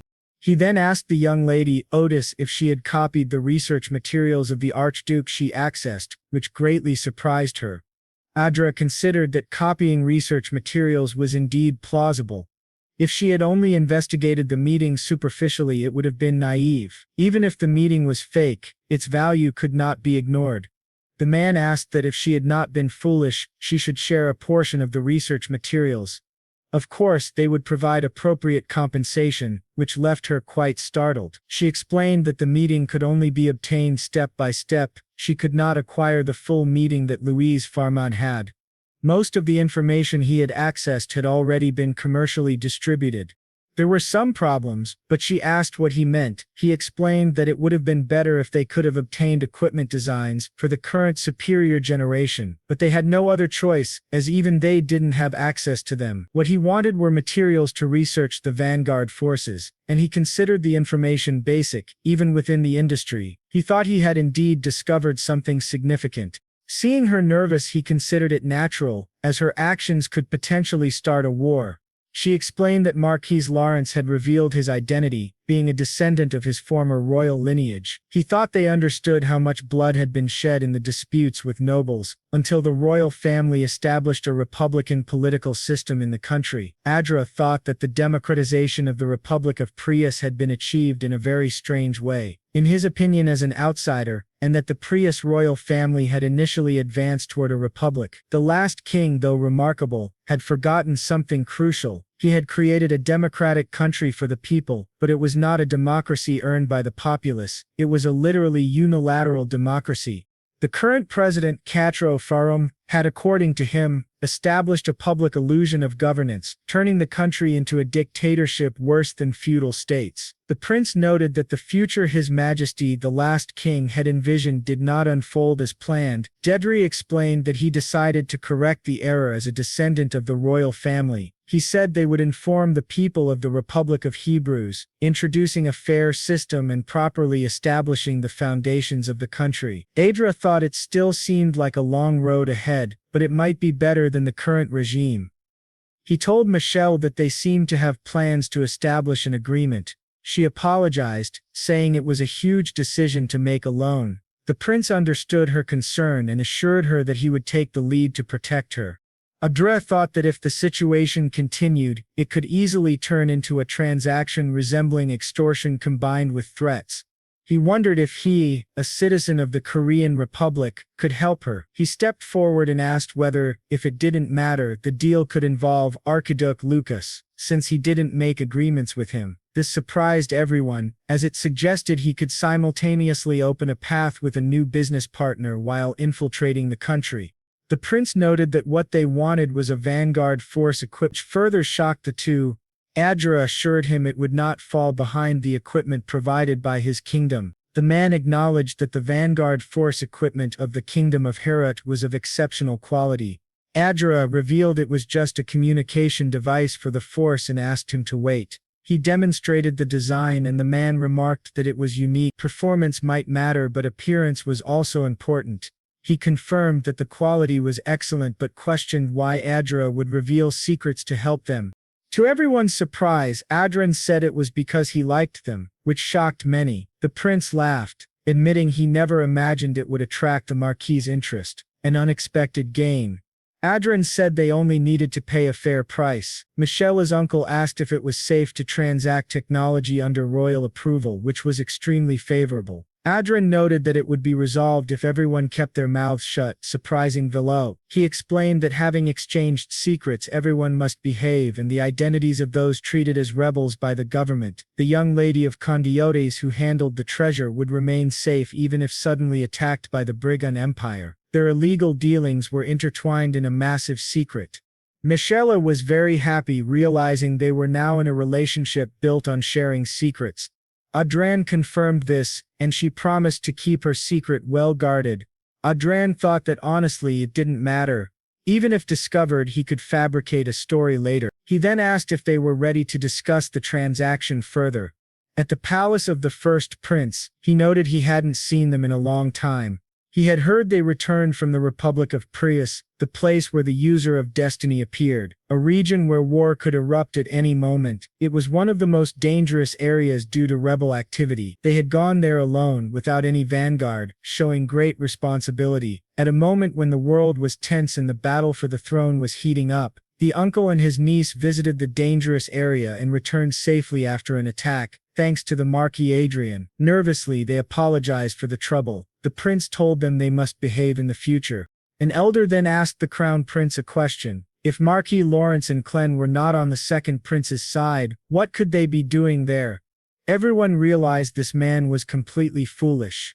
The prince explained that they were in fact on his side. Michelle told her uncle, calling him an idiot, that it meant they were pretending to be on the second prince's side to create a scandal. He should have realized this the moment they were rescued. The question remained whether it was really so. Tugdara thought this man was utterly.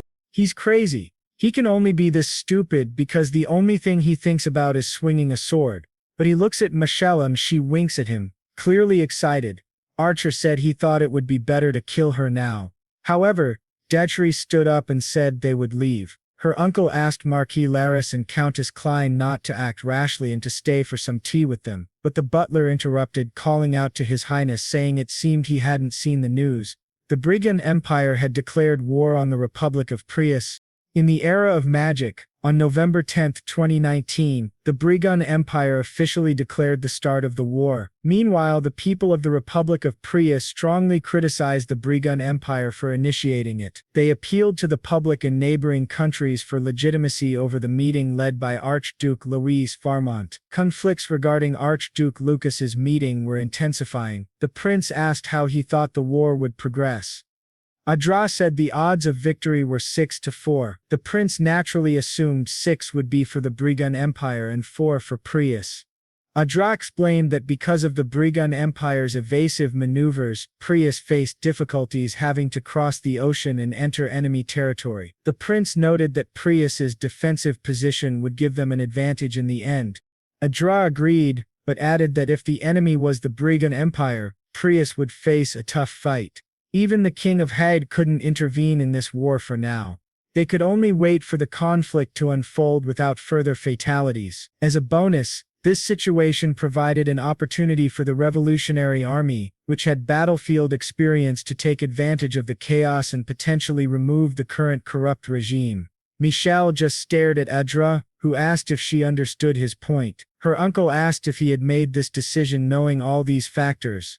Adra thought the old man was interpreting everything incorrectly, and didn't care that he might be misunderstood, wondering how he could say such a thing in front of the first prince.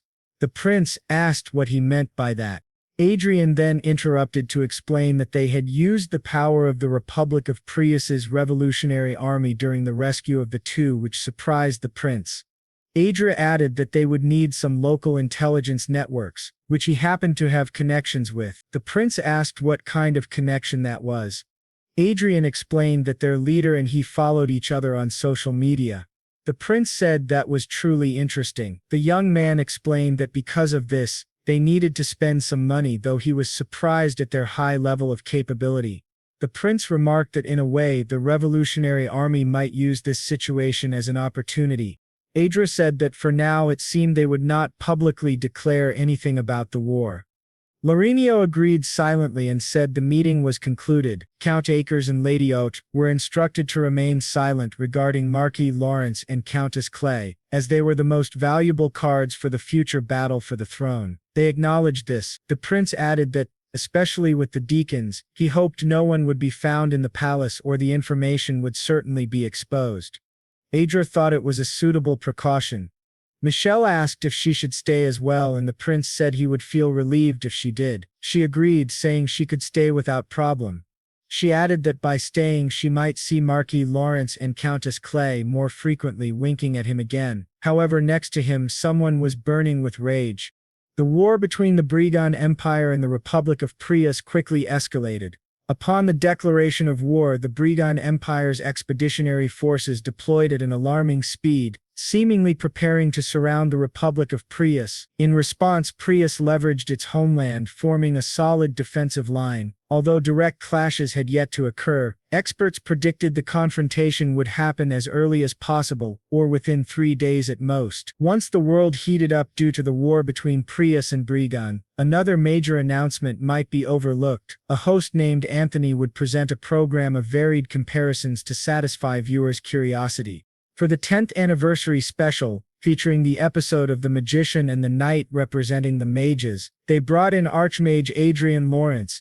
Adrian introduced himself, saying it was a pleasure to meet them.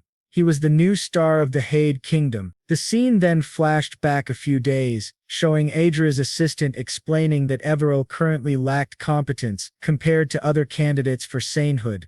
To address this, both would have to put in significant effort. Marquis Lawrence is a mage, and even if he performs well in the strength comparison test, they will be able to secure new investments again. However, if he does poorly, his reputation will suffer. So, he has no choice but to be careful. Our young man, excited, says they don't need to worry because he will eliminate the prejudice against mages when he is there. He shouldn't be overwhelmed and should proceed with everything. Anthony says he will stay calm. He then introduces another participant representing the knights, Count Felix, a proud new master of aura from the kingdom of Lucius. Nora, observing him, wonders if he looks familiar. Anthony explains that in many ways, he will be compared to Marquis Lawrence in today's recording. He asks why Felix decided to participate in the event. Felix replies that he accepted the offer, thinking it would be a casual event. Anthony asks if he feels confident facing Marquis Lawrence. Felix says he heard that the River Dedio Duchy praised his exceptional talent, but now that he sees Marquis Lawrence, he believes her affection for her junior influenced a hasty judgment. Today he will show Marquis Lawrence that reality is not as simple as he imagines. At that moment, our young man recognizes Felix and thinks he resembles Cedric, even acting similarly. Anthony says that today's presentation will be a declaration of war and asks Adrian for his opinion. Our young man asks if his name is Count Udiel Felix. He has no idea who he is, as it's the first time he has heard the name, which angers him. Adrian, excited, thinks Felix is an interesting man who became a master of aura. The implication is that he is no ordinary person. The nervous presenter says this battle will be nerve-wracking from the start. They proceed to the test location for the comparison. The program director, enthusiastic, believes this episode will be a great success. The two are taken to an island with a massive duel arena known as the Isle of Duels. Today, specialists are invited to analyze and comment on their training. Loyal viewers who won the 10th anniversary event are in the audience. He approaches them and asks if it would be better not to use magic to compete. Knights prepare with equipment, while mages fight empty-handed. Felix says he doesn't mind. If Marquis Lawrence wants it, he can fight using only normal equipment. To his surprise, Adrian says he doesn't care and questions how he could lose to an inexperienced master of aura. Felix is shocked, insisting that Adrian is also an inexperienced archmage. Adrian replies that they are in no way equal, which angers Felix even more. Anthony announces they will begin the training, starting the countdown. Our young man faces Felix. The armored knight wonders why he's being stared at this way, realizing he will soon see who is on top. At 0, Felix charges at Adrian, yelling for him to die. Within seconds, Felix is completely defeated, his armor broken, and the Master of Aura loses. Anthony announces that the final spell was a 6th circle blade cannon and asks if Adrian memorized it beforehand. Adra says no, he just cast it during the fight. He calls Miss Everell to heal Felix. She rushes to him, begins praying, and his body starts to heal. The audience wonders if these are angel feathers. Anthony remarks that he heard the medical team was invited by Adrian, but he didn't expect it to be a young girl. Adrian explains he preferred to call someone he could trust. The presenter asks if she is a bishop-level priestess at such a young age, which is shocking. Adrian clarifies that she was only baptized and hasn't joined the church, so her name appears only as a vassal of his house. Anthony is amazed because divine magic and the angel feather effect are typically seen only at the level of a bishop or the highest healer priest. Adrian explains she learned divine magic from Archbishop Fred of the Kingdom of Hay, and the angel feather effect stems from her remarkable nature. He confirms it is indeed her nature. Miss Everell is planning to participate in the sainthood contest, which surprises everyone. Our young man thinks her participation is perfect. Her delicate voice and appearance perfectly embody the image of a saint he envisioned. She steps before the camera and says, "It's a pleasure to meet you. My name is Everell Real Barnett, and I am in charge of magical support today. I will do my best. Please don't hurt each other too much," making a cute face which surprises everyone. Our young man thinks he understands what just happened and realizes it's thanks to Eric doing an excellent job. After appearing on TV, Everell walks home, escorted by 2 guards. People watching wonder if she's the girl from TV with the Lord. It seems she could become a saint, but she thinks it's too much responsibility for now. She is following Adrian's orders and striving to become a saint. She wonders if she can truly achieve this. A short time later, she works part-time at a convenience store, opens the door and says she's home. Her mother asks if she has really arrived. To her surprise, someone says it's lucky that Everell is here. This man calls her Ever and says it's been a long time since they last met. Everell, angry, stares at him seriously. The blonde man explains that he is her uncle and asks if she remembers him. Another person comments that her shoes are very expensive.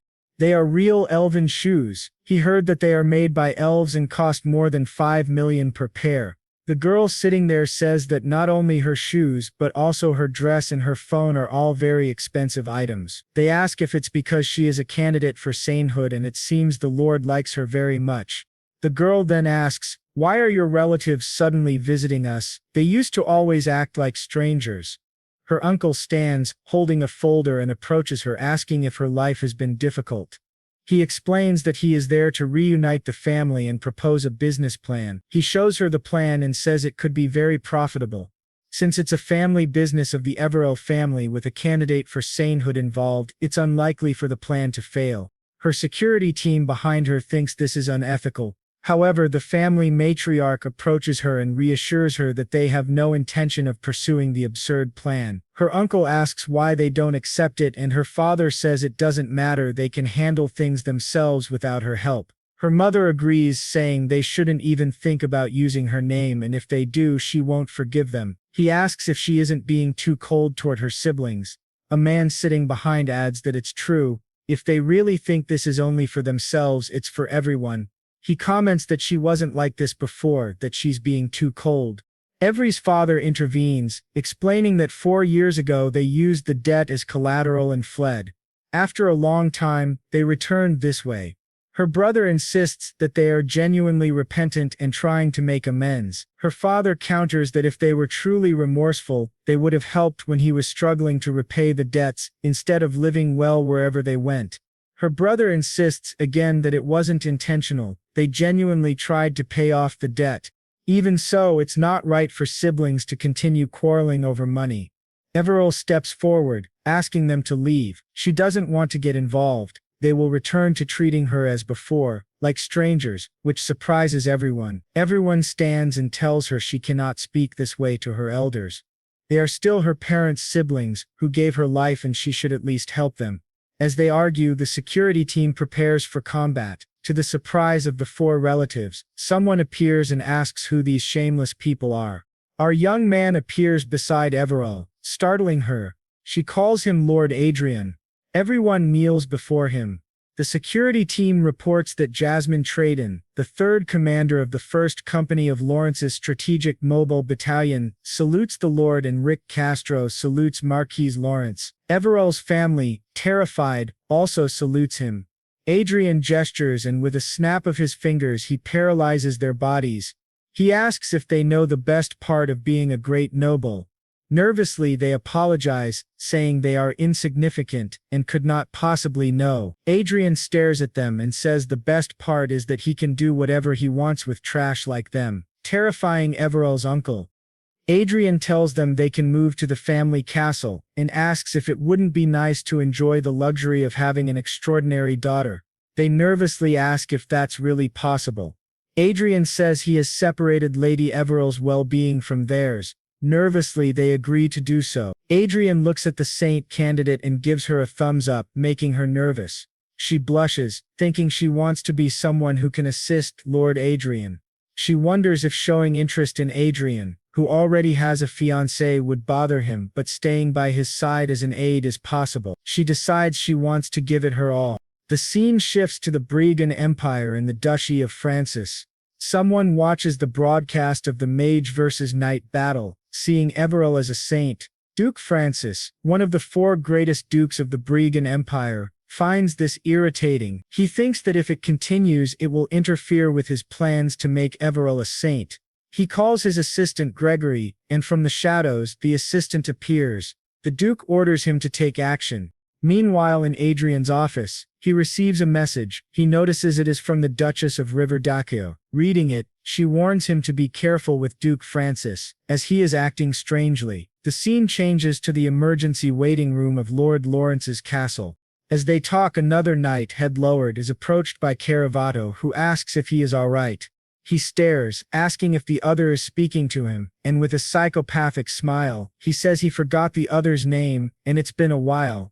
Sarah Pharma grabs the other by the arm, telling him to stop playing around and asking if he wants to interfere with his mission. He adds that people who make mistakes can end up badly. Damien, sitting nearby, agrees and asks if they can just forget about it.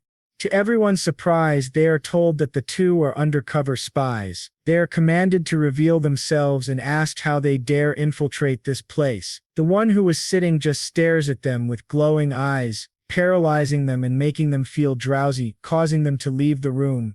The angry man warns him not to forget, because the target isn't Marquis Lawrence but the girl named Everill.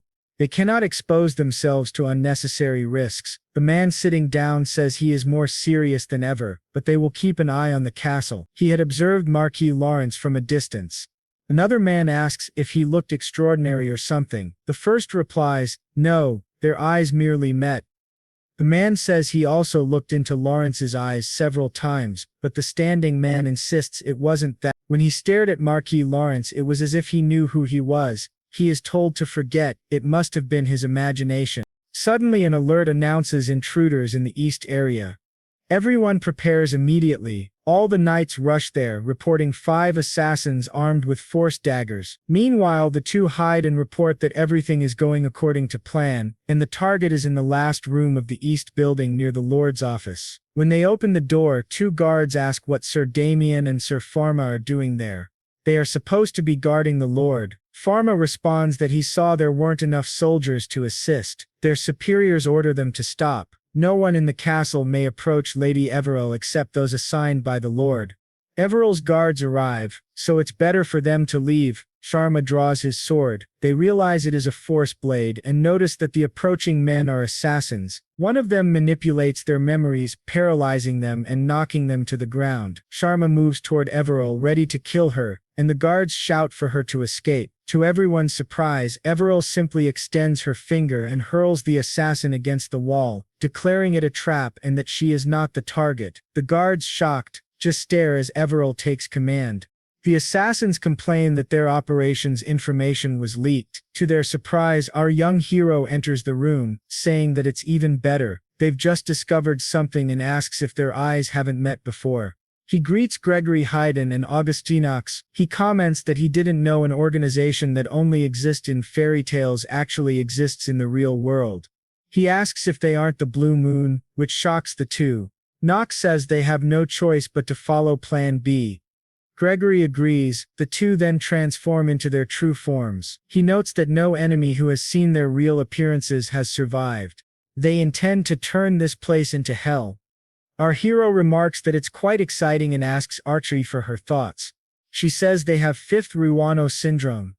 It's explained that the Blue Moon is a legendary organization surrounded by mysterious and bloody rumors. They established the foundations of the Brigon Empire alongside the royal family and were forced to work in the shadows of the dragon. People question if they are real and where they are located. The Lasu organization are demon followers, created before the era of magic in 2019. Everyone knows of the Blue Moon, but no one truly understands it. Its mystery and fame make it like witches on Earth, often depicted as villains in Handel fairy tales. Adrian initially thought it was fictional, but it seems he was wrong. He faces Gregory Haydn, 39, a master of aura, with August Knox below him, a spiritual Ziri of mental class. Adrian realizes that the Duchy of Francis may be unknowingly using them, but they likely are using the duchy as a temporary hideout. Even as a facade, having 2 special members of the Blue Moon close to the Duchy of Francis is fascinating. Knox asks if Adrian really knows their whereabouts, but Gregory tells him to shut up. Adrian wonders how this works, and how they call their support. He thinks they may be more naive than he expected. Adrian concludes that they are not exactly his partners, but he understands them very well. Gregory then says someone will have to die here, while Adrian asks if he is truly capable of this. Knox activates his butterfly magic, sending a massive swarm toward them. Adrian and Archie stare at the butterflies.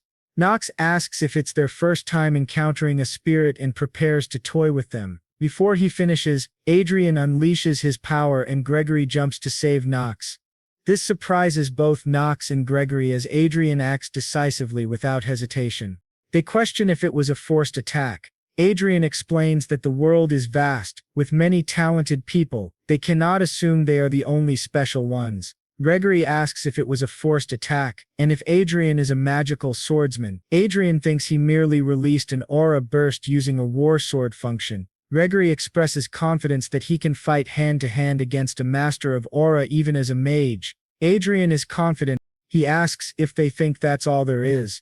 With a flick of his fingers, a rope appears, breaking through the ceiling and attacking Knox. He says he is also a beast tamer.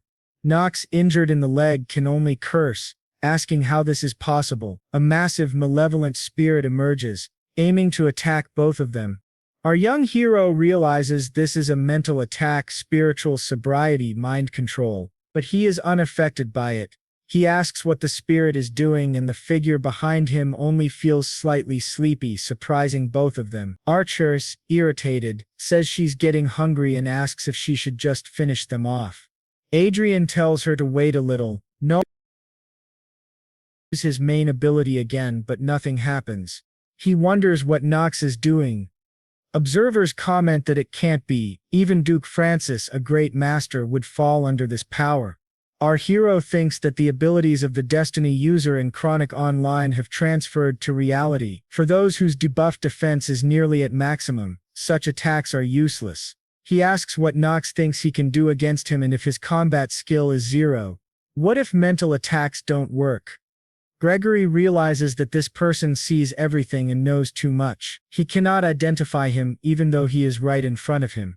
Marquis Adrian Lawrence, a genius mage who became an archmage at 20 and the last disciple of Duke Riverde, considered the greatest master of all time, stands before him, but Gregory realizes that this is not all. The person in front of him is a complete monster beyond all expectations. Adrian draws his sword, still staring at them, thinking that it would be a waste to kill and discard them outright. He performs some tricks which work better than he expected. Observing their fear while walking toward them, they scream for him not to come close. To their surprise, our young hero uses magic to heal Nox. He declares that he has no intention of fighting them or the Blue Moon. What he wants is to meet their leader. He asks if he can pass a message to him. Gregory, trembling, agrees. Adrian apologizes for having killed others and asks if they were connected to Duke Francis. They confirm that they were.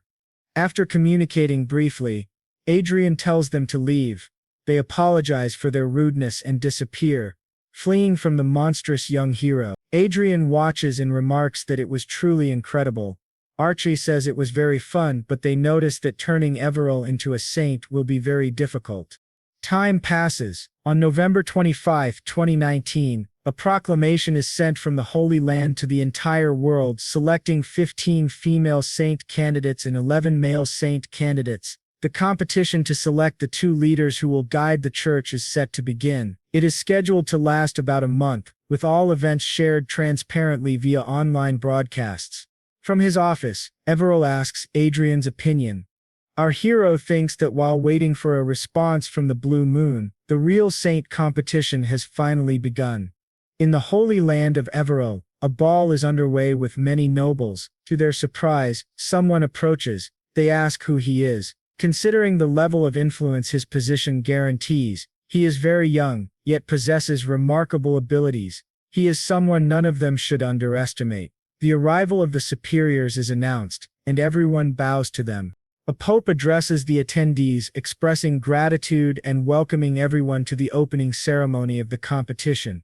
15 female and 11 male saint candidates have been selected. The competition will last approximately a month, with all events broadcast online. The first round focuses on tactics centered on subduing monsters. Each group must consist of 5 members: 2 swordsmen, 2 aura users, and 2 third circle or lower mages. All non-divine candidate powers will be sealed. The Pope wishes everyone a successful and enjoyable first day of the competition. Adrian and the others bow to the holiness, the saints, and the divine king. The Pope welcomes Marquis Lawrence. Our hero realizes that the 3 leaders of the Holy Land of Everil represent the pinnacle of all believers. Everil's focus must be on the current saint, Sharon Sylvester, a 66-year-old human saint. She notes that Marquis Lawrence is very young. If he were slightly younger, she would have been tempted. Our hero thinks that saints maintain their youthful appearance through the goddess's blessing. In reality, although she appears young, she is a grandmother who married around 40 years ago and has grandchildren. It was a success. At that moment he notices a group of people and realizes it is Duke Francis, staring at him angrily. Our young hero says, "It's good to see you, Your Grace. I am Marquis Adrian Lawrence of the Kingdom of Hay. I heard about the gift you sent, and it was very generous. I also heard about the major accident in your territory." Duke Francis thinks that those 2 scoundrels announced their resignation and fled. avoiding pursuit after causing a massive disturbance, claiming they wanted to give advice. Considering the history between them, he realizes he should not make Marquise Lawrence his enemy, as that man is a complete monster and impossible to fight. Adrian continues, "That aerial fortress of yours exploded, along with the industrial district. Truly unfortunate. The pilot supposedly fainted or something like that." He then stops and looks to the side, noting that standing next to Duke Francis must be Miss Evelyn Francis. He politely asks her to go easy on his saint candidate.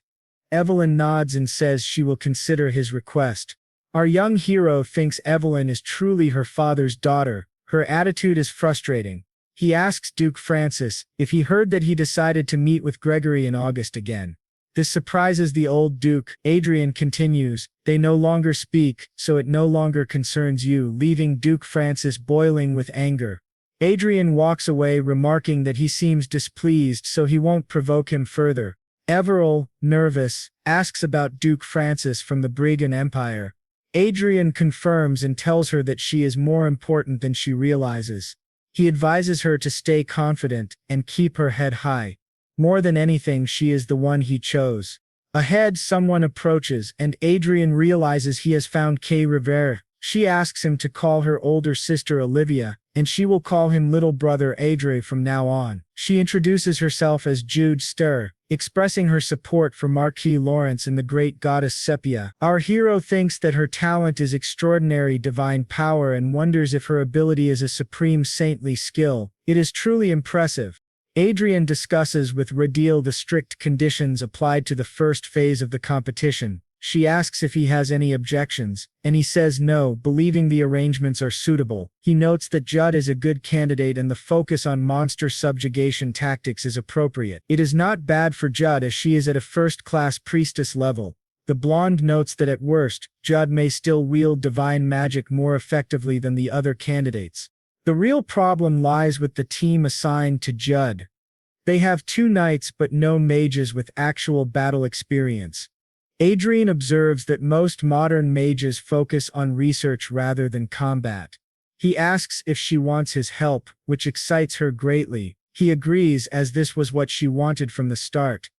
He promises to find 2 skilled third circle mages for her. She is thrilled and thinks they will form an alliance, though it seems she will benefit the most. Adrian assures her that even just talking with him will put significant pressure on other participants.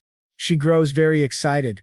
Adrian asks a question unrelated to the competition. She asks what it is.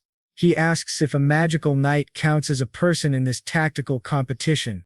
At the Saint's office, she begins reviewing the participant list for the first round. The representative is Everil Barnett. Her team includes a knight, Barbara, an aura user. The second knight is Andre Dillon, a first circle aura user, a third circle aura and mana mage, and Noah, a third circle mana mage. She laughs as her assistant asks what they should do. She responds that he is truly interesting. Her assistant points out that having a knight who can use magic will likely cause complaints from other candidates. She replies that it is their fault for not clarifying the rules and they must allow it, and Saint candidates are recorded as mercenaries and lead 4-person teams composed of mages and swordsmen to defeat monsters. Cameras follow each candidate at all times.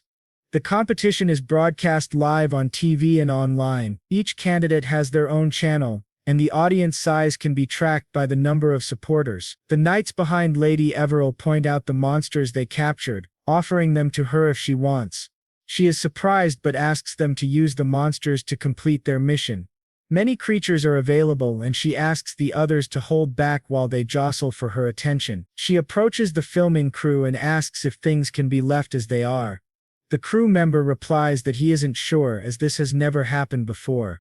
It is said that when appearing on TV, the elves drew a lot of attention with their incredible visuals, but their rigid personalities focused solely on tasks, executing everything perfectly, turning the program into an almost dull documentary. No matter how beautiful it was, if the content was boring, viewers lost interest. As a result, once the contestants settled in, the audience began switching channels. In contrast, Everill's channel included elements of entertainment and character development, almost like a teen drama, which generated a lot of interest. Moreover, other candidates had poor personalities, with some saying the work was for plebeians, and even Evelyn admitted she hired them to handle the dirty work. The saint candidates and saints from noble families were being portrayed as villains. Public opinion increasingly supported Everill's broadcast. The knights remarked that the world looked down on mercenaries, calling them low-class people risking their lives for money, but Everill's law treated them fairly without discrimination.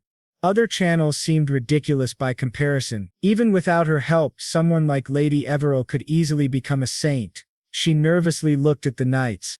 An older man approached and explained that everyone there genuinely wanted her to become a saint. They did it on their own, so she shouldn't feel pressured. He might seem intimidating, but he assured her that he was the toughest of all the mercenaries. Despite that, she approached him first and cast her heart-colored magic toward him. A man behind her asked if it was just because of her harsh appearance.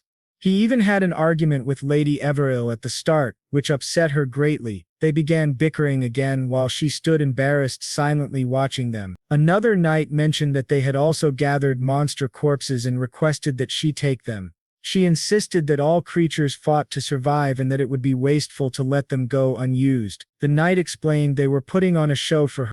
Everill, nervous, promised to do her best while the knights were excited. They remarked that this was truly like a teen drama. Statistics showed that audience ratings for the competition channels were 1.52% for Everill, 1.116% for Lai, 0.95% for Grace, and 0.92% for Judge Stare. The priest of the Kingdom of Her was very excited, cheering for Everill. Our young hero turned to him and said there was a reason he requested their meeting in the Holy Land today. The priest asked what it was, and our hero explained that he wanted to show it to him. The priest asked if it was gold and calculation. Our hero clarified that it wasn't just a piece of gold and calculation, it was a large artifact with divine power flowing through it. He explained that it was a relic, estimated to be over 20,000 years old. The priest noted that if true, it should be widely announced. Adrian considered that expected. Upon seeing the relic, he understood how to use it to benefit Everill but didn't want to exploit it that way. He added that with an exceptional artifact it might be possible to repair the relic. The priest asked if he truly wanted to revive such an ancient relic, and Adrian confirmed it was possible. There was a sacred magic circle inside, seemingly from the mythical era. Only part of it was destroyed, the rest remained intact. The priest asked if he would recruit a skilled artificer. Adrian confirmed. The priest promised to find the best, calling it an incredible discovery. Adrian asked if he needed to submit the relic to the church. The priest said no, it wasn't necessary. Each royal and imperial family possessed at least one sacred relic. Donating it could promote Everill's cause, but if it was a functional relic from the mythical era, giving it away solely for publicity would be excessive. Even without donation, there were many ways to leverage a relic. Adrian agreed, thinking he had never intended to donate it but understood the priest's point. The priest promised to find the best artificer and Adrian left it in his hands. They bid farewell. Adrian reflected that many people were working behind the scenes to make Everill a saint, and he must use all means to ensure their efforts weren't wasted. In a dark room, someone watched Everill's broadcast, seeing mercenaries supporting her. The viewer grew furious, thinking it was ridiculous, and that it couldn't continue. A few days later, a half-dwarf master engineer introduced himself as Kobe Ventre. Adrian Lawrence greeted him politely, and reflected that Archbishop Fred had introduced him to one of the 3 greatest sacred artifacts in the world. Kobe examined Adrian's cloak, remarking that it was difficult to analyze his clothing and that he seemed to possess a great treasure. He apologized, explaining that the curious mind of an artificer often struggles to observe new equipment. Adrian thought that Kobe had recognized the value instantly, proving Archbishop Fred had introduced him to the right person. Adrian presented Kobe with an item for examination. Kobe guessed it was the hilt and blade of an ancient divine magical sword, which Adrian confirmed. He expressed a desire to use it. Kobe said it was certainly possible. He had seen similar items deep within the church. Compared to those, this artifact was almost in its original state, which excited Adrian. Adrian asked if mithril could be used for the blade, as gold and calculation were hard to obtain. Kobe said it wasn't necessary. What he means is that it doesn't actually need a physical blade. If he is correct, a blade of divine light will be created from the divine bloodstone. Adrian remarks that it sounds like a magic sword, but Mio replies that this is on a completely different level from something so pretentious. According to what he has read, this type of sacred blade is comparable to an aura blade and is far more powerful against demons. This surprises our boy even more. He is told that in addition, it is a very versatile item that can convert all kinds of energy into a blade.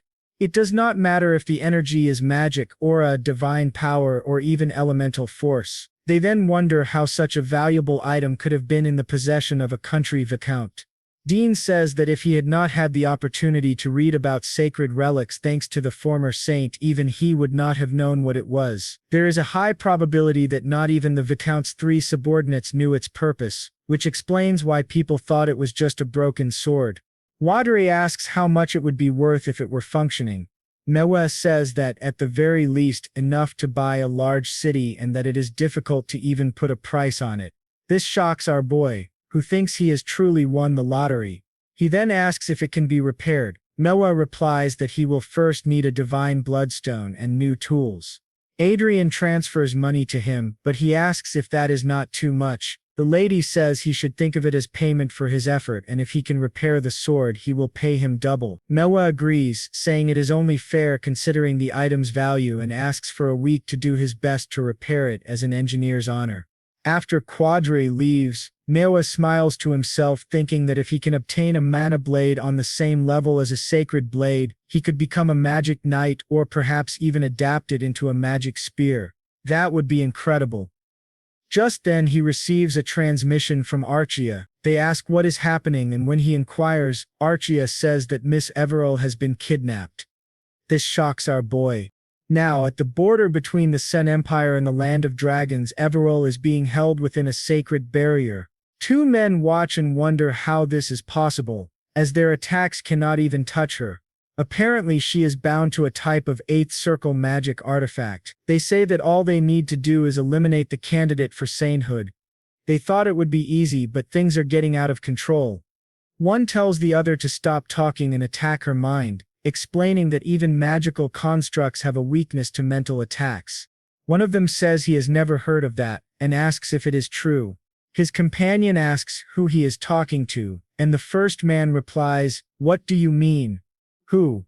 When they turn, they see someone standing right behind them. It is Nox. They ask who he is, and he says he is merely a spiritual user passing by. After that, our boy arrives where they are. Gregory greets him respectfully once again. Adrian asks if they are the culprits, but Gregory says no, they captured the real kidnappers who are right there. When our boy asks where Miss Everall is, Gregory replies that she is resting in the cabin and is safe thanks to their precautions. They still need to discover who is truly behind the kidnapping and who hired the attackers through an intermediary. Our boy thinks that of course the real masterminds would not leave any trace unless they were fools, which is the most worrying part. He asks why they helped, and Gregory explains that, to be honest, this place is also their home. Our boy tells him to continue. Gregory says that Miss Everall was truly lucky and that he will pretend to believe them. Gregory adds that by order of their leader, if Miss Everall was ever in danger, they were to do everything possible to save her and to conceal what happened.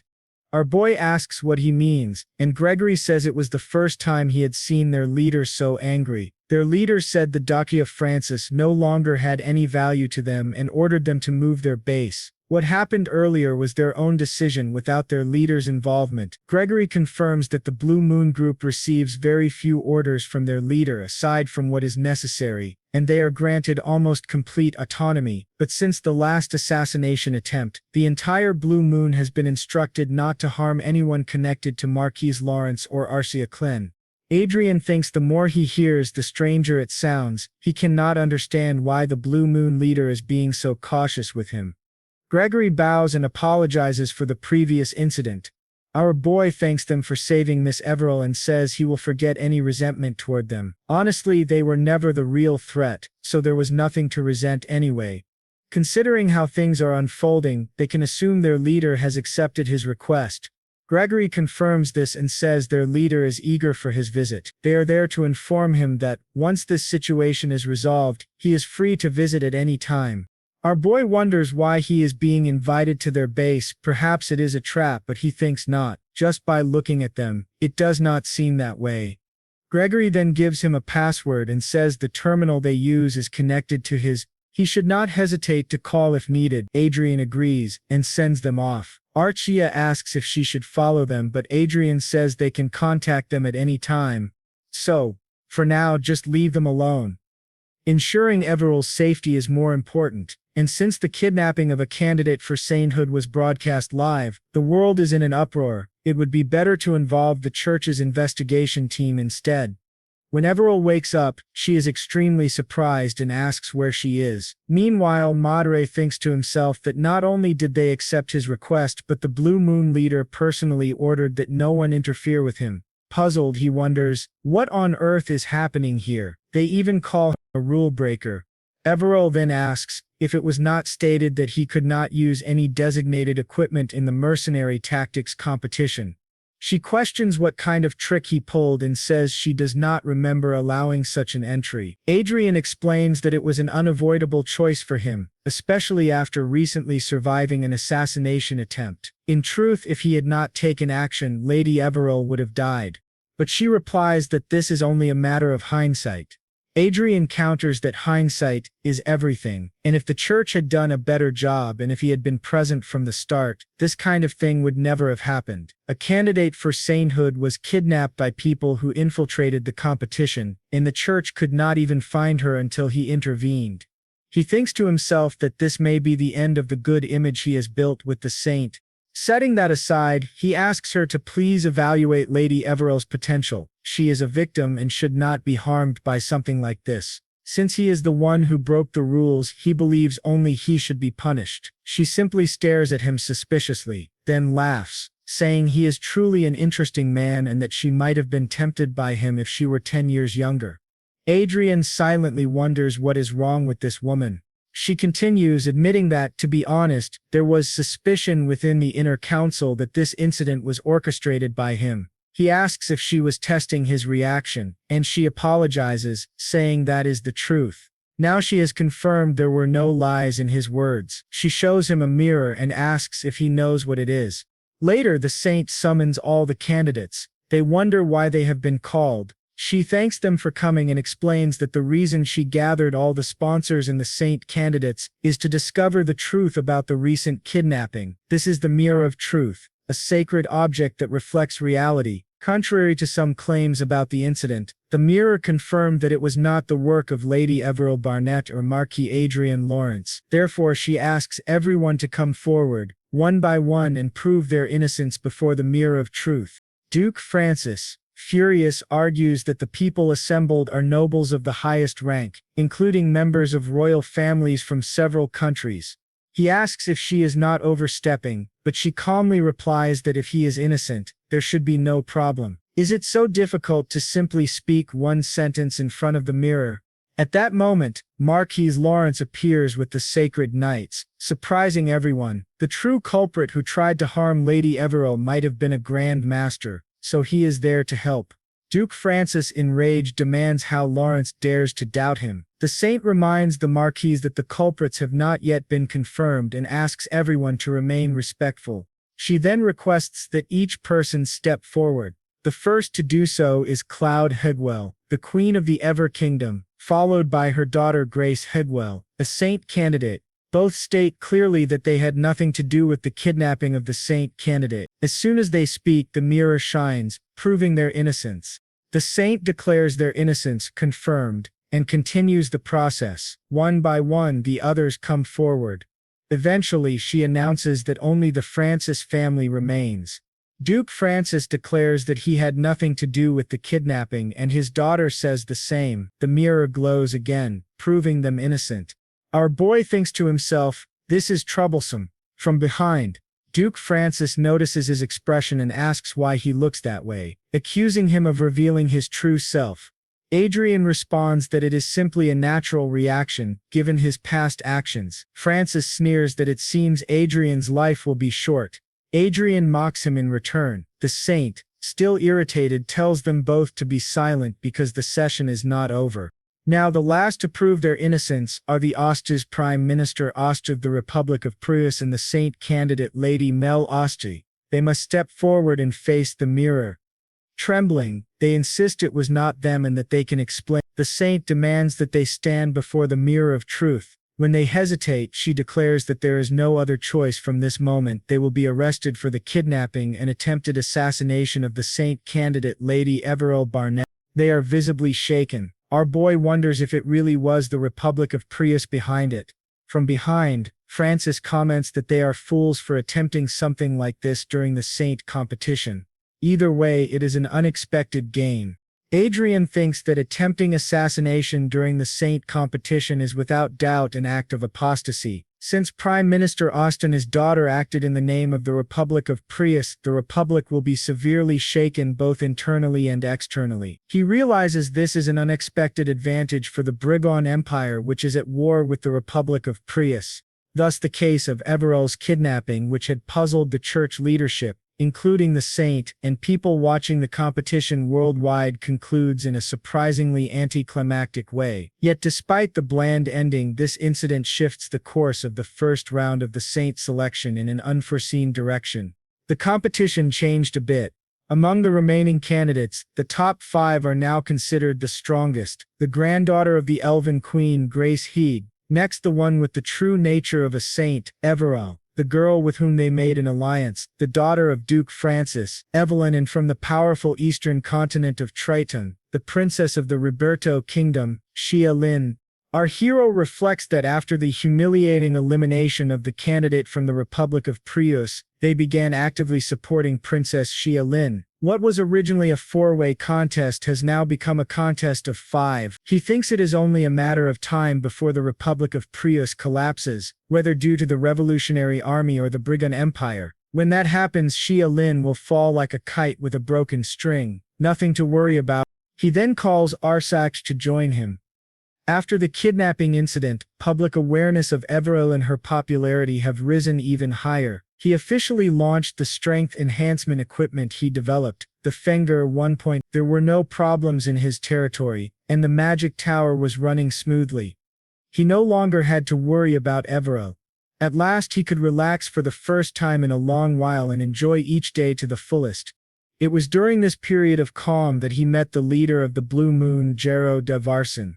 Our young man wonders what relax even means, since he barely remembers the feeling. Adrian, wearing a polite but fake smile, comments that the refreshment is excellent. The Blue Moon leader replies that it is indeed, explaining he prepared it with double the care since someone as important as Adrian was visiting. While the saint quietly eats her cake without a care, both Adrian and Archery think the situation feels very strange. This man, Baron Jar Varson, is an aura expert, 49 years old, from the Sen Empire and lord of the Vathan barony. His current disguise, Adrian observes that he is clearly a remarkable man, possessing 4 high-level talents: administrative skill, learning ability, political influence, and command. Yet he wonders why Varson's status reads as favorable and ally. It seems the information on the display does not fully apply to him. George Jar Varson orders the 2 attendants to wait outside, surprising both of them. He adds that he does not need protection, so they should not even think of eavesdropping, and tells them to leave immediately. After their initial shock, they obey and depart. Once they are alone, Adrian says that no one is listening now and demands to know who Varson really is. George stands and Adrian wonders what is happening, but then George kneels before him, saying it is an honor to meet the one who follows the great mage Manuel Lucas and carries on his legacy. Adrian is stunned. Adrian asks if he knows Archduke Lucas, and George confirms it. Lucas was the former master of the Blue Moon. Adrian realizes this meeting was never just 5 years ago as he embarked on the final path to acquire fate. Several forces and tasks reactivated, and the blue moon was one of them. The once dormant blue moon awakened and began acting outwardly to expand its influence. Thanks to that, their power is now stable, and as a consequence, Adrian came into contact with them much earlier than planned. It was an unintended result of the path Chester chose for the sake of efficiency. Adrian then asks who George Varson really is. Chester replies that George is his assistant and the administrator of the Blue Moon. Adrian is taken aback, so the Blue Moon was supposed to be his reward for reaching level 8. That means talking to them now is almost pointless. He wonders why Chester made him come in person. Chester says there is no use crying over spilled milk. He still cannot formally recognize Adrian as the Blue Moon's master, but he will not stop him from cooperating with them for now. Adrian asks if he is serious. Chester apologizes, admitting that this situation is the result of his own negligence and poor management, and tells Adrian to consider it compensation for the inconvenience. Adrian thinks to himself that he takes back everything bad he said about Chester. This is excellent news. Adrian then says that Sir Varson will remain under his care. Varson bows, calling it an honor, while Chester explains further. The Blue Moon has a total of 8 special members ranging from Aura Masters to Archmages, 1,200 high-ranking assassins at the level of armed knights with force-imbued daggers, 450 vanguards and 5 airborne fortresses. Not only that, but they also operate luxury hotels, a worldwide resort network, clubs, and casinos. Their enterprises span accommodations, entertainment, trade, and transportation. Even the Pacific Hotel where Adrian is currently staying belongs to the Blue Moon. Our young man, delighted, thinks that he and Sir Varson will get along very well. The business capital alone totals nearly 100 trillion, and their military power surpasses that of most kingdoms. Varson assures him that they will fully support Marquis Lawrence. A week later, that half-dwarf arrives, catching Adrian off guard. Adrian asks what brings him there, and Kolb explains that he took longer than expected and apologizes. Tor asks if he succeeded and requests instructions on how to use it. Kolb answers that he only needs to channel any kind of energy, whether aura, magic, or something else into it. Ader began testing the sword by channeling energy into the hilt. As he did, a blade appeared that looked almost like a lightsaber. They asked if it was inspired by Star Wars, and Kobe told him to swing it. When he tested it, the blade cut through things effortlessly. He thought, yes, this is incredible, until he realized it had even cut his own body. Kobe began panicking, shouted that he was bleeding. Our hero noticed he had been cut without realizing it. Enam began yelling for a priestess, while Adric bled heavily. Archery rushed over, applied a healing potion to the wound, and helped him stand, startled. Adder heard Archery remark that he clearly needed much more training. Kobe approached, concerned, and asked if he was all right. Adrian replied that of course he would not die so easily, though he thought to himself that this was the second most dangerous incident of his life, after the assassination attempt on Rondell and Anna. He looked at the sword and a notification appeared asking him to choose a name for it. He asked Kobe if the sword already had a name, but Kobe said no because Adrian should name it himself. Adrian chose Excalibur, and the sacred sword was registered with many powerful effects. He was thrilled, thanking Kobe for helping him obtain such an incredible weapon. Kobe still looked worried, but Arce assured him Adrian would be fine and suggested he get up from the dirty floor. Adrian, however, was already thinking about the advantage this weapon could give Everil in the upcoming competition.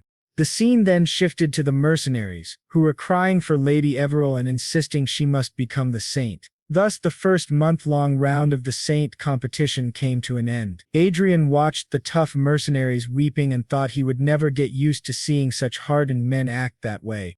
The rankings were announced. Grace Higvin first in tactical points, third in audience votes, second overall. Judster, fourth in tactical points, second in audience votes, second overall. Xia Lin, fifth in tactical points, fourth in audience votes, fourth overall. Evelyn Francis, fourth in tactical points, fifth in audience votes, fifth overall. Everil second in tactical points, first in audience votes, and first overall. Adrian was excited to hear this and told everyone he would do his best. He reflected that, setting aside the other participants, Princess Xia Len had surprised him. He had assumed she only advanced because of support from the Republic of Prux, but she had surpassed even Evelyn Francis and reached 4th place, which he had not expected. Avril approached Adrian, and he gave her a bouquet praising her hard work. She thanked him, blushing, and said she hoped to meet his expectations. He replied that she was already doing well. He knew the purpose of the Saint competition was to choose candidates who would be selected by God himself. Among the top-ranked, God would ultimately choose the one who matched his will, and if things continued this way, Avril would certainly be among the final 5. At that moment, someone greeted Adrian respectfully and announced that Princess Xia Lin wished to meet him. Surprising him, he wondered why the princess wanted to see him. Princess Xia Lin arrived, saying that the great name of Marquis Lawrence had reached even the distant continent of Triton, and it was an honor to greet him. Adrian replied modestly, noting that with her intelligence the future of the Roberto kingdom looked bright. She then greeted the woman at his side, addressing her as the Countess Clannon, and said it was a pleasure to meet her. Xia added with a smile that she could simply be called Princess Xia. Adrian thought that in person, she seemed sharper than he expected, and that he liked her lively personality. She was one of the few royal candidates unafraid to use magic on others, and her spontaneous behavior was unexpected. Xia explained that her sponsor had requested the meeting. That sponsor was Leo Garcia Vallon, the president of the State Council of the Republic of Prus. Adrian was surprised. This man was among the 3 most powerful people in the Republic. He already had many concerns about the Republic and was reluctant to meet with them, especially since Garcia had previously delivered false fate and was known to support the Revolutionary Army. Garcia greeted Adrian with a polite but faintly false smile and apologized if their secretive approach caused offense. Adrian asked why someone so busy with the war against the Brigon Empire would take the time to meet him. Garcia replied that he understood Adrian's curiosity and suggested they talk over a meal. To Adrian's surprise, the meal was distinctly oriental. Garcia assured him there was plenty of time. Adrian happily sampled the dishes: steamed rice, fish stew, vegetables wrapped in leaves, pickled greens aged to perfection, and the main dish, a rich veal stew. Princess Xia's attire resembled the ancient Gore dynasty, and the food strongly reminded him of Korean cuisine, a taste of home he had not experienced in a long time. It was truly delicious. Noticing the silence at the table, he looked at the 2 guests and grew slightly nervous when Princess Xia chuckled softly. He apologized, explaining that it was simply his first time eating food from the Roberto kingdom, and it perfectly suited his palate. Garcia replied that he was pleased to hear that as the host, then got straight to the point. To be honest, Garcia said, something truly serious is happening in our republic. Adrian assumed he meant the war with the Brigon Empire, but Garcia shook his head. No, it is worse than that. We face an internal crisis. For some time now we have been disturbed by the activity. They call themselves the Revolutionary Army. Our hero wondered if the real problem for the Republic was this revolutionary group and not the war with another country. Garcia explained that, surprisingly, this anti-government faction had even produced its own vanguard equipment. However, they discovered that the equipment bore a striking resemblance to the new Fencer 1.0 core currently being produced by Lawrence's Magic Tower. Adrian immediately understood.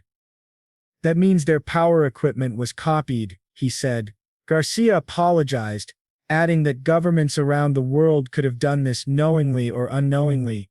Adrian had already expected something like this. He thought they probably couldn't fully analyze the core anyway and were just pretending ignorance. Garcia said he was sorry and admitted he might not even know how closely their equipment resembled the Magic Towers, but he insisted they could not possess the exact same items. Garcia clarified that he had not requested this meeting out of suspicion toward His Excellency. He emphasized that there was not enough evidence to claim that Marquis Lawrence's technology had been stolen. Adrian realized Garcia's true aim. He wanted Adrian to accuse the organization known as the Revolutionary Army of stealing his technology. Garcia confirmed it. The Republic was indeed at war with the Brigon Empire, but this immoral group was destabilizing the Republic from within. Adrian thought, so he needs a scandal to destroy the people's trust in the Revolutionary Army. Adrian asked what Garcia hoped to gain. Garcia said he was willing to pay a price that would not disappoint. The Republic would purchase 1,000 units of power equipment from the Lawrence Magic Tower at 10% above the regular sale price.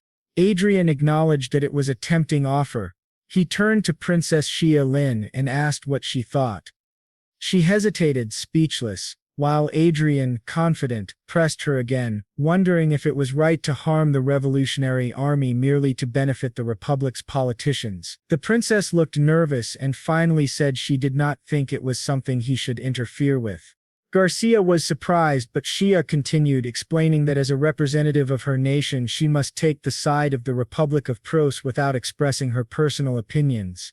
Adrian thought this was a skillful answer, showing loyalty to the Republic without revealing her own stance. It reminded him of his previous life when he had to watch the maneuvers of powerful countries. He respected her for it.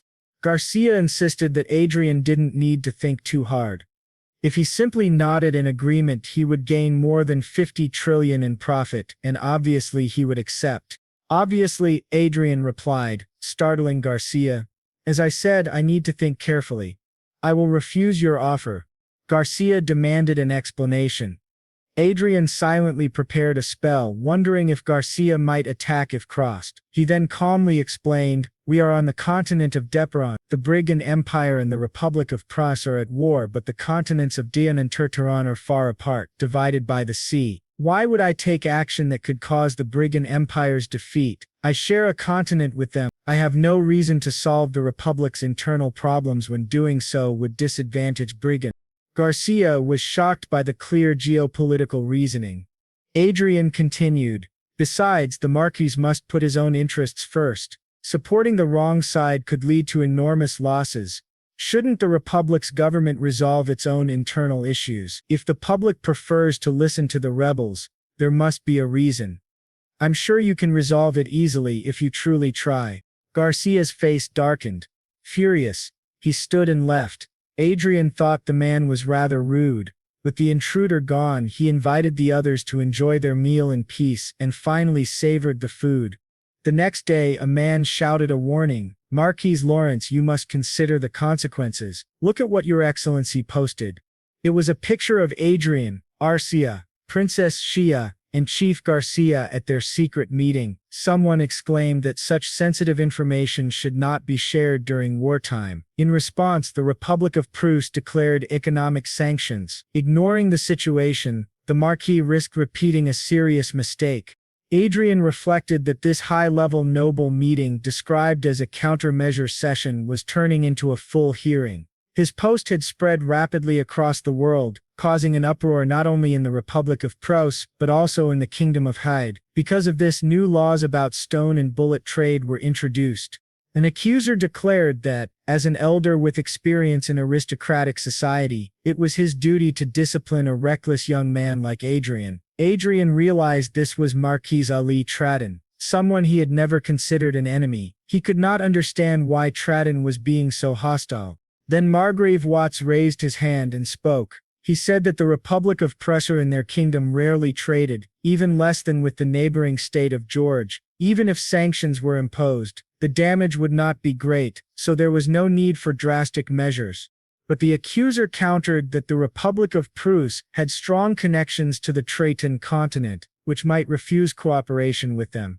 He reminded everyone that many artifacts and weapons were traded with Traton. He added that they had been caught off guard by the Revolutionary Army's offensive and had come seeking aid from Marquis Lawrence. Would the Traton continent really become their enemy to support the Republic? As the debate grew heated, the king himself became visibly irritated. Is of an ancient fundamentalist group. She raised her hand. He wondered if she wasn't supposed to be shy. She had always been quiet, but now she had decided to speak. She said that she didn't understand what Marquis Lawrence had done wrong and asked everyone present what exactly his mistake was.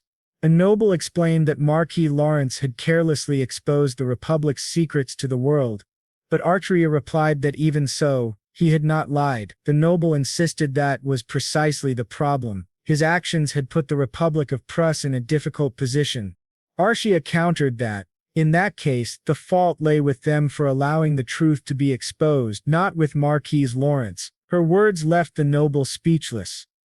The king agreed, saying she was absolutely correct. Still another noble protested, telling His Majesty that no matter how delicate the information might be, it was immoral to reveal it and place another nation in a difficult situation. But the king responded that such a rule only applied if Marquise Lawrence had agreed to conceal the information. He asked, "If you were robbed, Marquise Stratton, and you named the thief, would you really be at fault for causing problems for the thief?" Stratton muttered that the comparison was unfair.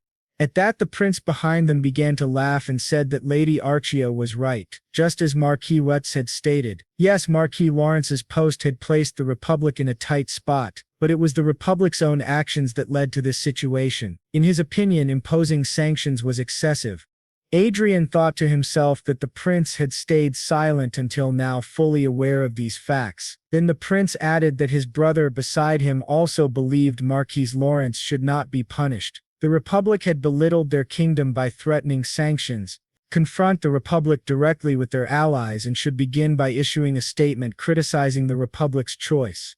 Adrian was impressed. Who would have imagined that Archia, usually so quiet, would speak so boldly? He felt proud of her.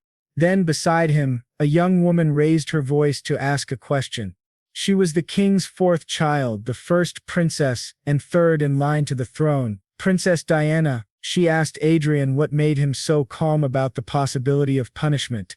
Adrian replied that he had prepared in advance. When she asked how, he explained that since they had been discussing such an interesting topic, he had recorded it. He played the recording for them, shocking everyone present. The second prince laughed so hard that he almost fell from his chair. Someone pointed out that this was why Adrian had posted a message with the hashtag claiming Briegrim was afraid.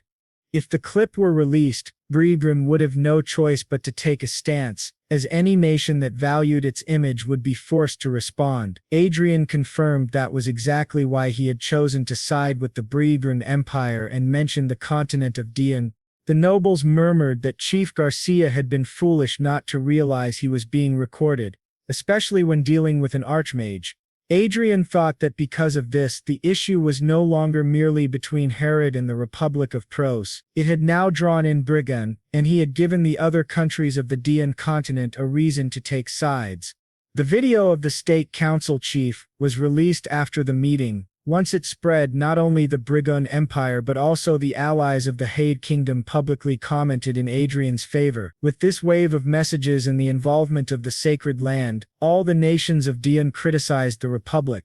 Meanwhile, Princess Shia watched the news and admitted that it was frightening. Her maid asked what was so scary.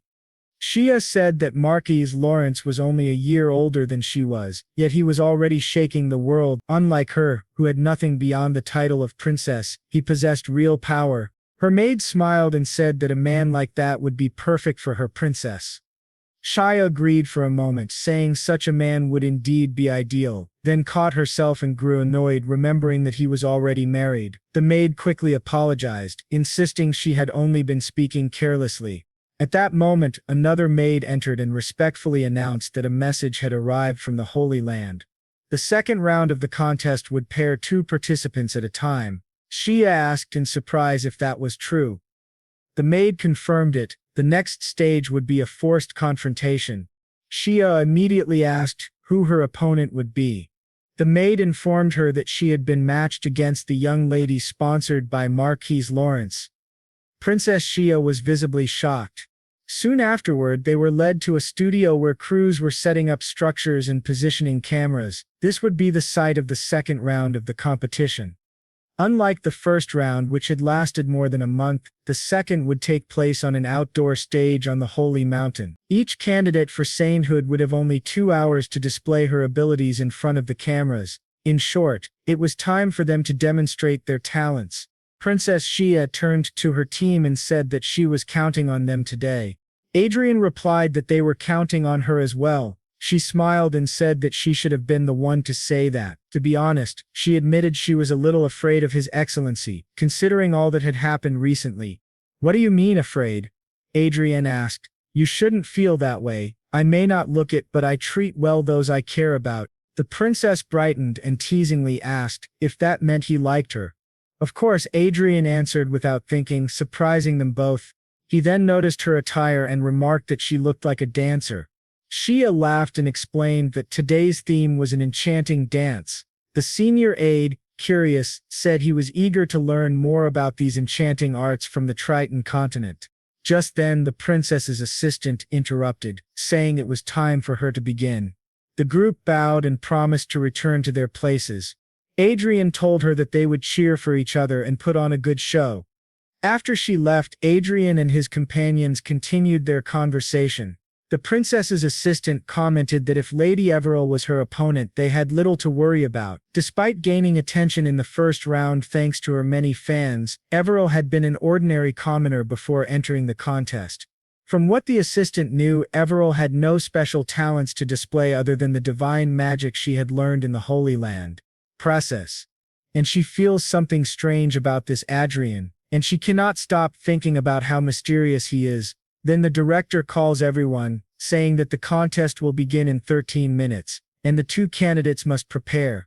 Backstage, she keeps thinking that she needs to become a saint. No matter what happens, she must be the strength of her country, even if only for now, and so she walks onto the stage as the director tells her to begin. During her presentation, several local songs are played and she dances traditional Oriental dances. She dances so well that she surprises everyone. Her movements are smooth and elegant, yet some even resemble the fierce attacks of white tigers. Our hero, watching from behind, notices that this art of enchantment may only be of the fourth cycle at most, yet her performance is as impressive as that of an archmage.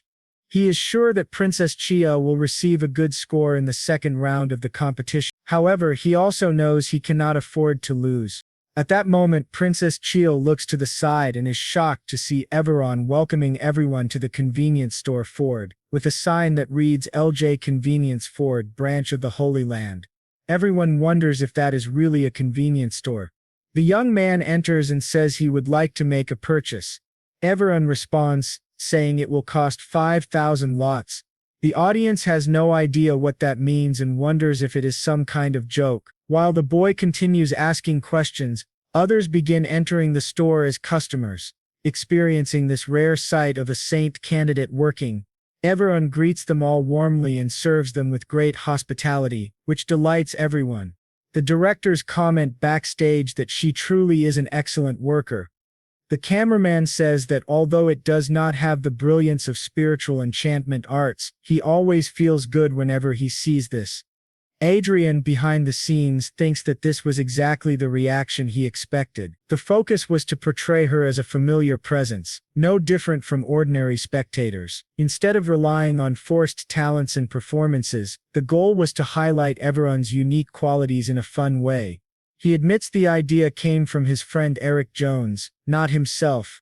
The audience, however, begins to complain, saying it is boring and wonder if they will really show her working in a store for 2 whole hours. Meanwhile, Shia continues dancing, thinking that they are trying to make the saint candidate look familiar, but in the end it may be too monotonous, and people will turn back to her performance. To everyone's surprise, Adrian declares that they cannot simply show her working. The whole presentation needs a beginning, development, and conclusion. Suddenly, with a snap of his fingers, a magical cycle appears, and everything changes. The director and the audience are shocked when a new figure appears, Archa dressed as a demon, thinking only about sweets. Seeing Arxia completely transformed into a demon stuns the crowd. Annoyed, she begins her scripted lines, declaring herself the demoness of gluttony, who eats 3 meals a day plus snacks. She introduces herself as Arkelin and in the name of the demon claims she will consume everything there. Everyone is stunned by her bold performance. Inside the convenience store, Archa yells that she is a demon and demands everyone leave through the emergency exit. She then declares she will eat all the snacks in the store. Everon, however, draws her weapon, saying she will not allow it. Archa charges at her, demanding she hand over the food. Someone asks if this is just an aura illusion, but another realizes it is real. The cameraman worries if Everon will get hurt, but the boy assures him not to worry as she is prepared. Everon invokes the light and the object she was holding transforms into a sacred saber. The narration explains that she can defend herself with her holy blade. Archery attacks again as part of her performance, but Everon, though nervous, remembers her training. Guided by the boy who trained both of them, she blocks Archeria's strike once more. Archery retreats a few steps, mocking her as a mere cashier. Everon thinks that Archer will eventually back away, but she knows she must finish this now. She charges a powerful strike, releasing immense magic that astonishes everyone except the boy, who remains calm. Even Princess Chia stops dancing, stunned by Everon's overwhelming attack, while the others look on in shock as her blade shines with divine power. Without a sound, everything turned into a sea of flames with the great explosion. At that moment, Archer was thrown far away, pretending to flee while declaring that Everon should not think she had won yet, for she would return. The young man then said that, in this way, the convenience store, which had almost fallen into the hands of the demon of gluttony, was saved by Miss Evero, something that even surprised her. Backstage, the director asked the Marquis what all of this meant. The young man replied that there had been some twists and turns, and asked whether it was not entertaining. The director admitted that it was fun, but demanded to know what story this was supposed to be. The boy explained that it was simply the story of Everil protecting a little shop from demons. The girl then bowed deeply to everyone. Grotto reminded the audience that Everil's sword was real, which shocked everyone instantly. Even Chia stopped dancing, completely stunned, and the current saint herself was both shocked and furious as she glared at the boy. He said nothing, nor did the other three backstage. The saint declared that Everill's points would be deducted, and soon the news spread across the internet. The Holy Contest Committee had indeed reduced the points of candidate Everil. Back at home, the girl apologized, but the boy reassured her, saying it was fine. This round had already been very disadvantageous for her. Yet she still did well, though they received fewer points than expected. The familiar image strategy had worked, since they received excellent evaluations from the audience. He told her not to worry, and Everil, hearing this, felt very happy. The boy thought that the contest was finally reaching its end, but to his surprise there was a knock at his door. When he opened it, Perseus entered, addressing him as Your Excellency, and saying he had news. As the boy reflected, he realized that the contest, which was supposed to end in the third round, had been extended due to an unexpected incident. Perseus informed him that the Republic had defeated the Empire in the war. Meanwhile, in the Empire of Brigon, the old king was furious. He ordered the mobilization of the main army, determined to erase the Republic of Prios from the map immediately. The scene then shifted to the Republic of Prios, where Garcia, drunk and dispirited, appeared. Someone addressed him as president of the State Council, Garcia, which startled him. He demanded to know who they were. The hooded figure accused Garcia of enriching himself by plundering the people, instead of serving them as a public official should. In the name of the Revolutionary Army, he would be held accountable for his crimes and punished. Shocked, Garcia realized that the GPS referred to the Revolutionary Army, which had been assassinating prominent figures recently. He fled in panic, but soon found a swordsman blocking his path, blade drawn. Another hooded man behind him apologized, saying they would have to kill him there. Elsewhere, the boy explained that these were the lots revealing the secret base of the Revolutionary Army. The prince remarked that he had indeed collected a great deal, while another hooded figure cautioned that they could not seize large buildings, otherwise the scale of suspicion would increase. The prince added that the boy and the hooded figure would make a fine team of assassins. Still, he confessed that this was unexpected. He had thought the boy was joking when he said he would support them, never imagining that he would actively help. He looked at Marquis Lawrence and Countess Clen, and the scene shifted back to a few days earlier. At that time, the boy had received the news that the Republic of Prios had achieved a great victory against the Brigon Empire. Thinking about it, he became discouraged. His view was that the best strategy for the Republic would have been to use the terrain to wear down the enemy's weapons, troops, and finances. But this overwhelming victory had wounded the pride of Brigon, which would now turn into blind hostility that could destroy the Republic.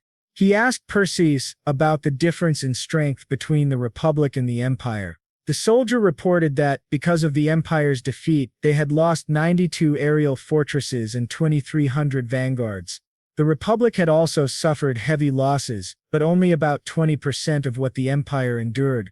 The boy was surprised, realizing that the Republic was stronger than he expected. He recalled Marakan, commander of the National Guard, who had a great reputation. Persis confirmed this, saying that Marakan had originally wanted to prolong the war to minimize troop losses, but this decisive victory seemed to be the government's order. Motivated by elections, the boy thought bitterly that those fools had ignored the greater priority, preserving the nation's safety. Persis then explained that the empire still had 3 times as many troops as the republic, including 600 aerial fortresses and 15,000 vanguards. The boy calculated that, combined with giant units, the empire had 708 aerial fortresses. Even if the republic gathered all of theirs, they would only have about 500. Persis corrected him, saying the actual number was closer to 460. The boy grimly concluded that it was over. No matter how selfish he had been, his mistake now endangered the survival of 500 million people. From the beginning, the core of this war was the Republic of Prios, carrying a false destiny. He realized he had made a huge mess, and that he alone would have to clean it up. That meant he truly had no choice but to support the Revolutionary Army. Returning to the present, the lady asked whether the meeting with Marshal Arsen had gone smoothly. The prince confirmed that it had. They had agreed to meet the next morning, and Arsen was someone with whom they could communicate. Moreover, he even despised the president and the politicians, and he would join the Revolutionary Army as well. The boy said it would be a relief, and that so far everything had gone well, but the prince replied that there was still something troubling him. The boy asked if it was about President Farmont and Louise Farmont. The prince confirmed it. The problem was that they had not been able to capture the two of them, and the presidential palace where they were staying was heavily guarded by aura masters, archmages, 2,000 vanguards, and 10 aerial fortresses. It was almost impossible to enter without being noticed. As for Lucas, the user of destiny, he was also a problem since they needed to capture him alive. He could be used to negotiate with the Empire. If they joined forces with Arsen, it might be possible to seize the capital, but achieving victory in a short period would be very difficult. The longer the battle dragged on, the more time it would give the president and the politicians to escape from their grasp. In short, all they needed to do was secure new recruits before the battle began. This statement greatly surprised the prince. Meanwhile, at the presidential palace, one of the president's soldiers begged him to consider reinforcing the front lines, as many troops were currently stationed at the palace. He suggested at least sending some of them to the battlefield, but the president, furious, asked whether the war was not the soldiers' responsibility. He warned the man to be careful with his words. Important figures had recently been assassinated by the rebels, and now he was suggesting weakening their defenses. The soldier then asked if instead they could at least allow the high officials and politicians to stay in the palace for their safety. But the president snapped, asking if he had lost his mind. They could not even know who these people really were. They might be spies. The functioning of the presidential palace would not change.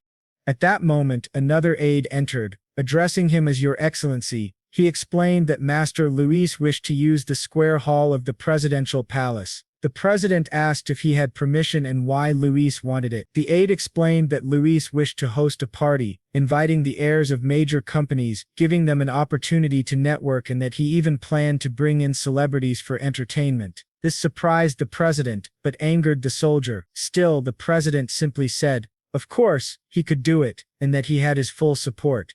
The soldier, stunned, demanded to know how they could allow a party while the empire's army was invading. The president retorted, asking if he thought wars were free. What Luis was doing was not just a party, but a negotiation to attract funds. The soldier grew more furious, thinking to himself that he knew Luis the boy was not clever enough to plan this on his own. The president, irritated, ordered him to leave immediately. The soldier left, thinking that the country was truly doomed. At the party, people danced as music played. A woman approached Luis, asking if it was really a good idea to hold a party while the imperial army was invading. Luis scoffed, asking what the war had to do with him. Wars were fought by soldiers. Even if the enemy invaded the palace, they did not need to worry, because the user of destiny, Archduke Lucas, would protect them all. After a long night of drinking, everyone was drunk. Suddenly a loud noise woke Luis. To their horror, vanguards stormed in, declaring it was a surprise attack. A massive unit of vanguards had breached the defenses of the presidential palace and were already inside the capital's fortifications. Panic spread among the guests. One girl asked Luia what they should do, but he shoved her aside, ordering the vanguards to protect him. He declared that he was the future of the republic and must survive for its sake. His selfishness shocked all his friends as he abandoned them and fled. Luis, guarded by several vanguards, ordered them to escort him to the underground bunker. But suddenly, an explosion erupted in front of them. 3 of his guards rushed ahead to shield him.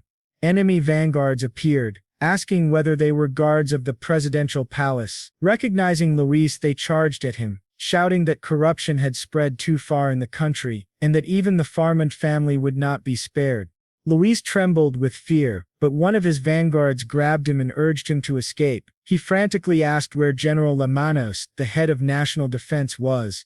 The guard replied that he should be near the bunker. Luis ordered him to tell Lamanos to hurry and confront the traitors inside the castle, but the guard told him the truth. The national forces near Marshal Arson had already joined hands with the Revolutionary Army. This revelation shocked Luis. It was not the Briguan Empire attacking, but their own national defense forces. As they ran, debris collapsed around them. Another vanguard called out to Your Excellency, guiding him into an elevator leading to the bunker. Inside, Luis fumed, furious that he had to humiliate himself like this. 2 vanguards stared silently at him while Luis cursed them as miserable worms, promising they would not have a peaceful death. When the elevator doors opened, President Farmand stood there, facing his son. Luis, he said. Luis ran to him, asking if he had a plan to deal with those vermin. Surely he must.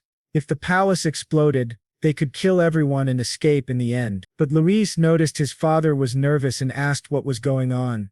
And then it seemed that someone at his side said that he had thought Luis was only a dumb scoundrel, but in the end he turned out to be nothing more than an idiotic fool. Luis, trembling, asked who he was. Our boy then introduced himself as Marquis Adrian Lawrence, and beside him was Countess Arsin, his fiancée. Behind the president, another man spoke, saying that he was his friend. Luis suddenly realized that this was Israel Oska. The man declared his full name, Israel Oska Prius. He asked Luis who had given him permission to speak his name so carelessly, since it was the very inspiration of the nation. This made Luis increasingly nervous. He asked how they had all managed to get there. Instead of answering, the Marquis simply smiled with satisfaction. A few hours earlier in the president's office, the president had greeted him warmly, saying he had not expected to see him there.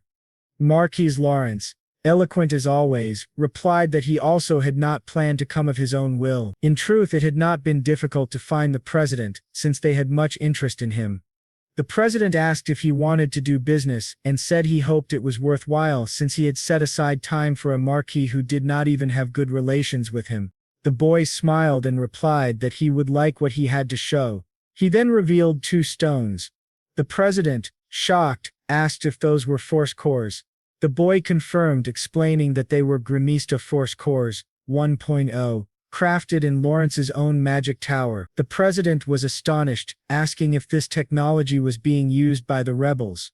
The boy explained that, yes, they had discovered the rebels were indeed the thieves who had stolen his technology. Excited, the president requested a formal declaration condemning the Revolutionary Army. The boy asked what kind of declaration he wanted. The president explained that he wanted an apology addressed to His Excellency, who had been falsely accused. In return, the boy offered 2 gifts. First, a list of companies whose stocks would rise 2-fold at the very least, and 10-fold at most. This stunned the president. The second gift was the location of the leader of the rebel group calling themselves the Revolutionaries. The president demanded to know how he had obtained such information, but the boy said the source did not matter. A soldier then confirmed that the reported location matched the intelligence they had gathered. The boy told the president he believed he could defeat the thieves who had stolen his technology and asked if he would not do so. The president, overjoyed, replied that of course they would. After all, the rebels were a criminal organization that could not be ignored. He thanked the boy for his help. Meanwhile, the boy thought to himself that this was perfect. The president no longer suspected him of anything. But suddenly the president felt uneasy as tremors shook the building. He shouted, demanding to know what was happening. His vanguards rushed in, reporting that it was a surprise attack. An enemy vanguard unit was storming the city. The president immediately ordered everyone to the underground bunker. The boy asked if the teleportation restriction could be lifted, but the president apologized, saying it was impossible. Arsene clung to the boy, pretending to be terrified. The boy wondered how such a small force had managed to bypass the Brabant Empire's siege. What could he do now? He could not pretend not to know them. After much thought, the president concluded that they had no choice but to go together, with Arsene still acting the part of a helpless maiden. When the boy later explained all of this to Luis, he was horrified, realizing they had all fallen for his trick. Israel, standing behind, told Luis not to be so pathetic. He was very important. In fact, he would be the gift they would present to the Brigand Empire at the end of the war. Terrified, Luis began to run. Israel smirked, saying there was still one more thing to be done. Luis screamed, demanding to know where the guards were. He shouted that he was the user of destiny, Archduke Lucas, and that he could not die there. But Israel, smiling, approached him and said he would give him a valuable lesson, since he had become far too arrogant for someone who was merely the son of a president.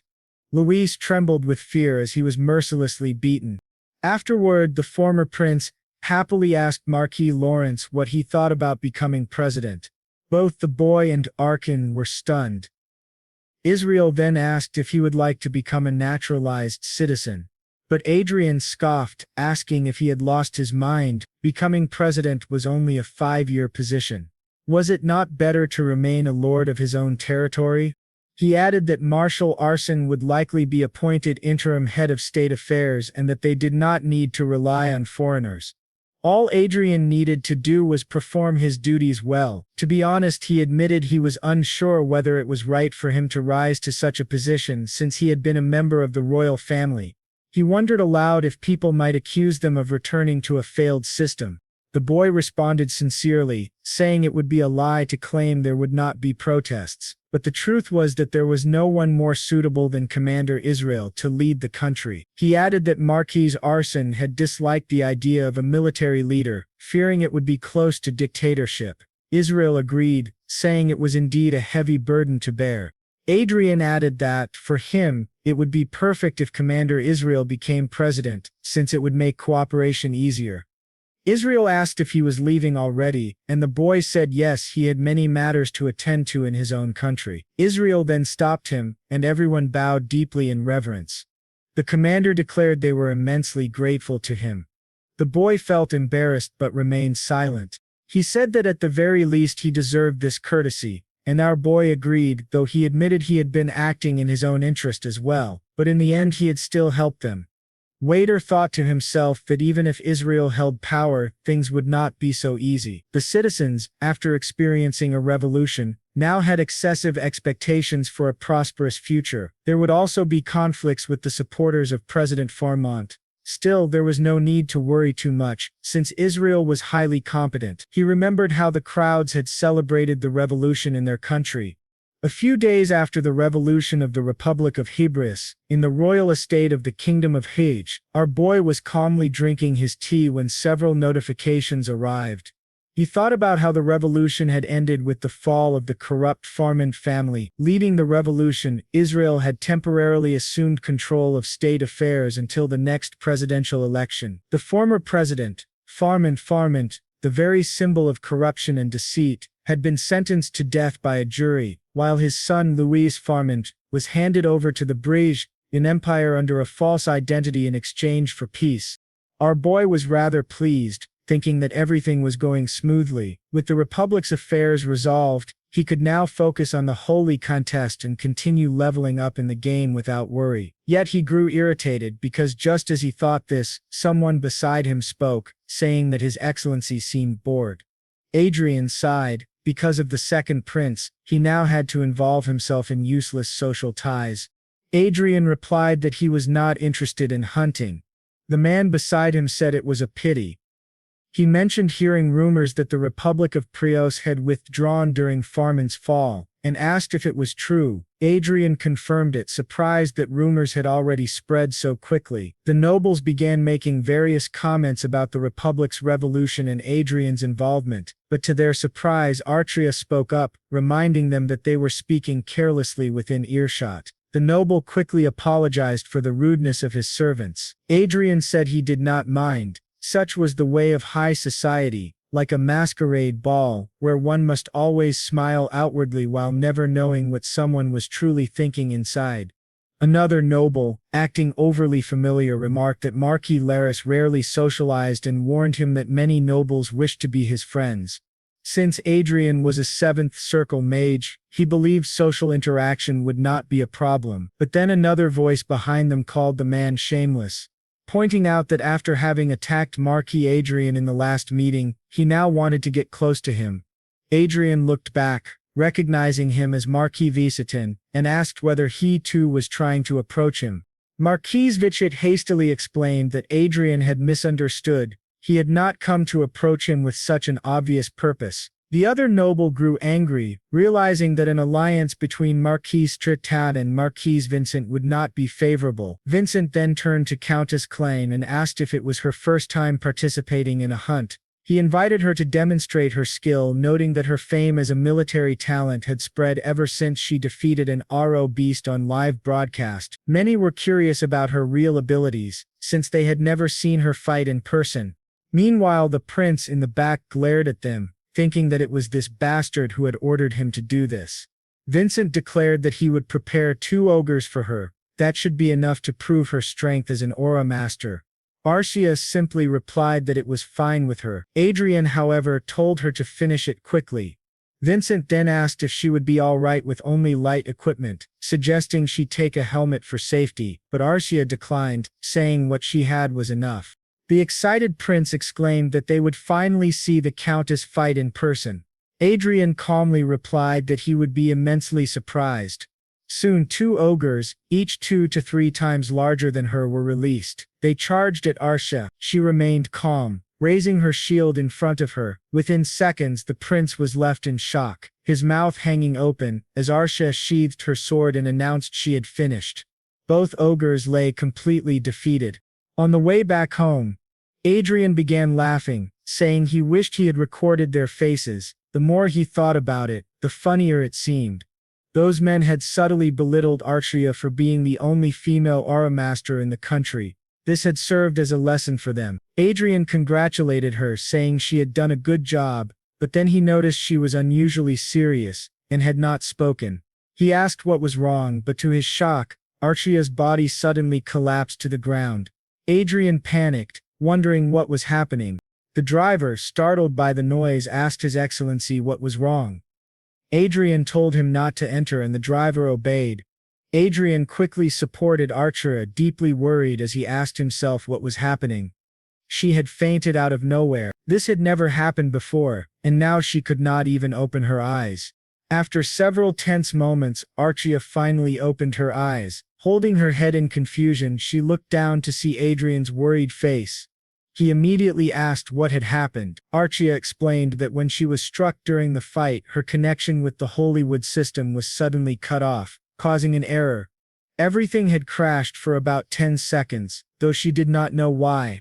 Adrian, greatly relieved that she was awake, asked if she was all right. She assured him that she was fine. She had only fainted from the shock and her body was unharmed. Still, Adrian remained troubled. The Hollywood system had never experienced a single error since its creation 50 years ago. Thanks to its perfect stability, it had become trusted worldwide, even by public institutions, financial organizations, and the military. For such a flawless system to experience an error was no ordinary problem. He told the driver to return to the castle at once. Meanwhile, Adrian thought to himself that, although he still did not fully understand it, being granted administrative access to Hollywood had been one of the rewards of his mission.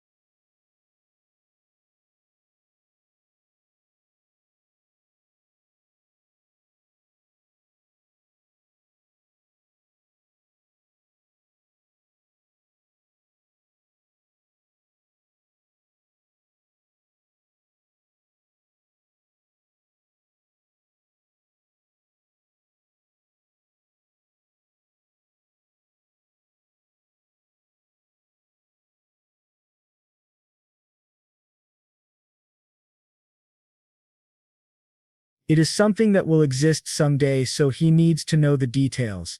While R continues staring at him, she looks to the side and places her hand on his to calm him down. He thinks that more than anything, if something like this happens again, he doesn't know what might happen to Marcia, and that is what worries him the most right now.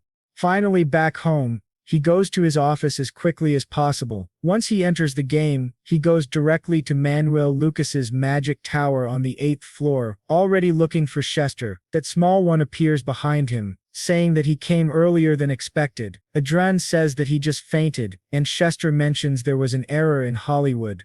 When Adrian asks what happened, Chester explains that if they assume Hollywood is like Earth, then it would have an internet connection as well as hardware and software.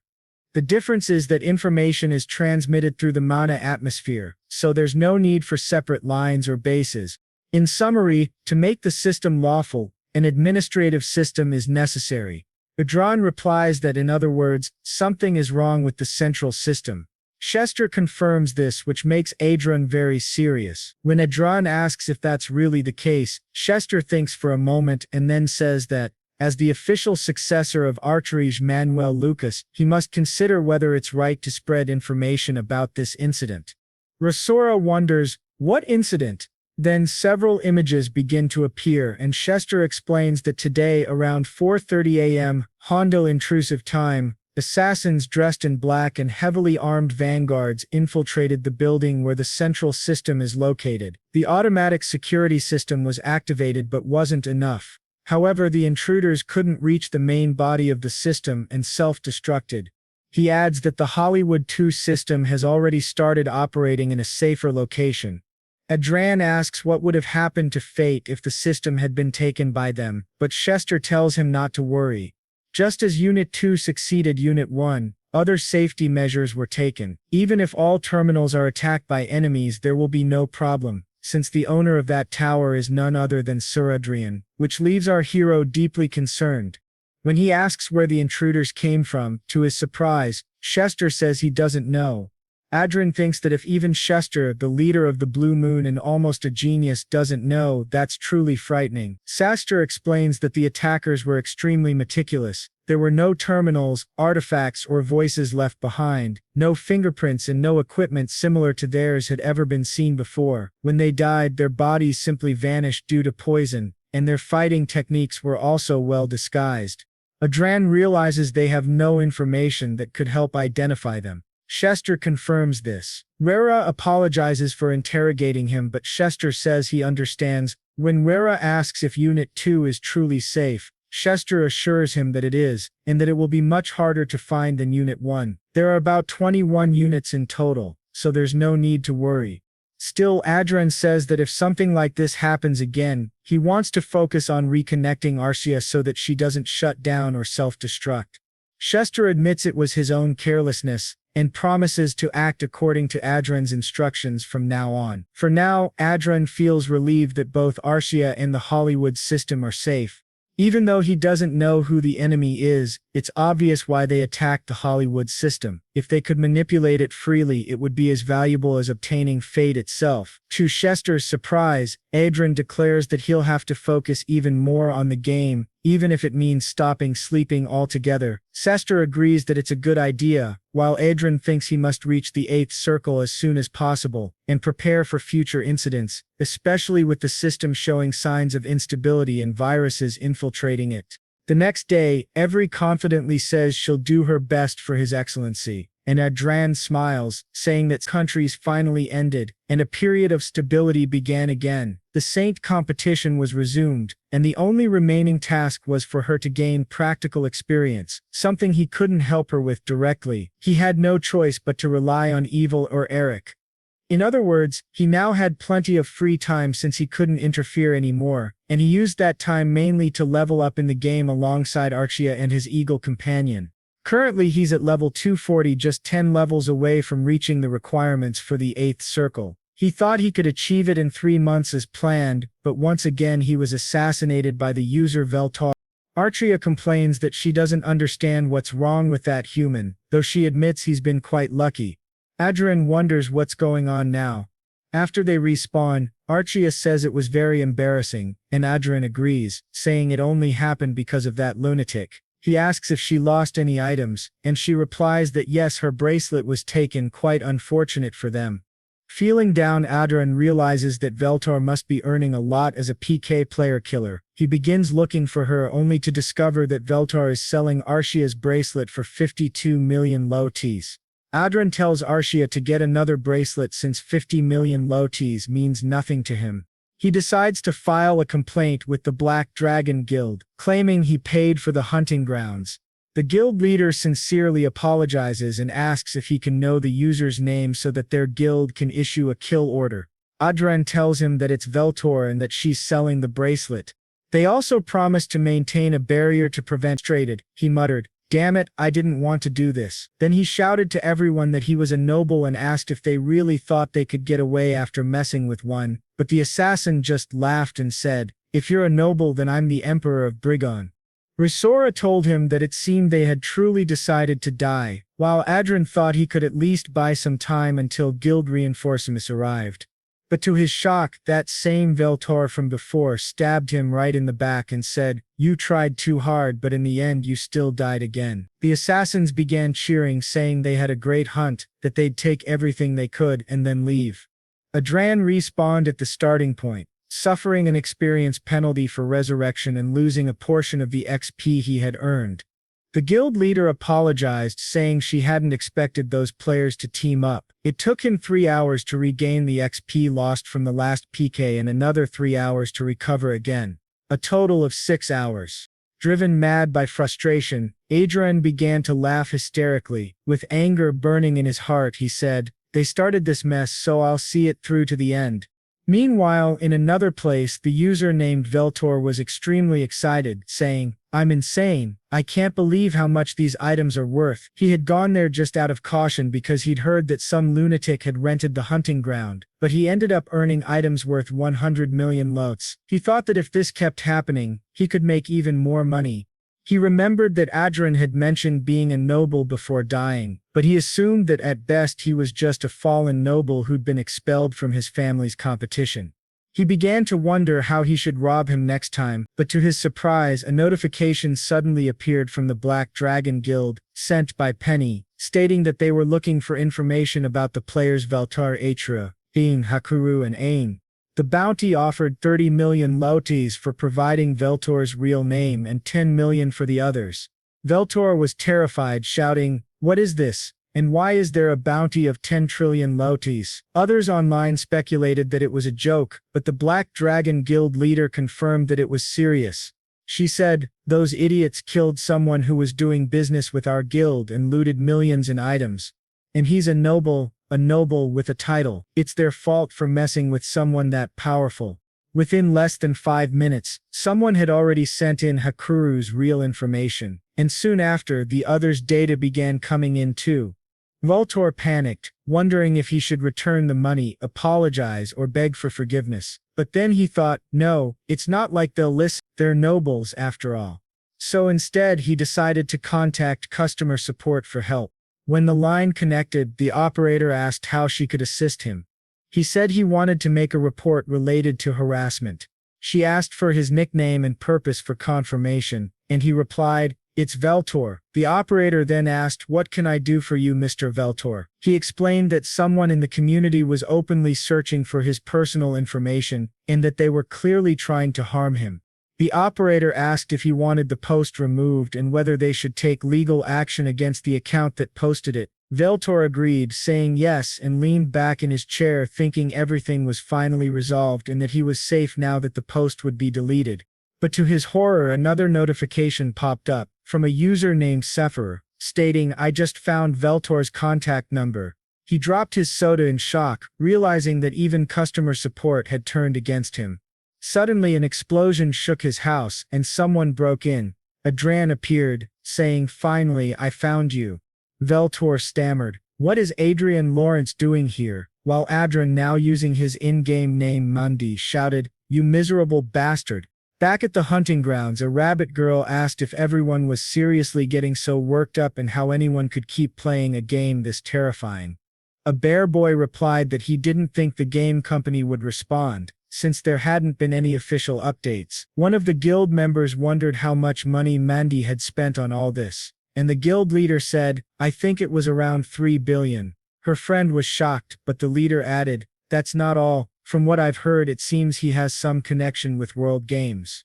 Adrian thought that rumor was false, but when he finally met all four of them, those players were on their knees begging for forgiveness. He remembered that after capturing them, he discovered they were all unemployed people with nothing better to do than play games. Feeling some pity, he gave them jobs. At least now he wouldn't be killed by PKers again. That meant he could finally focus on leveling up. He called Archia and asked if she wanted to go to the next dungeon. She said yes. Fortunately for our hero, the second prince announced that the time had come. This was the perfect opportunity and the last chance to remove the first prince and claim the throne.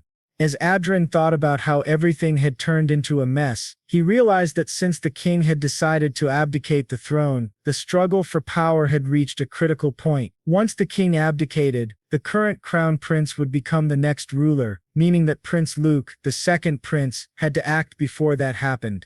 Adrian thought, he's really going to start a civil war. It seemed the time had come though. Truthfully, all he wanted right now was to keep leveling up in the game. Looking ahead, he recognized two familiar figures, Marquis Ali Troughton, a 7th Circle Archmage, and Marquis Ariel Lowlis, a high-level 6th Circle Mage. Their relationship was cautious. Allies, yet subtly hostile. Adrian wondered if the Troughton faction would treat him coldly because of what happened during the last hunting tournament. Standing beside them were people of different stances, like Marquis Douglas, who maintained a neutral yet allied position. Adrian thought to himself that perhaps these two could become future traitors. In the end, he understood that on the surface the balance of power between the first and second princes was roughly 6-4, with the first prince's side being about 20% weaker.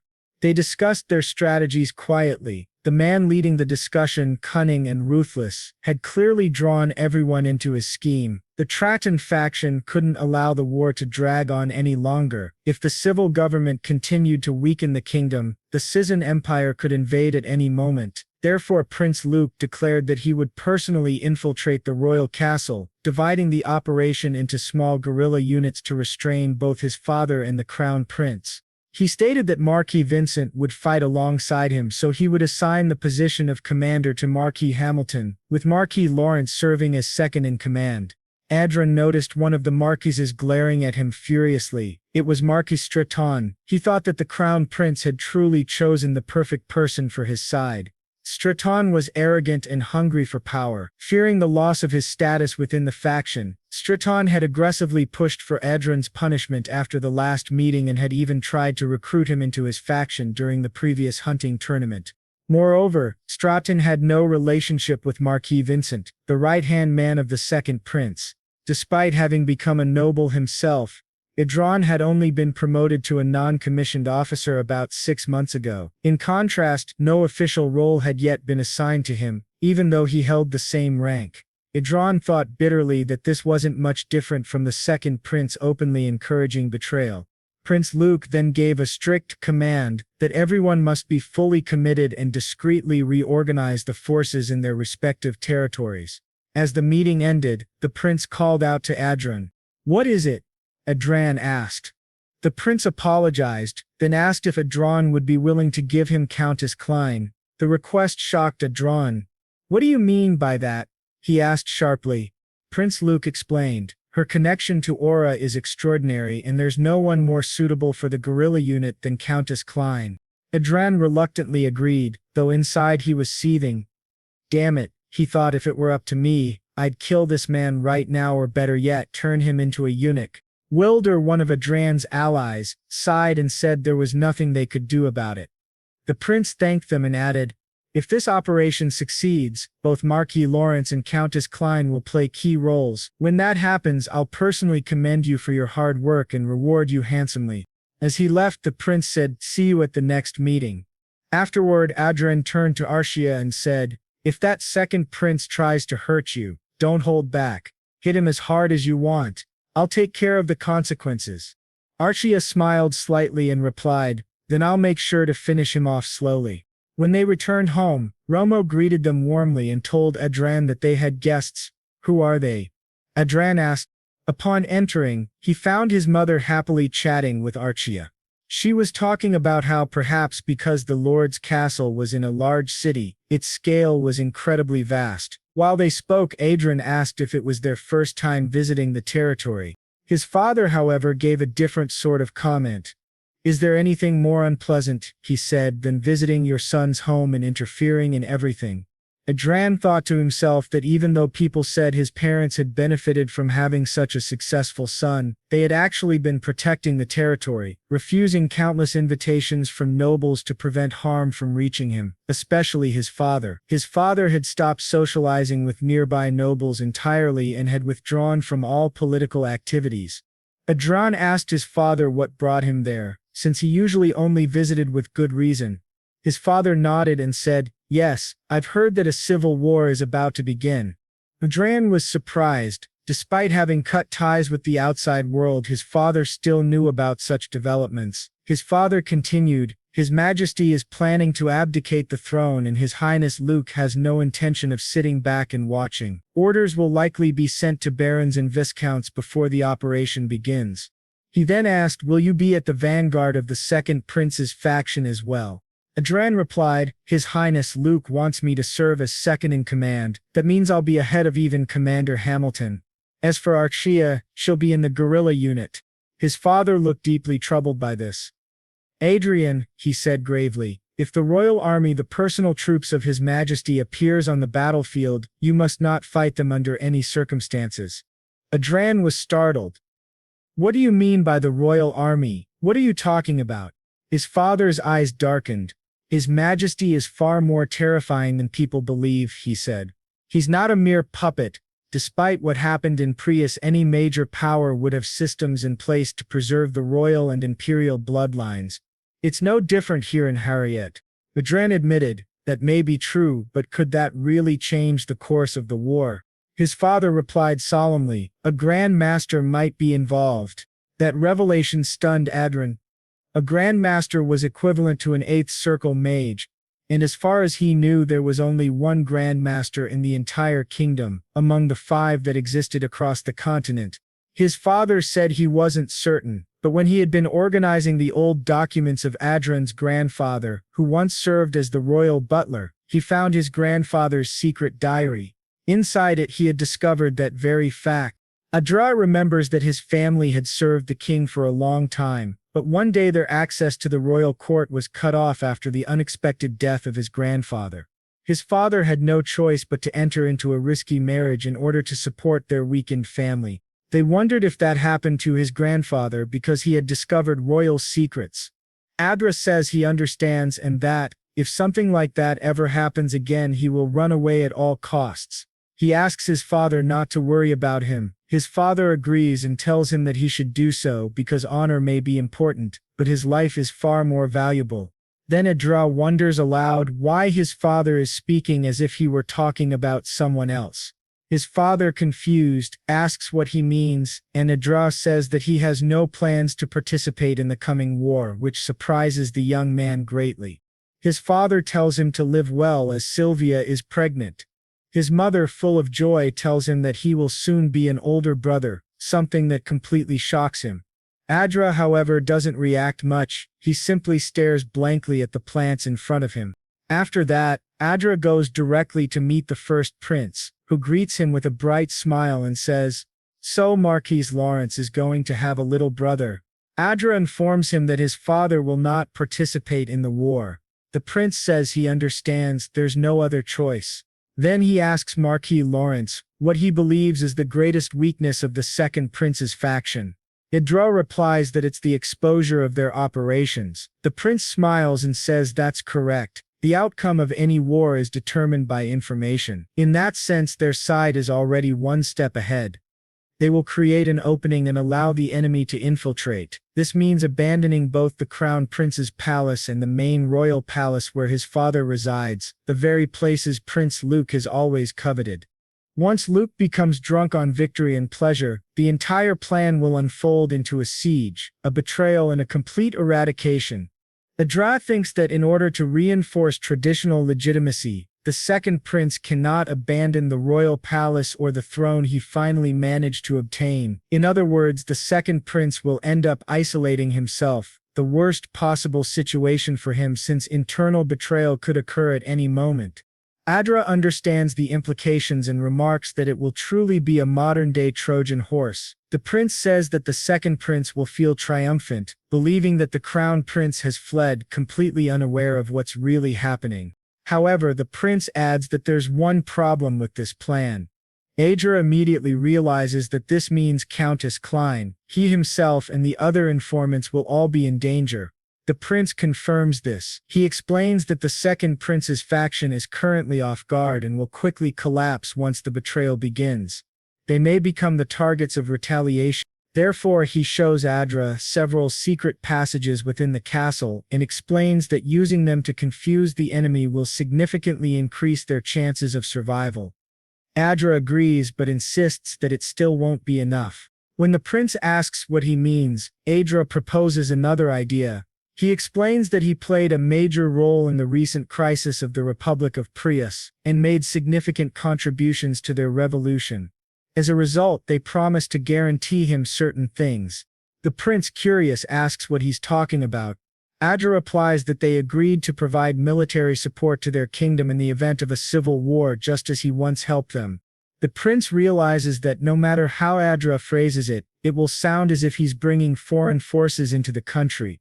Adra clarifies that it won't be a massive intervention, no armies or sky fortresses. They will only provide 3 Aura Masters. That level of military strength will serve as insurance without anyone being able to accuse them of relying on foreign powers. The prince is astonished and asks if all the incidents related to the Republic, which once seemed like minor anomalies, were actually part of a larger plan. Adra smiles faintly and says that, while not exactly, it all worked out that way in the end. The prince bursts out laughing, saying that there's no way Marquis Lawrence would ever do something meaningless. They shake hands, agreeing to work together diligently. As Adra leaves, he thinks about his circumstances, and recalls his father's warning about a certain Grand Master. He asks the prince what would happen if Prince Luke tried to subjugate His Majesty but ended up being subdued instead. The Crown Prince says that it's unlikely, but if that did happen it would certainly make his job much easier. Adra realizes that even the Crown Prince himself doesn't seem to know the full truth. He wonders whether that mysterious Grand Master truly exists. Now on the day of the battle, still at home, Adra tells Archa that Black will continue flying around the royal palace. She must make sure to send him telepathic messages if any emergency occurs, since Black will support her with his magical sharing skills. Archa, clearly disheartened, nods and says yes. As she turns to leave, Adra calls out for her to wait and hands her something. She looks surprised and says, "This is the sacred sword. It's far too precious." But Adra tells her, "You're far more precious than this sword." He admits that he's scared of what might happen to her. He warns her that a Grand Master might be hiding within the royal palace, and if she ever encounters him, she must surrender, no matter what happens. Not only in that case, even if she finds herself in danger for any other reason, she must prioritize her survival and surrender immediately. Archie asks, "So you want me to put my own safety above everything else?" Adra, determined, answers yes. Archia smiles softly at him, steps into the center of the magic circle, looks back at him and says that he should also be careful. After she departs, Adra sighs and mutters to himself that she's really cute. Elsewhere, the prince stands before his army and declares that the great day has arrived. Today, he shouts, "I, Luke I Hayward, shall sever the head of that incompetent first prince and rule as a new sun that will shine upon this kingdom." At his command, the army begins to march toward the royal palace. Several vanguard units rush forward, storming the castle and cutting down the guards who stand in their way. In front of a large chamber, the prince positions himself at the center, gazing intently at the heavy doors as the battle rages on. The guard kicked the door, breaking it open. As everyone entered, the prince looked around and asked if the place was really empty and where everyone had gone. One of the guards beside him said that they hadn't seen the crown prince anywhere, and it seemed like he had sensed something was wrong and fled first. The second prince grew furious. He shouted that if his brother had escaped, then they should move to their next target. They must secure the king. Everyone replied in unison, "Yes, your highness." Moments later, they were already standing before the king's chamber, blasting the doors open with a massive explosion. The king, enraged, shouted, "You insolent fools! How dare you enter this place?" Luke stepped forward and apologized to his father, asking him to entrust his destiny to him for just a moment. But the king, his anger overflowing, shouted back, calling Luke a fool and demanding how he could do something so disgraceful. Meanwhile, in another place on the outskirts of the capital inside the airborne fortress, one of the nobles said that the prince was currently taking care of His Majesty the King. Everyone began to celebrate joyfully, saying that if he could convince His Majesty, it would all be over for the crown prince. At the back of the room, Adrian remained silent, simply watching them. He walked over to the commander-in-chief and said that this was not the time to sit idly. They needed to move the squad to the capital immediately. Once it was confirmed that they had secured His Majesty, the Crown Prince would undoubtedly send his forces for a rescue operation. The commander agreed, saying Adrian was right. They had to act now. He ordered all troops to prepare for deployment, declaring that their destination was the capital, and their mission was to protect His Majesty, the King, and the next ruler, His Highness Prince Luke. Inside, Adrian thought to himself that everything was going exactly as he had predicted. These fools really have no idea, he mused. The commander noticed him and asked if something was bothering him. Adrian quickly hid his smile and replied that it was nothing. He just found it surprising that the crown prince had escaped on his own. He never imagined that someone like him would prioritize his own life over his father's. The commander replied that this only proved how urgent the situation was. That's how humans act when their lives are in danger. Adrian nodded, pretending to agree, but in truth, he thought bitterly that the man smiling beside him had no reason to be so happy. After all, Adrian already knew that once the war ended and he had served his purpose, they would discard him without hesitation. He glanced at his status window and noticed that his alliance with the commander was marked as temporary, while his titles were assassin and relieved. The commander then said that they would now need the efforts of Lady Klein and Marquis Lawrence to assist the prince.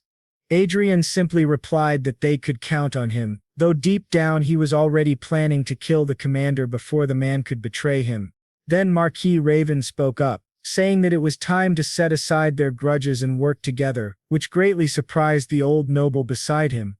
Adrian asked coldly how long he planned to keep up that self-righteous attitude. The old Raven, irritated, said that he had no idea what Adrian was talking about.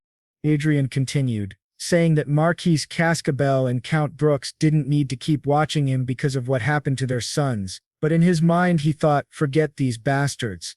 I'll kill them all the first chance I get. After all, Raven was Cedric's grandfather and Anna's father, the one who had controlled the Lawrence family and made his childhood miserable. The Raven, Brooks, and Cascabel families had constantly bullied him and Catherine back at the academy.